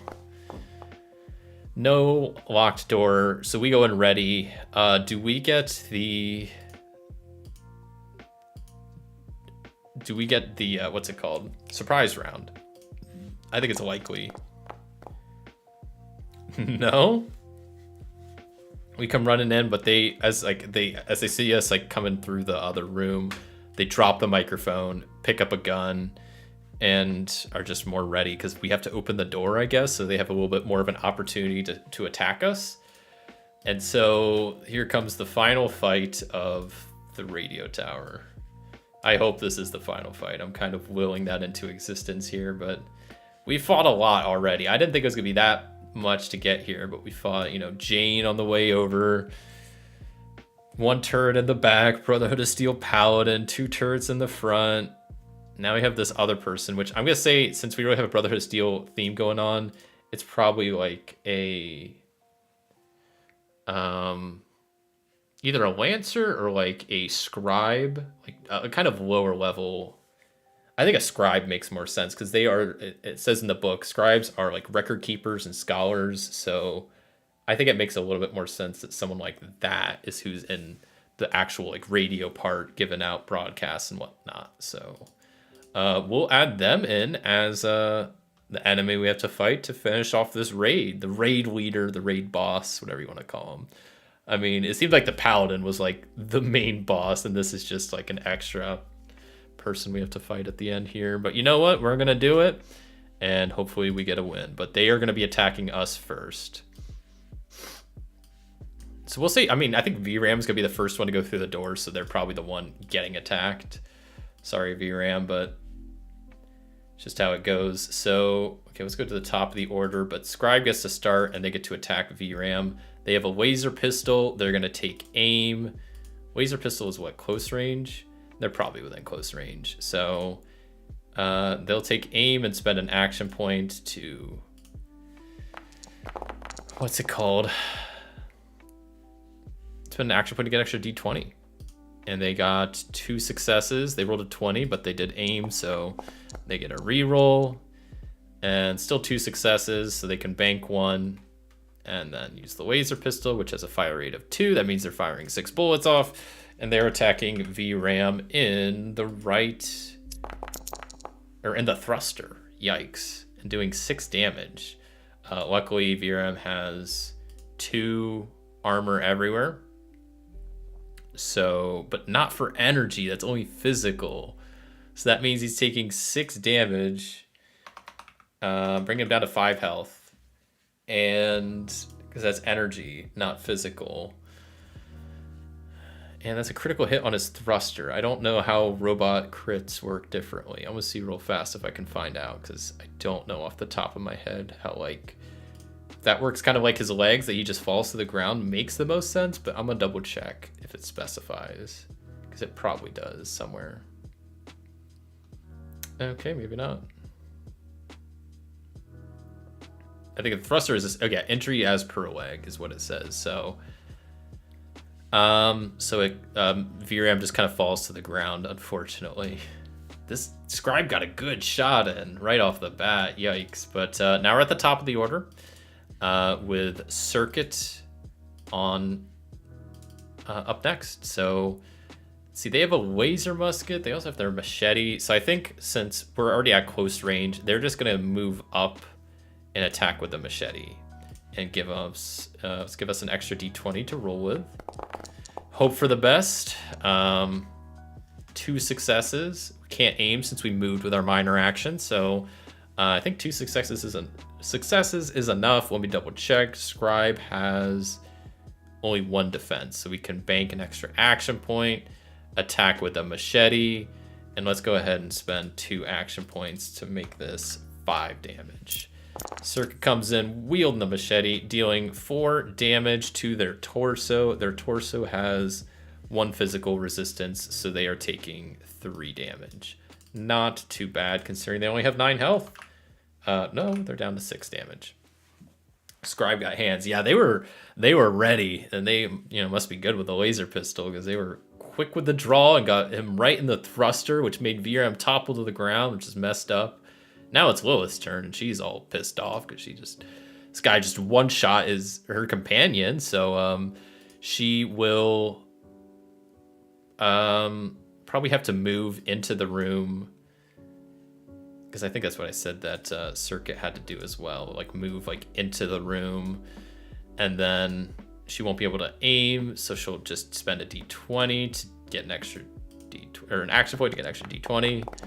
I've said that wrong so many times. And we get 3 successes, and we only needed 1, so we can bank 2 action points, use the laser gun with the fire rate of 2, spend 8 bullets. We're hitting them in the torso for a lot. With 1 piercing, that pierces through part of their energy resistance. They have 2, so we still deal 6 damage to them, but guess what? They only have 6 damage left, and they go down.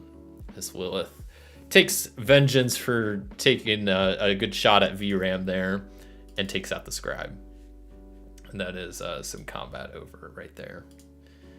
GG's. So let's get some XP going on first. So she gets, everybody gets 31. So that bumps us up to what? 1727? Which is good. We're getting more. Hey, I'll take any XP we can get at this point.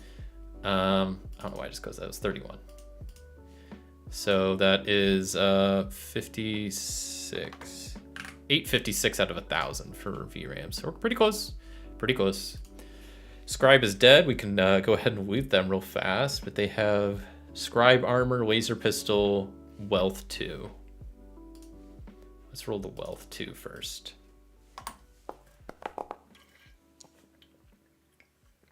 $19 caps. So like I said, it doesn't seem like a lot, so I'm just going to do 19 caps each. So that's 231 for Lilith total. And VRAM gets 19, so 305, something like that. That sounds right. Cool. And I'm just gonna get these off the map real fast, but I guess I need to pull back up VRAM to have him loot the few things off this guy, which is mainly just the Scribe armor. Put that in gear, as well as the laser pistol. We'll grab real fast, because we'll definitely take any loot we can get, whether we sell it or break it down for crafting. We'll take what we can get at this point. What was the laser pistol? I assume that's just the laser gun. Add that in, and looks like we're good. So now is what we gotta do is now just disable this message that's been on repeat of talking smack about the Neon Maruaders, trying to get people to lock us up and go after the castle now. So we go up to the computer system, whatever they have, which I can't imagine is that complicated or anything like that. It's just a microphone with like some cassette tracks essentially or something like that.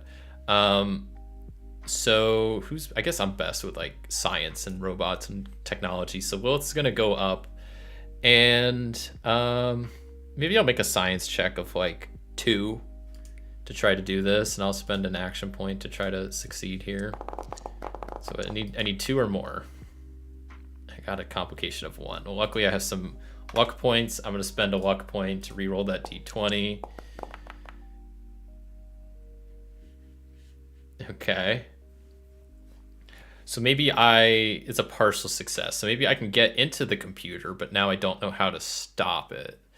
So first I should probably go over to VRAM and fix him up. I don't know. I forget exactly how I do that. How do you fix up a robot? Let me double check. I'm looking at the rules. Give me a hot second. Healing in combat. Healing a robot. Attempting a first aid action on a robot. Pseudo armor. Acquires an intelligence plus repair with difficulty of 2. Increases for +1 for each injury.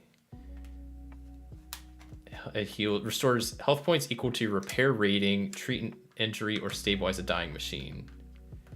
Okay, so it's just a repair test of 2. So let's see if we can. I'll spend an action point to try to fix up VRAM because they might be able to fix this. So it was a test of. It was actually 3, right? Shoot. It's difficulty of 3. It's +1 for each entry they have. I'm gonna use my last luck point. I mean, we're at the end of this mission pretty much, so let's hope for the best here. I just need a low roll. Whew. Okay, VRAM, it's looking good.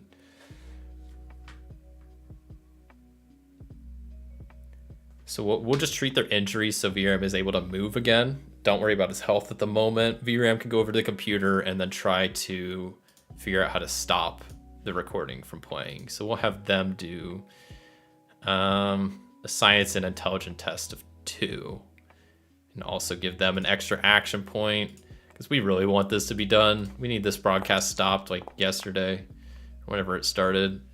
Of course, he got 0 successes, even rolling 3 dice. So I'm going to spend 2 action points, the last he has, to try to reroll these 2. We got 1 success. So maybe we figure out the general way to disable this, but it doesn't seem to be working. Like there's some override. So maybe I'll have Circuit come in here and try something. So Circuit, your name's Circuit. Like you should be good with computers. Like make a. You're not that intelligent though, guy. I guess these aren't good custom-made cheats. Dang it. I'll just ask Mythic, like, is Circuit or Ghost able to figure out the rest? Like, VRAM and I got pretty close. I think it's very likely. Because if not, we could just, like, blow up the thing. Okay, good. They figure out how to disable it. They mess with the computer a bit and find the file and just, like, delete it or whatever. And the recording stops. And that's a successful mission. We've destroyed the turrets, claimed the place for ourselves, took out the paladin, took out the scribe, took out the one wandering scavenger we found, took out the Deathclaw on the way here. We're gonna have to take a different route back because I don't want to fight the Deathclaw again or anymore. Looking pretty good. So I would say that is a thread complete that we have successfully got to the tower. We cleared it out. We stopped the broadcast. And that was also a minor quest complete, which does give us some XP as well, which we can definitely use. So let me double check how much, because it varies depending on the level. So a minor quest for VRAM, who's level 4, gets 200 XP, which levels them up. Oh man. We're gonna maybe level up both of these guys. Let's see. And then Lilith, does she get 400? That'd be great. For level 6, she gets 420. Blaze it. Blaze it, Lilith. You get 420 XP, which is 2147 is what that brings her to. Whoa, 1247 is what 2147. And that means they both level up. Awesome. That is great. That makes me happy. I didn't think we were gonna get 2 level ups in one session, but to be fair, I did mess up their starting XP, so they should have had more, which I kind of fixed in this. But we did get into a lot of combat encounters and completed a quest. So, whew, let's level them up real fast. So we already got our health boost. That's automatically done. We get to bump up a rank. So let's go with Lilith first. Let's level her up, which I might just max out her energy weapons. I mean, I think we could. It says we can max up to like the 6. I think is what we can a rank skill can be at. I'm double checking right now. I'm trying to find the level up portion. I don't know why I can never find it. Oh, it's because it's before the creating the character. It's weird. Yeah, up to rank 6. So you know what? Let's max Lilith out on her energy weapons. Why not? That sounds fun. She got her health. That means she gets another perk, which is pretty fun. Hello there, Oblique. How's it going? We just leveled up after doing this whole raid, so picking out some perks here for characters. Appreciate you stopping by. So what perks does Lilith want at this point? I don't think I can take intense training again anytime soon. Increases the level requirement by 2. I guess I could. And then just boost like her perception. That could be kind of fun. Or her charisma. Because I don't want to sit here and look through all of these. There's a lot of options. Maybe her luck. Honestly, it might not be the most fun option, but I'm going to take intense training as her perk and then boost her luck by 1. That was 4. Why did that just change to 3? Oh, did I like scroll wheel it? Oh, I did. Okay. Well, we want that to be 5. Cool. So Lilith gets level 2 in intense training, and she's all leveled up to level 7. And then we got VRAM over here, who I'm also just going to boost their melee weapons up to max rank. So now they're both looking good on that. And what are they gonna get? I may also be able to do the intense training, but that's, I don't know how fun that is. But I don't know if there's any other perks I'm dying to get at the moment. Scrapper could be good. But I think there's multiple ranks of that. Level requirement goes up by 5. Okay, never mind. I can't get that. Comprehension. There's a lot of good options. Laser commander. He doesn't do stuff with lasers. I might just also do the intense training for him as well. Seems kind of lame, but you know what? The stats are good to have. Or I was gonna do the piercing strike. Can I do that? Strength 7. Yeah, let's do that instead. That's a little bit more fun. Let's give VRAM the piercing strike perk, which using unarmed attacks or bladed melee weapons. Wait, does this count as a bladed melee weapon? It's a melee weapon, but it's a buzzsaw. Is that like a trait? Is bladed a trait? Because if so, it's not good. I don't know. Does anybody think, would the buzzsaw count as a bladed melee weapon? I kind of think it does, but maybe I'm biased because I want it to be. Because if not, I just wouldn't take the perk. But I'm trying to pull up the weapons. Robot armor? Where are the robot weapons? I guess that's robot modules? I don't know. I don't think it is bladed, unfortunately. It has little blades, but that's, I don't know if that counts. Maybe I'll give it to him now, and then I'm probably gonna wrap up here soon, so I'll maybe just like look into this at some point before next session. I'll let him keep that, and if not, I might change it out for like intense training and then bump up his luck as well, because that could be kind of nice. Cool. Okay, so we'll say that took like an hour probably to do all that. So it's almost midnight at this point. We've successfully raided the tower. We took out a death claw on the way there when sneaking by the junkyard. Took out the wandering Iron Reaper scrapper, which we didn't have to take out Jane, but she was a loose end. She could have gave away our position. And it turns out the Iron Reapers were at that tower. So there's a very good chance that she could have known about it, snitched on us, done something to make the situation worse. So I think that was a good call to take her out. Took out all the turrets, got attacked by that Brotherhood of Steel Paladin, which we barely took out. They were a lot tougher than I anticipated, but we got some power armor out of it, which is pretty great. Now we need a power armor station, but hey, we'll work up to that. That's a good problem to have, is to need that.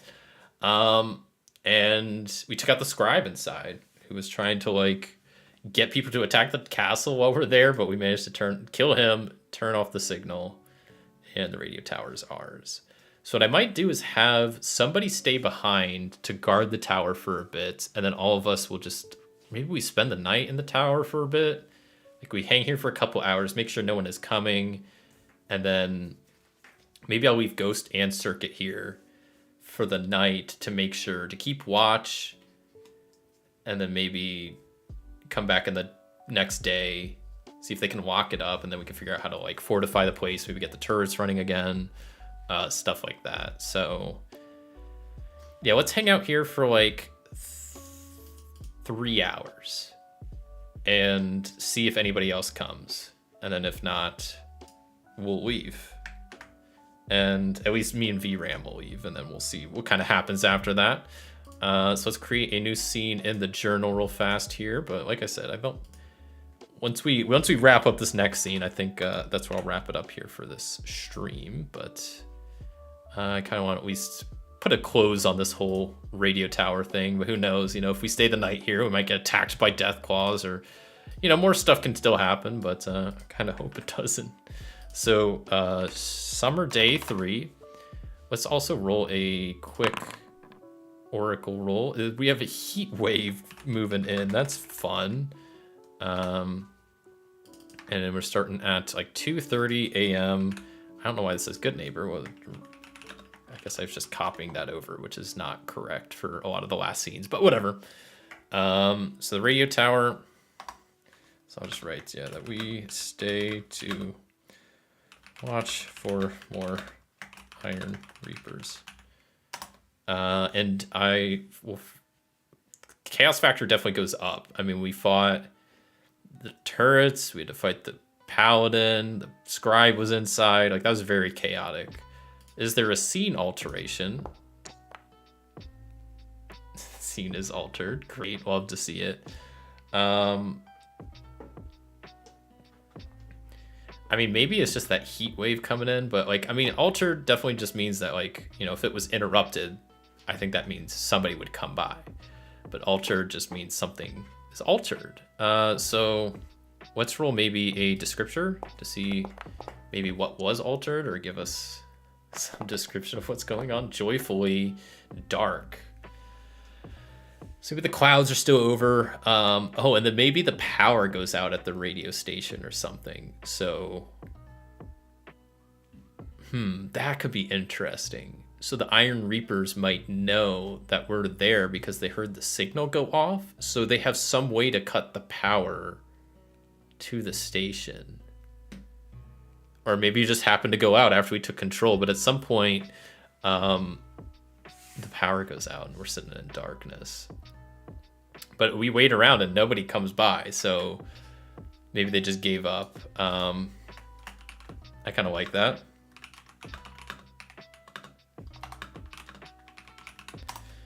And I guess, I say to Ghost and Circuit to hang here for until maybe the sun comes up. Stay here for the rest of the night. Make sure it looks good. Try to lock it up when you leave.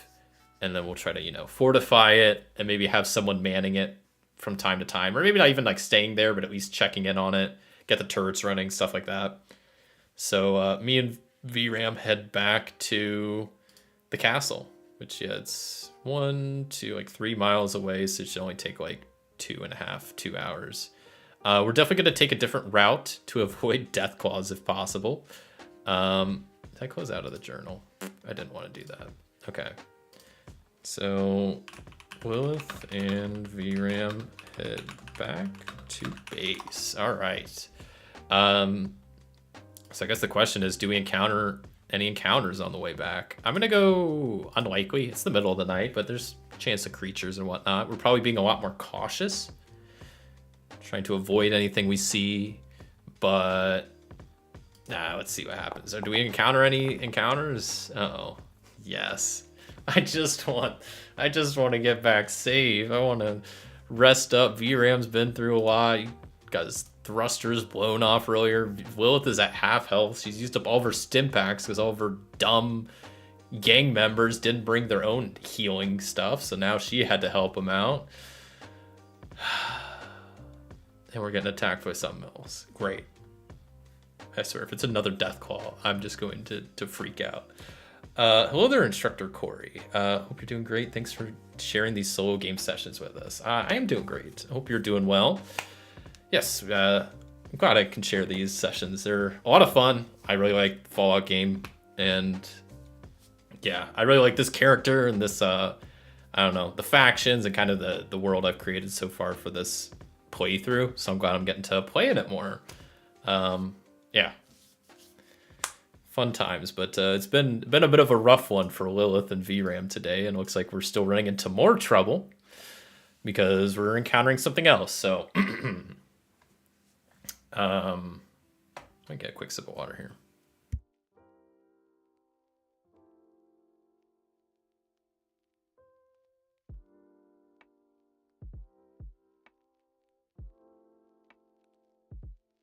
Okay, so my question to Mythic: Are we encountering a Deathclaw? I'm gonna go very unlikely, but we saw one already. There's a chance we could see another. Yeah, are we encountering a Deathclaw? Please no, please no, please no. Okay, thank goodness. No Deathclaw. Okay. They're very relaxing. Maybe not for Lilith though. Yeah, Lilith's been going through it today. Especially, yeah, the Deathclaw was just not a good start to this whole adventure, and I feel like it's only been, I guess, not getting worse, but it's not going her way by far. But she's still alive. Everybody's still alive. We're trooping on. We completed the quest, which is good, but we're encountering something. I'm gonna quickly look. I'm just assuming it's probably like an animal or something. Not a Deathclaw. Please, no Deathclaw. It's like a mutant hound, maybe? Rad scorpion? How about a rad scorpion? What about a rad stag? That looks fun. Maybe we encounter a pack of 2 rad stags that come charging at us.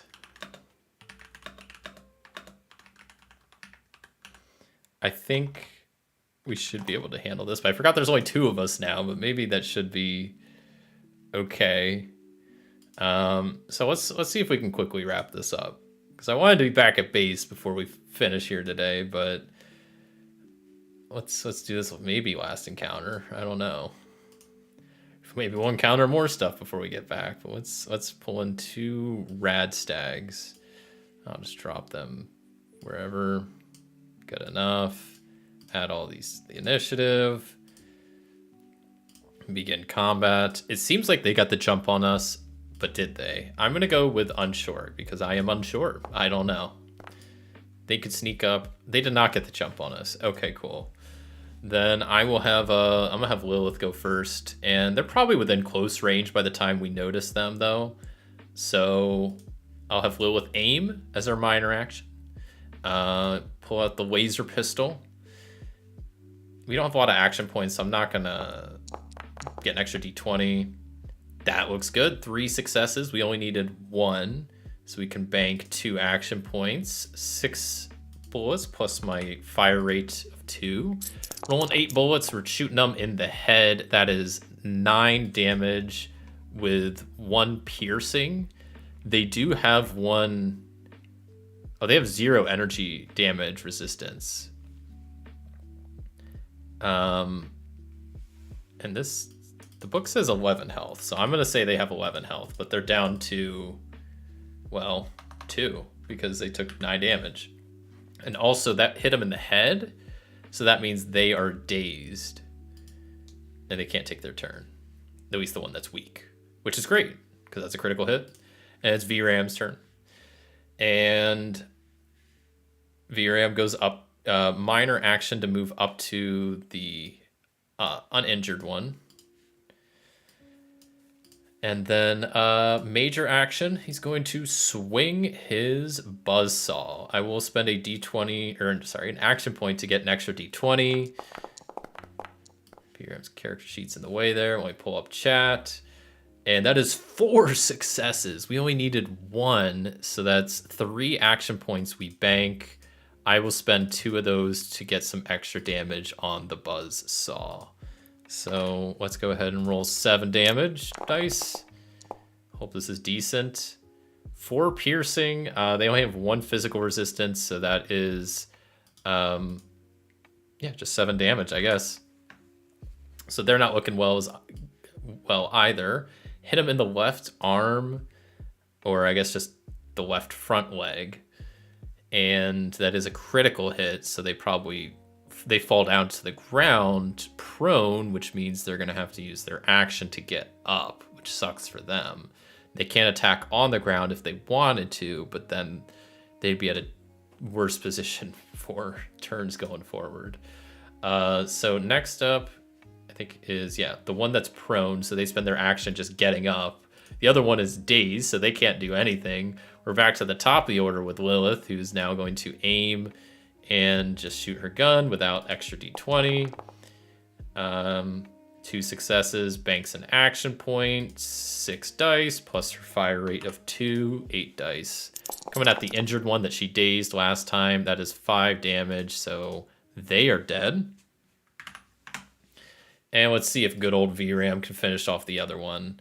VRAM's already right in front of the other one that's still alive, so he doesn't have to move. Minor action aims, major action, get an extra d20 just to make sure we hit this. 3d20, what do we get? 1 success, which is all we need, but we did aim, so let's see if we can get one more. And we don't. It's still just 1 success, but that's all we need. And let's spend an action point, why not, to get an extra dice roll. Roll 6 dice here, see if we can finish off this rad stag. 6 damage. Definitely finishes it off, and they both are dead, and we are out of combat. Whew. Nice. Didn't take too long.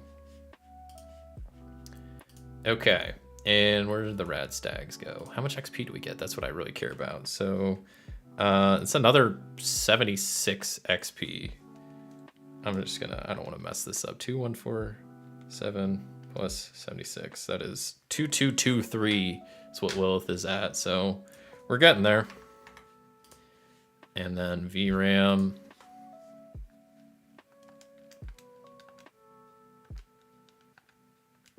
$1132. Okay.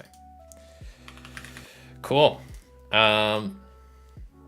We could butcher them after the long day we've had. I don't care about the meat. I really don't. I'm done. I'm tired. Lilith is tired. VRAM is barely holding on. Lilith is barely holding on, so we just keep making our way back to the castle. Do we encounter anything else before we get back? I'm gonna go very unlikely. Please don't give me any other encounters. No, wait. Mythic, please stop. Have mercy. Have mercy, Mythic. I just want to get back.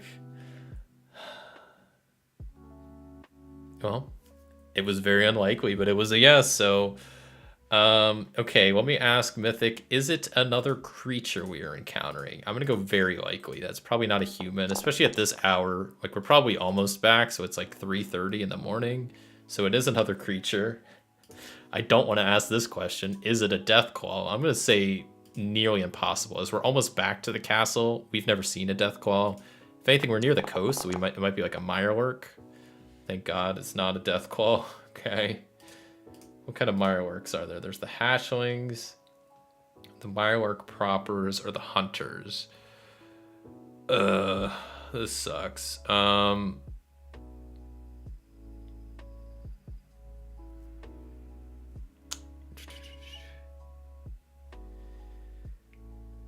Okay.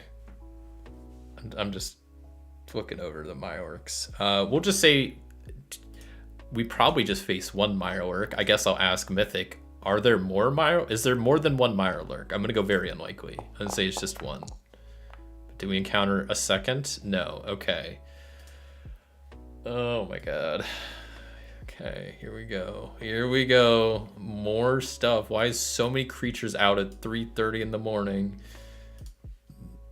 This should be an easy fight. Famous last words, but it's only 1 Mirelurk. It's not a hunter. It's not a queen. So it's a defensive 1, 14 health. Should be fairly reasonable. Do we get the first round of attack? I'm gonna go likely, but not very likely. Do we get the first round of attack? No, it does. Great. It gets the surprise round as well. Isn't that fun? Love to see it. So let's begin combat, and it gets to go first. Is it attacking Lilith? I'm going to go unsure. I don't think it has a preference right now, so let's just see. No, it's attacking VRAM. Okay, sucks for you, VRAM. So as its minor action, it's moving up. Whoops, I didn't mean to zoom in there. Major action, it's attacking with its pincers. And it's definitely spending an action point to roll an extra d20. It just needs 1 success. It rolled 0 successes, so that's sucks for them. We might be getting out of this a little bit easier. All right, so at the top of the initiative now, it's Lilith's turn. This is in range for her laser gun, so she will fire, spending an action point to get an extra d20, because she really wants to hit this thing. And aiming as her minor action. I didn't say that, but okay. Not a good start. We rolled a 20. Please give us something decent. She misses too. Great. It's late. She's tired. She's had a rough day. I'm not going to hold that against her, that she can't land a shot against a Mayawork a foot away from her, but whatever. It's back to VRAM's turn. The Mayawork is right in front of VRAM, so he doesn't have to move. But he can aim and attack with his buzzsaw. So I'm not going to get an extra d20. Probably should, but... okay, that's 3 successes, so we can bank 2 action points. I'll spend 1 to do a little bit of extra damage, because I want to save some action points, but I want to also do damage while I can. We're doing damage to his torso for 7 with 1 piercing. The torso has 4 damage resistance, but piercing brings it down to 3, so we deal 4 damage to it. Bringing it down to 10 health, which is it's kind of a lot still, to be honest. You should probably figure out other encounters besides combat ones for Lilith. Maybe traps or obstacles or injure people, stuff like that. Think about what Fallout does. It's not all of them. That's true, and I probably should. That's a good point. But like, there's a lot of bad creatures and people trying to kill you out there. So while I definitely should do that more, that's very true. Today has been very combat heavy. And we kind of had that earlier with like the one person that came up to us, and we had to like talk with them and figure out what their deal was. And I mean, we did end up killing them, but we didn't have to. But that's just what it came to. But that is a good point. I will definitely keep that in mind. So yeah, well, VRAM does some damage, thankfully, but not enough to kill it, because it's back to the Mayawork's turn. Is it still fighting VRAM? I think at this point it's likely, but I don't know. Yes, so it's going to attack VRAM again with its pincers, rolling an extra d20 since there's so many Overseer action points at this point. He doesn't have to move, so he also can aim. Here he got 2 successes, so he's good, but he got 4 successes. So that's 3 extra. We'll bank 2 action points and then spend the other to do extra damage, as this thing uses its pincers on VRAM's torso. That actually doesn't look too bad. 5. That's physical, thankfully, which he blocks 2 of, so he's down to 3 health. So VRAM's not looking good, but still holding on. So now we go back to the top of the order with Lilith. We'll aim with our laser gun, extra d20, because we need to finish this battle soon. Aiming as our minor action. Much better rolls. 4 successes. Let's re-roll the 18. Can we make it 5? Still 4 successes is great. We bank 3 action points, and we'll be hitting with 8 hit dice. 5 piercing, 5 damage effects. We're hitting it in the head. Its head only has 2 damage resistance, so we deal all 5 damage to it, bringing it down to 5 HP. And, of course, we dealt 5 damage to it, meaning it took a critical hit. And we hit it in the head, so it's dazed and confused, and it can't do anything its next turn. So I think this combat is pretty much done for at this point. VRAM, can we finish it off? Buzzsaw attachment, extra D20, because we got the action points for it. Let's finish this. VRAM's almost dead, so like we need to finish it quick. I didn't mention it, but he is aiming. He doesn't have to move, so he's aiming. That looks good. 3 successes. We only needed 1, so let's go ahead and turn those other 2 into some extra damage. 7 dice with his buzzsaw. So 5 damage to its torso with 1 piercing, so it only does 2 damage. But that's close. We're down to 3 health, so next hit should do it. So it's now its turn, but it got a critical hit on its head, so it's dazed. So we're back to Lilith. Lilith, please finish this off. 3 dice with an extra action point. Minor action rolling, or aiming, not rolling. We'll re-roll the 19. We already got the successes we needed.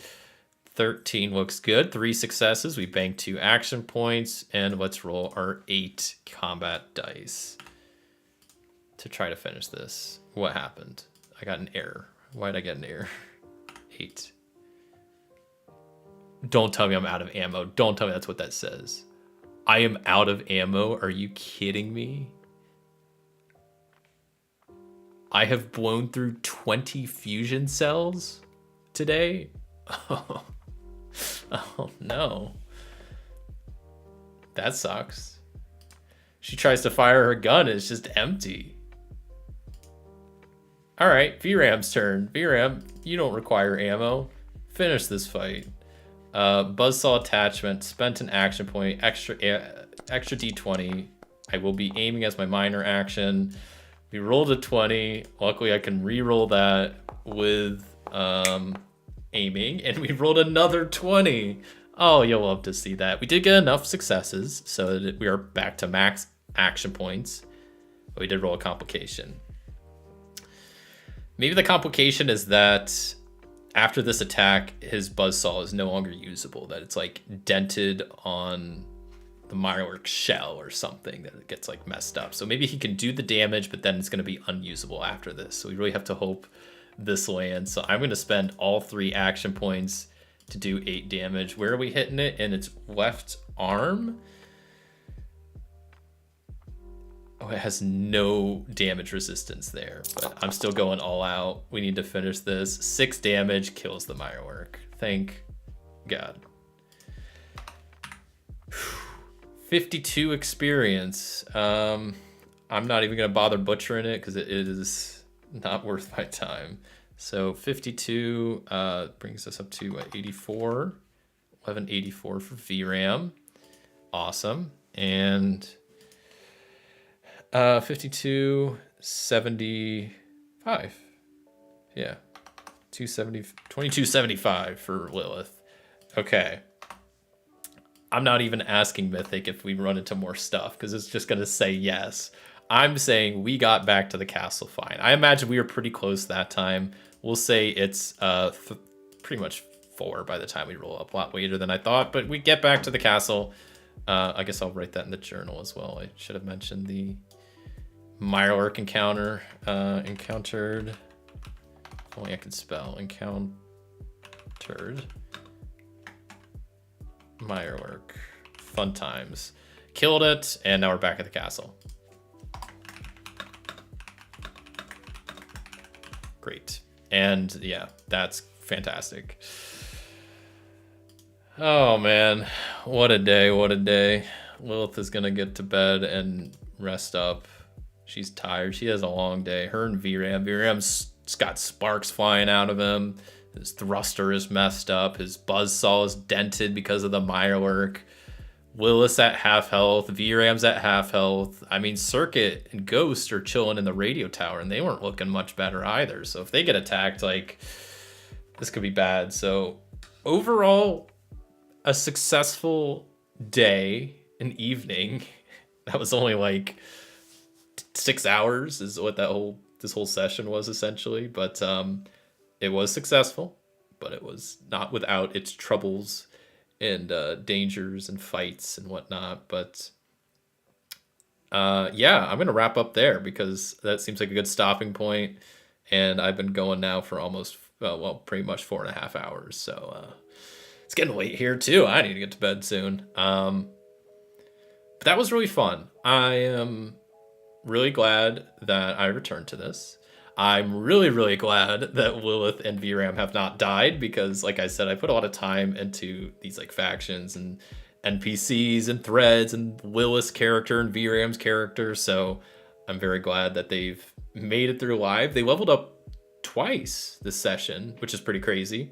Didn't expect that, but I did do a lot of combat, and I did also adjust their XP because they were supposed to start with more anyway. So, but yeah, I'm overall happy with how it went for sure. Could have been worse, could have been better, but mission accomplished. We also got power armor. We got control of the radio tower. So all in all, not too bad. We took care of that. Like, we heard about the signal at like 4 o'clock. So within 12 hours, we made a plan, went out, took over the tower, and then made it back, which is pretty good for like a half day's work for Lilith. So yeah, not too bad. But yes, I'm going to wrap up here. Real quick before I hop out of here for the night, I will quickly, like I normally do, tease out what's upcoming on my channel this week. So I always post a video on Thursdays, but if you're a tier 2 YouTube member, you get access on Wednesdays, which is a nice little perk of that. In this week's video, I'm gonna be playing some Gloomhaven. That's right, the original Gloomhaven, not Jaws of the Lion, not the Buttons expansion. I'm playing Gloomhaven. Caveat, I am playing the digital version though on Steam. So Steam has a really good implementation of Gloomhaven, and that's what I'll be playing. I've been playing the tutorials over the last couple days, learning the game, and honestly, tutorials are really fun. So I'm kind of I'm looking forward to playing it. I wasn't a huge fan of Jaws of the Lion, and even though it's the more condensed version of Gloomhaven, one of the main reasons I didn't like it was a lot of setup and teardown. But I also wasn't a huge fan of the card system personally. I get it. I get the point of it, but like I wasn't a huge fan of it. But I'm wanting to give Gloomhaven another shot, and so I figured the digital way would be a fun way to do it. So that's what's upcoming on Thursday. And then next Sunday, for my next solo gaming Sunday, I plan to return to a little board game called Stardew Valley. And specifically, I'm going to be trying a fan-made variant called the 5-year variant, which is like what it sounds like. Instead of just playing 1 year, you play 5 years.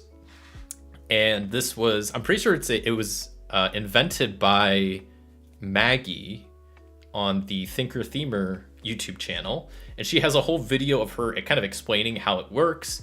I watched it a while ago, so I'm forgetting all the details, but I'm pretty sure it's just you have 5 years to complete all of the grandpa goals, and I forget how the community center works, but because normally you just have 1 year to complete some of the goals and all the bundles. I don't know if it's all the bundles and all the grandpa goals, and you have 5 years to do it. So I still need to learn exactly how the variant works. And I want to give that a shot because I like the board game, but it sounds like a cool variant. And so I thought that'd be a fun thing to try. So that's what's coming next week on Sunday, Stardew Valley, and Gloomhaven digital Steam version. But maybe playing the OG game on Thursday. And that's what I got going on today. That's pretty much it. I'm gonna wrap up here. Okay, what's this? You'll talk about Fallout Gate. It's the anti-woke movement. Okay. Started by Alan Monty and Crimson Graham to combat woke Fallout productions like Ashfall, the Amazon Prime show. I'm be honest, don't know anything about that. I mean, I know about the show.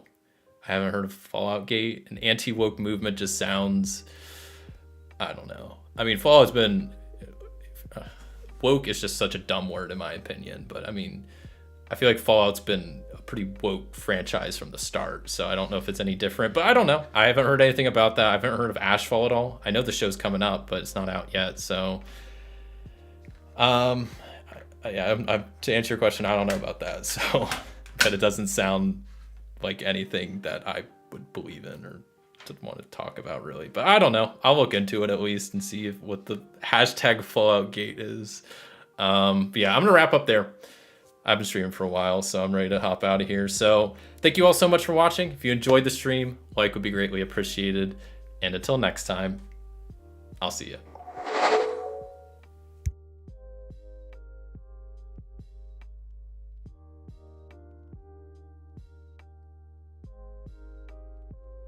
Have a good week, everybody.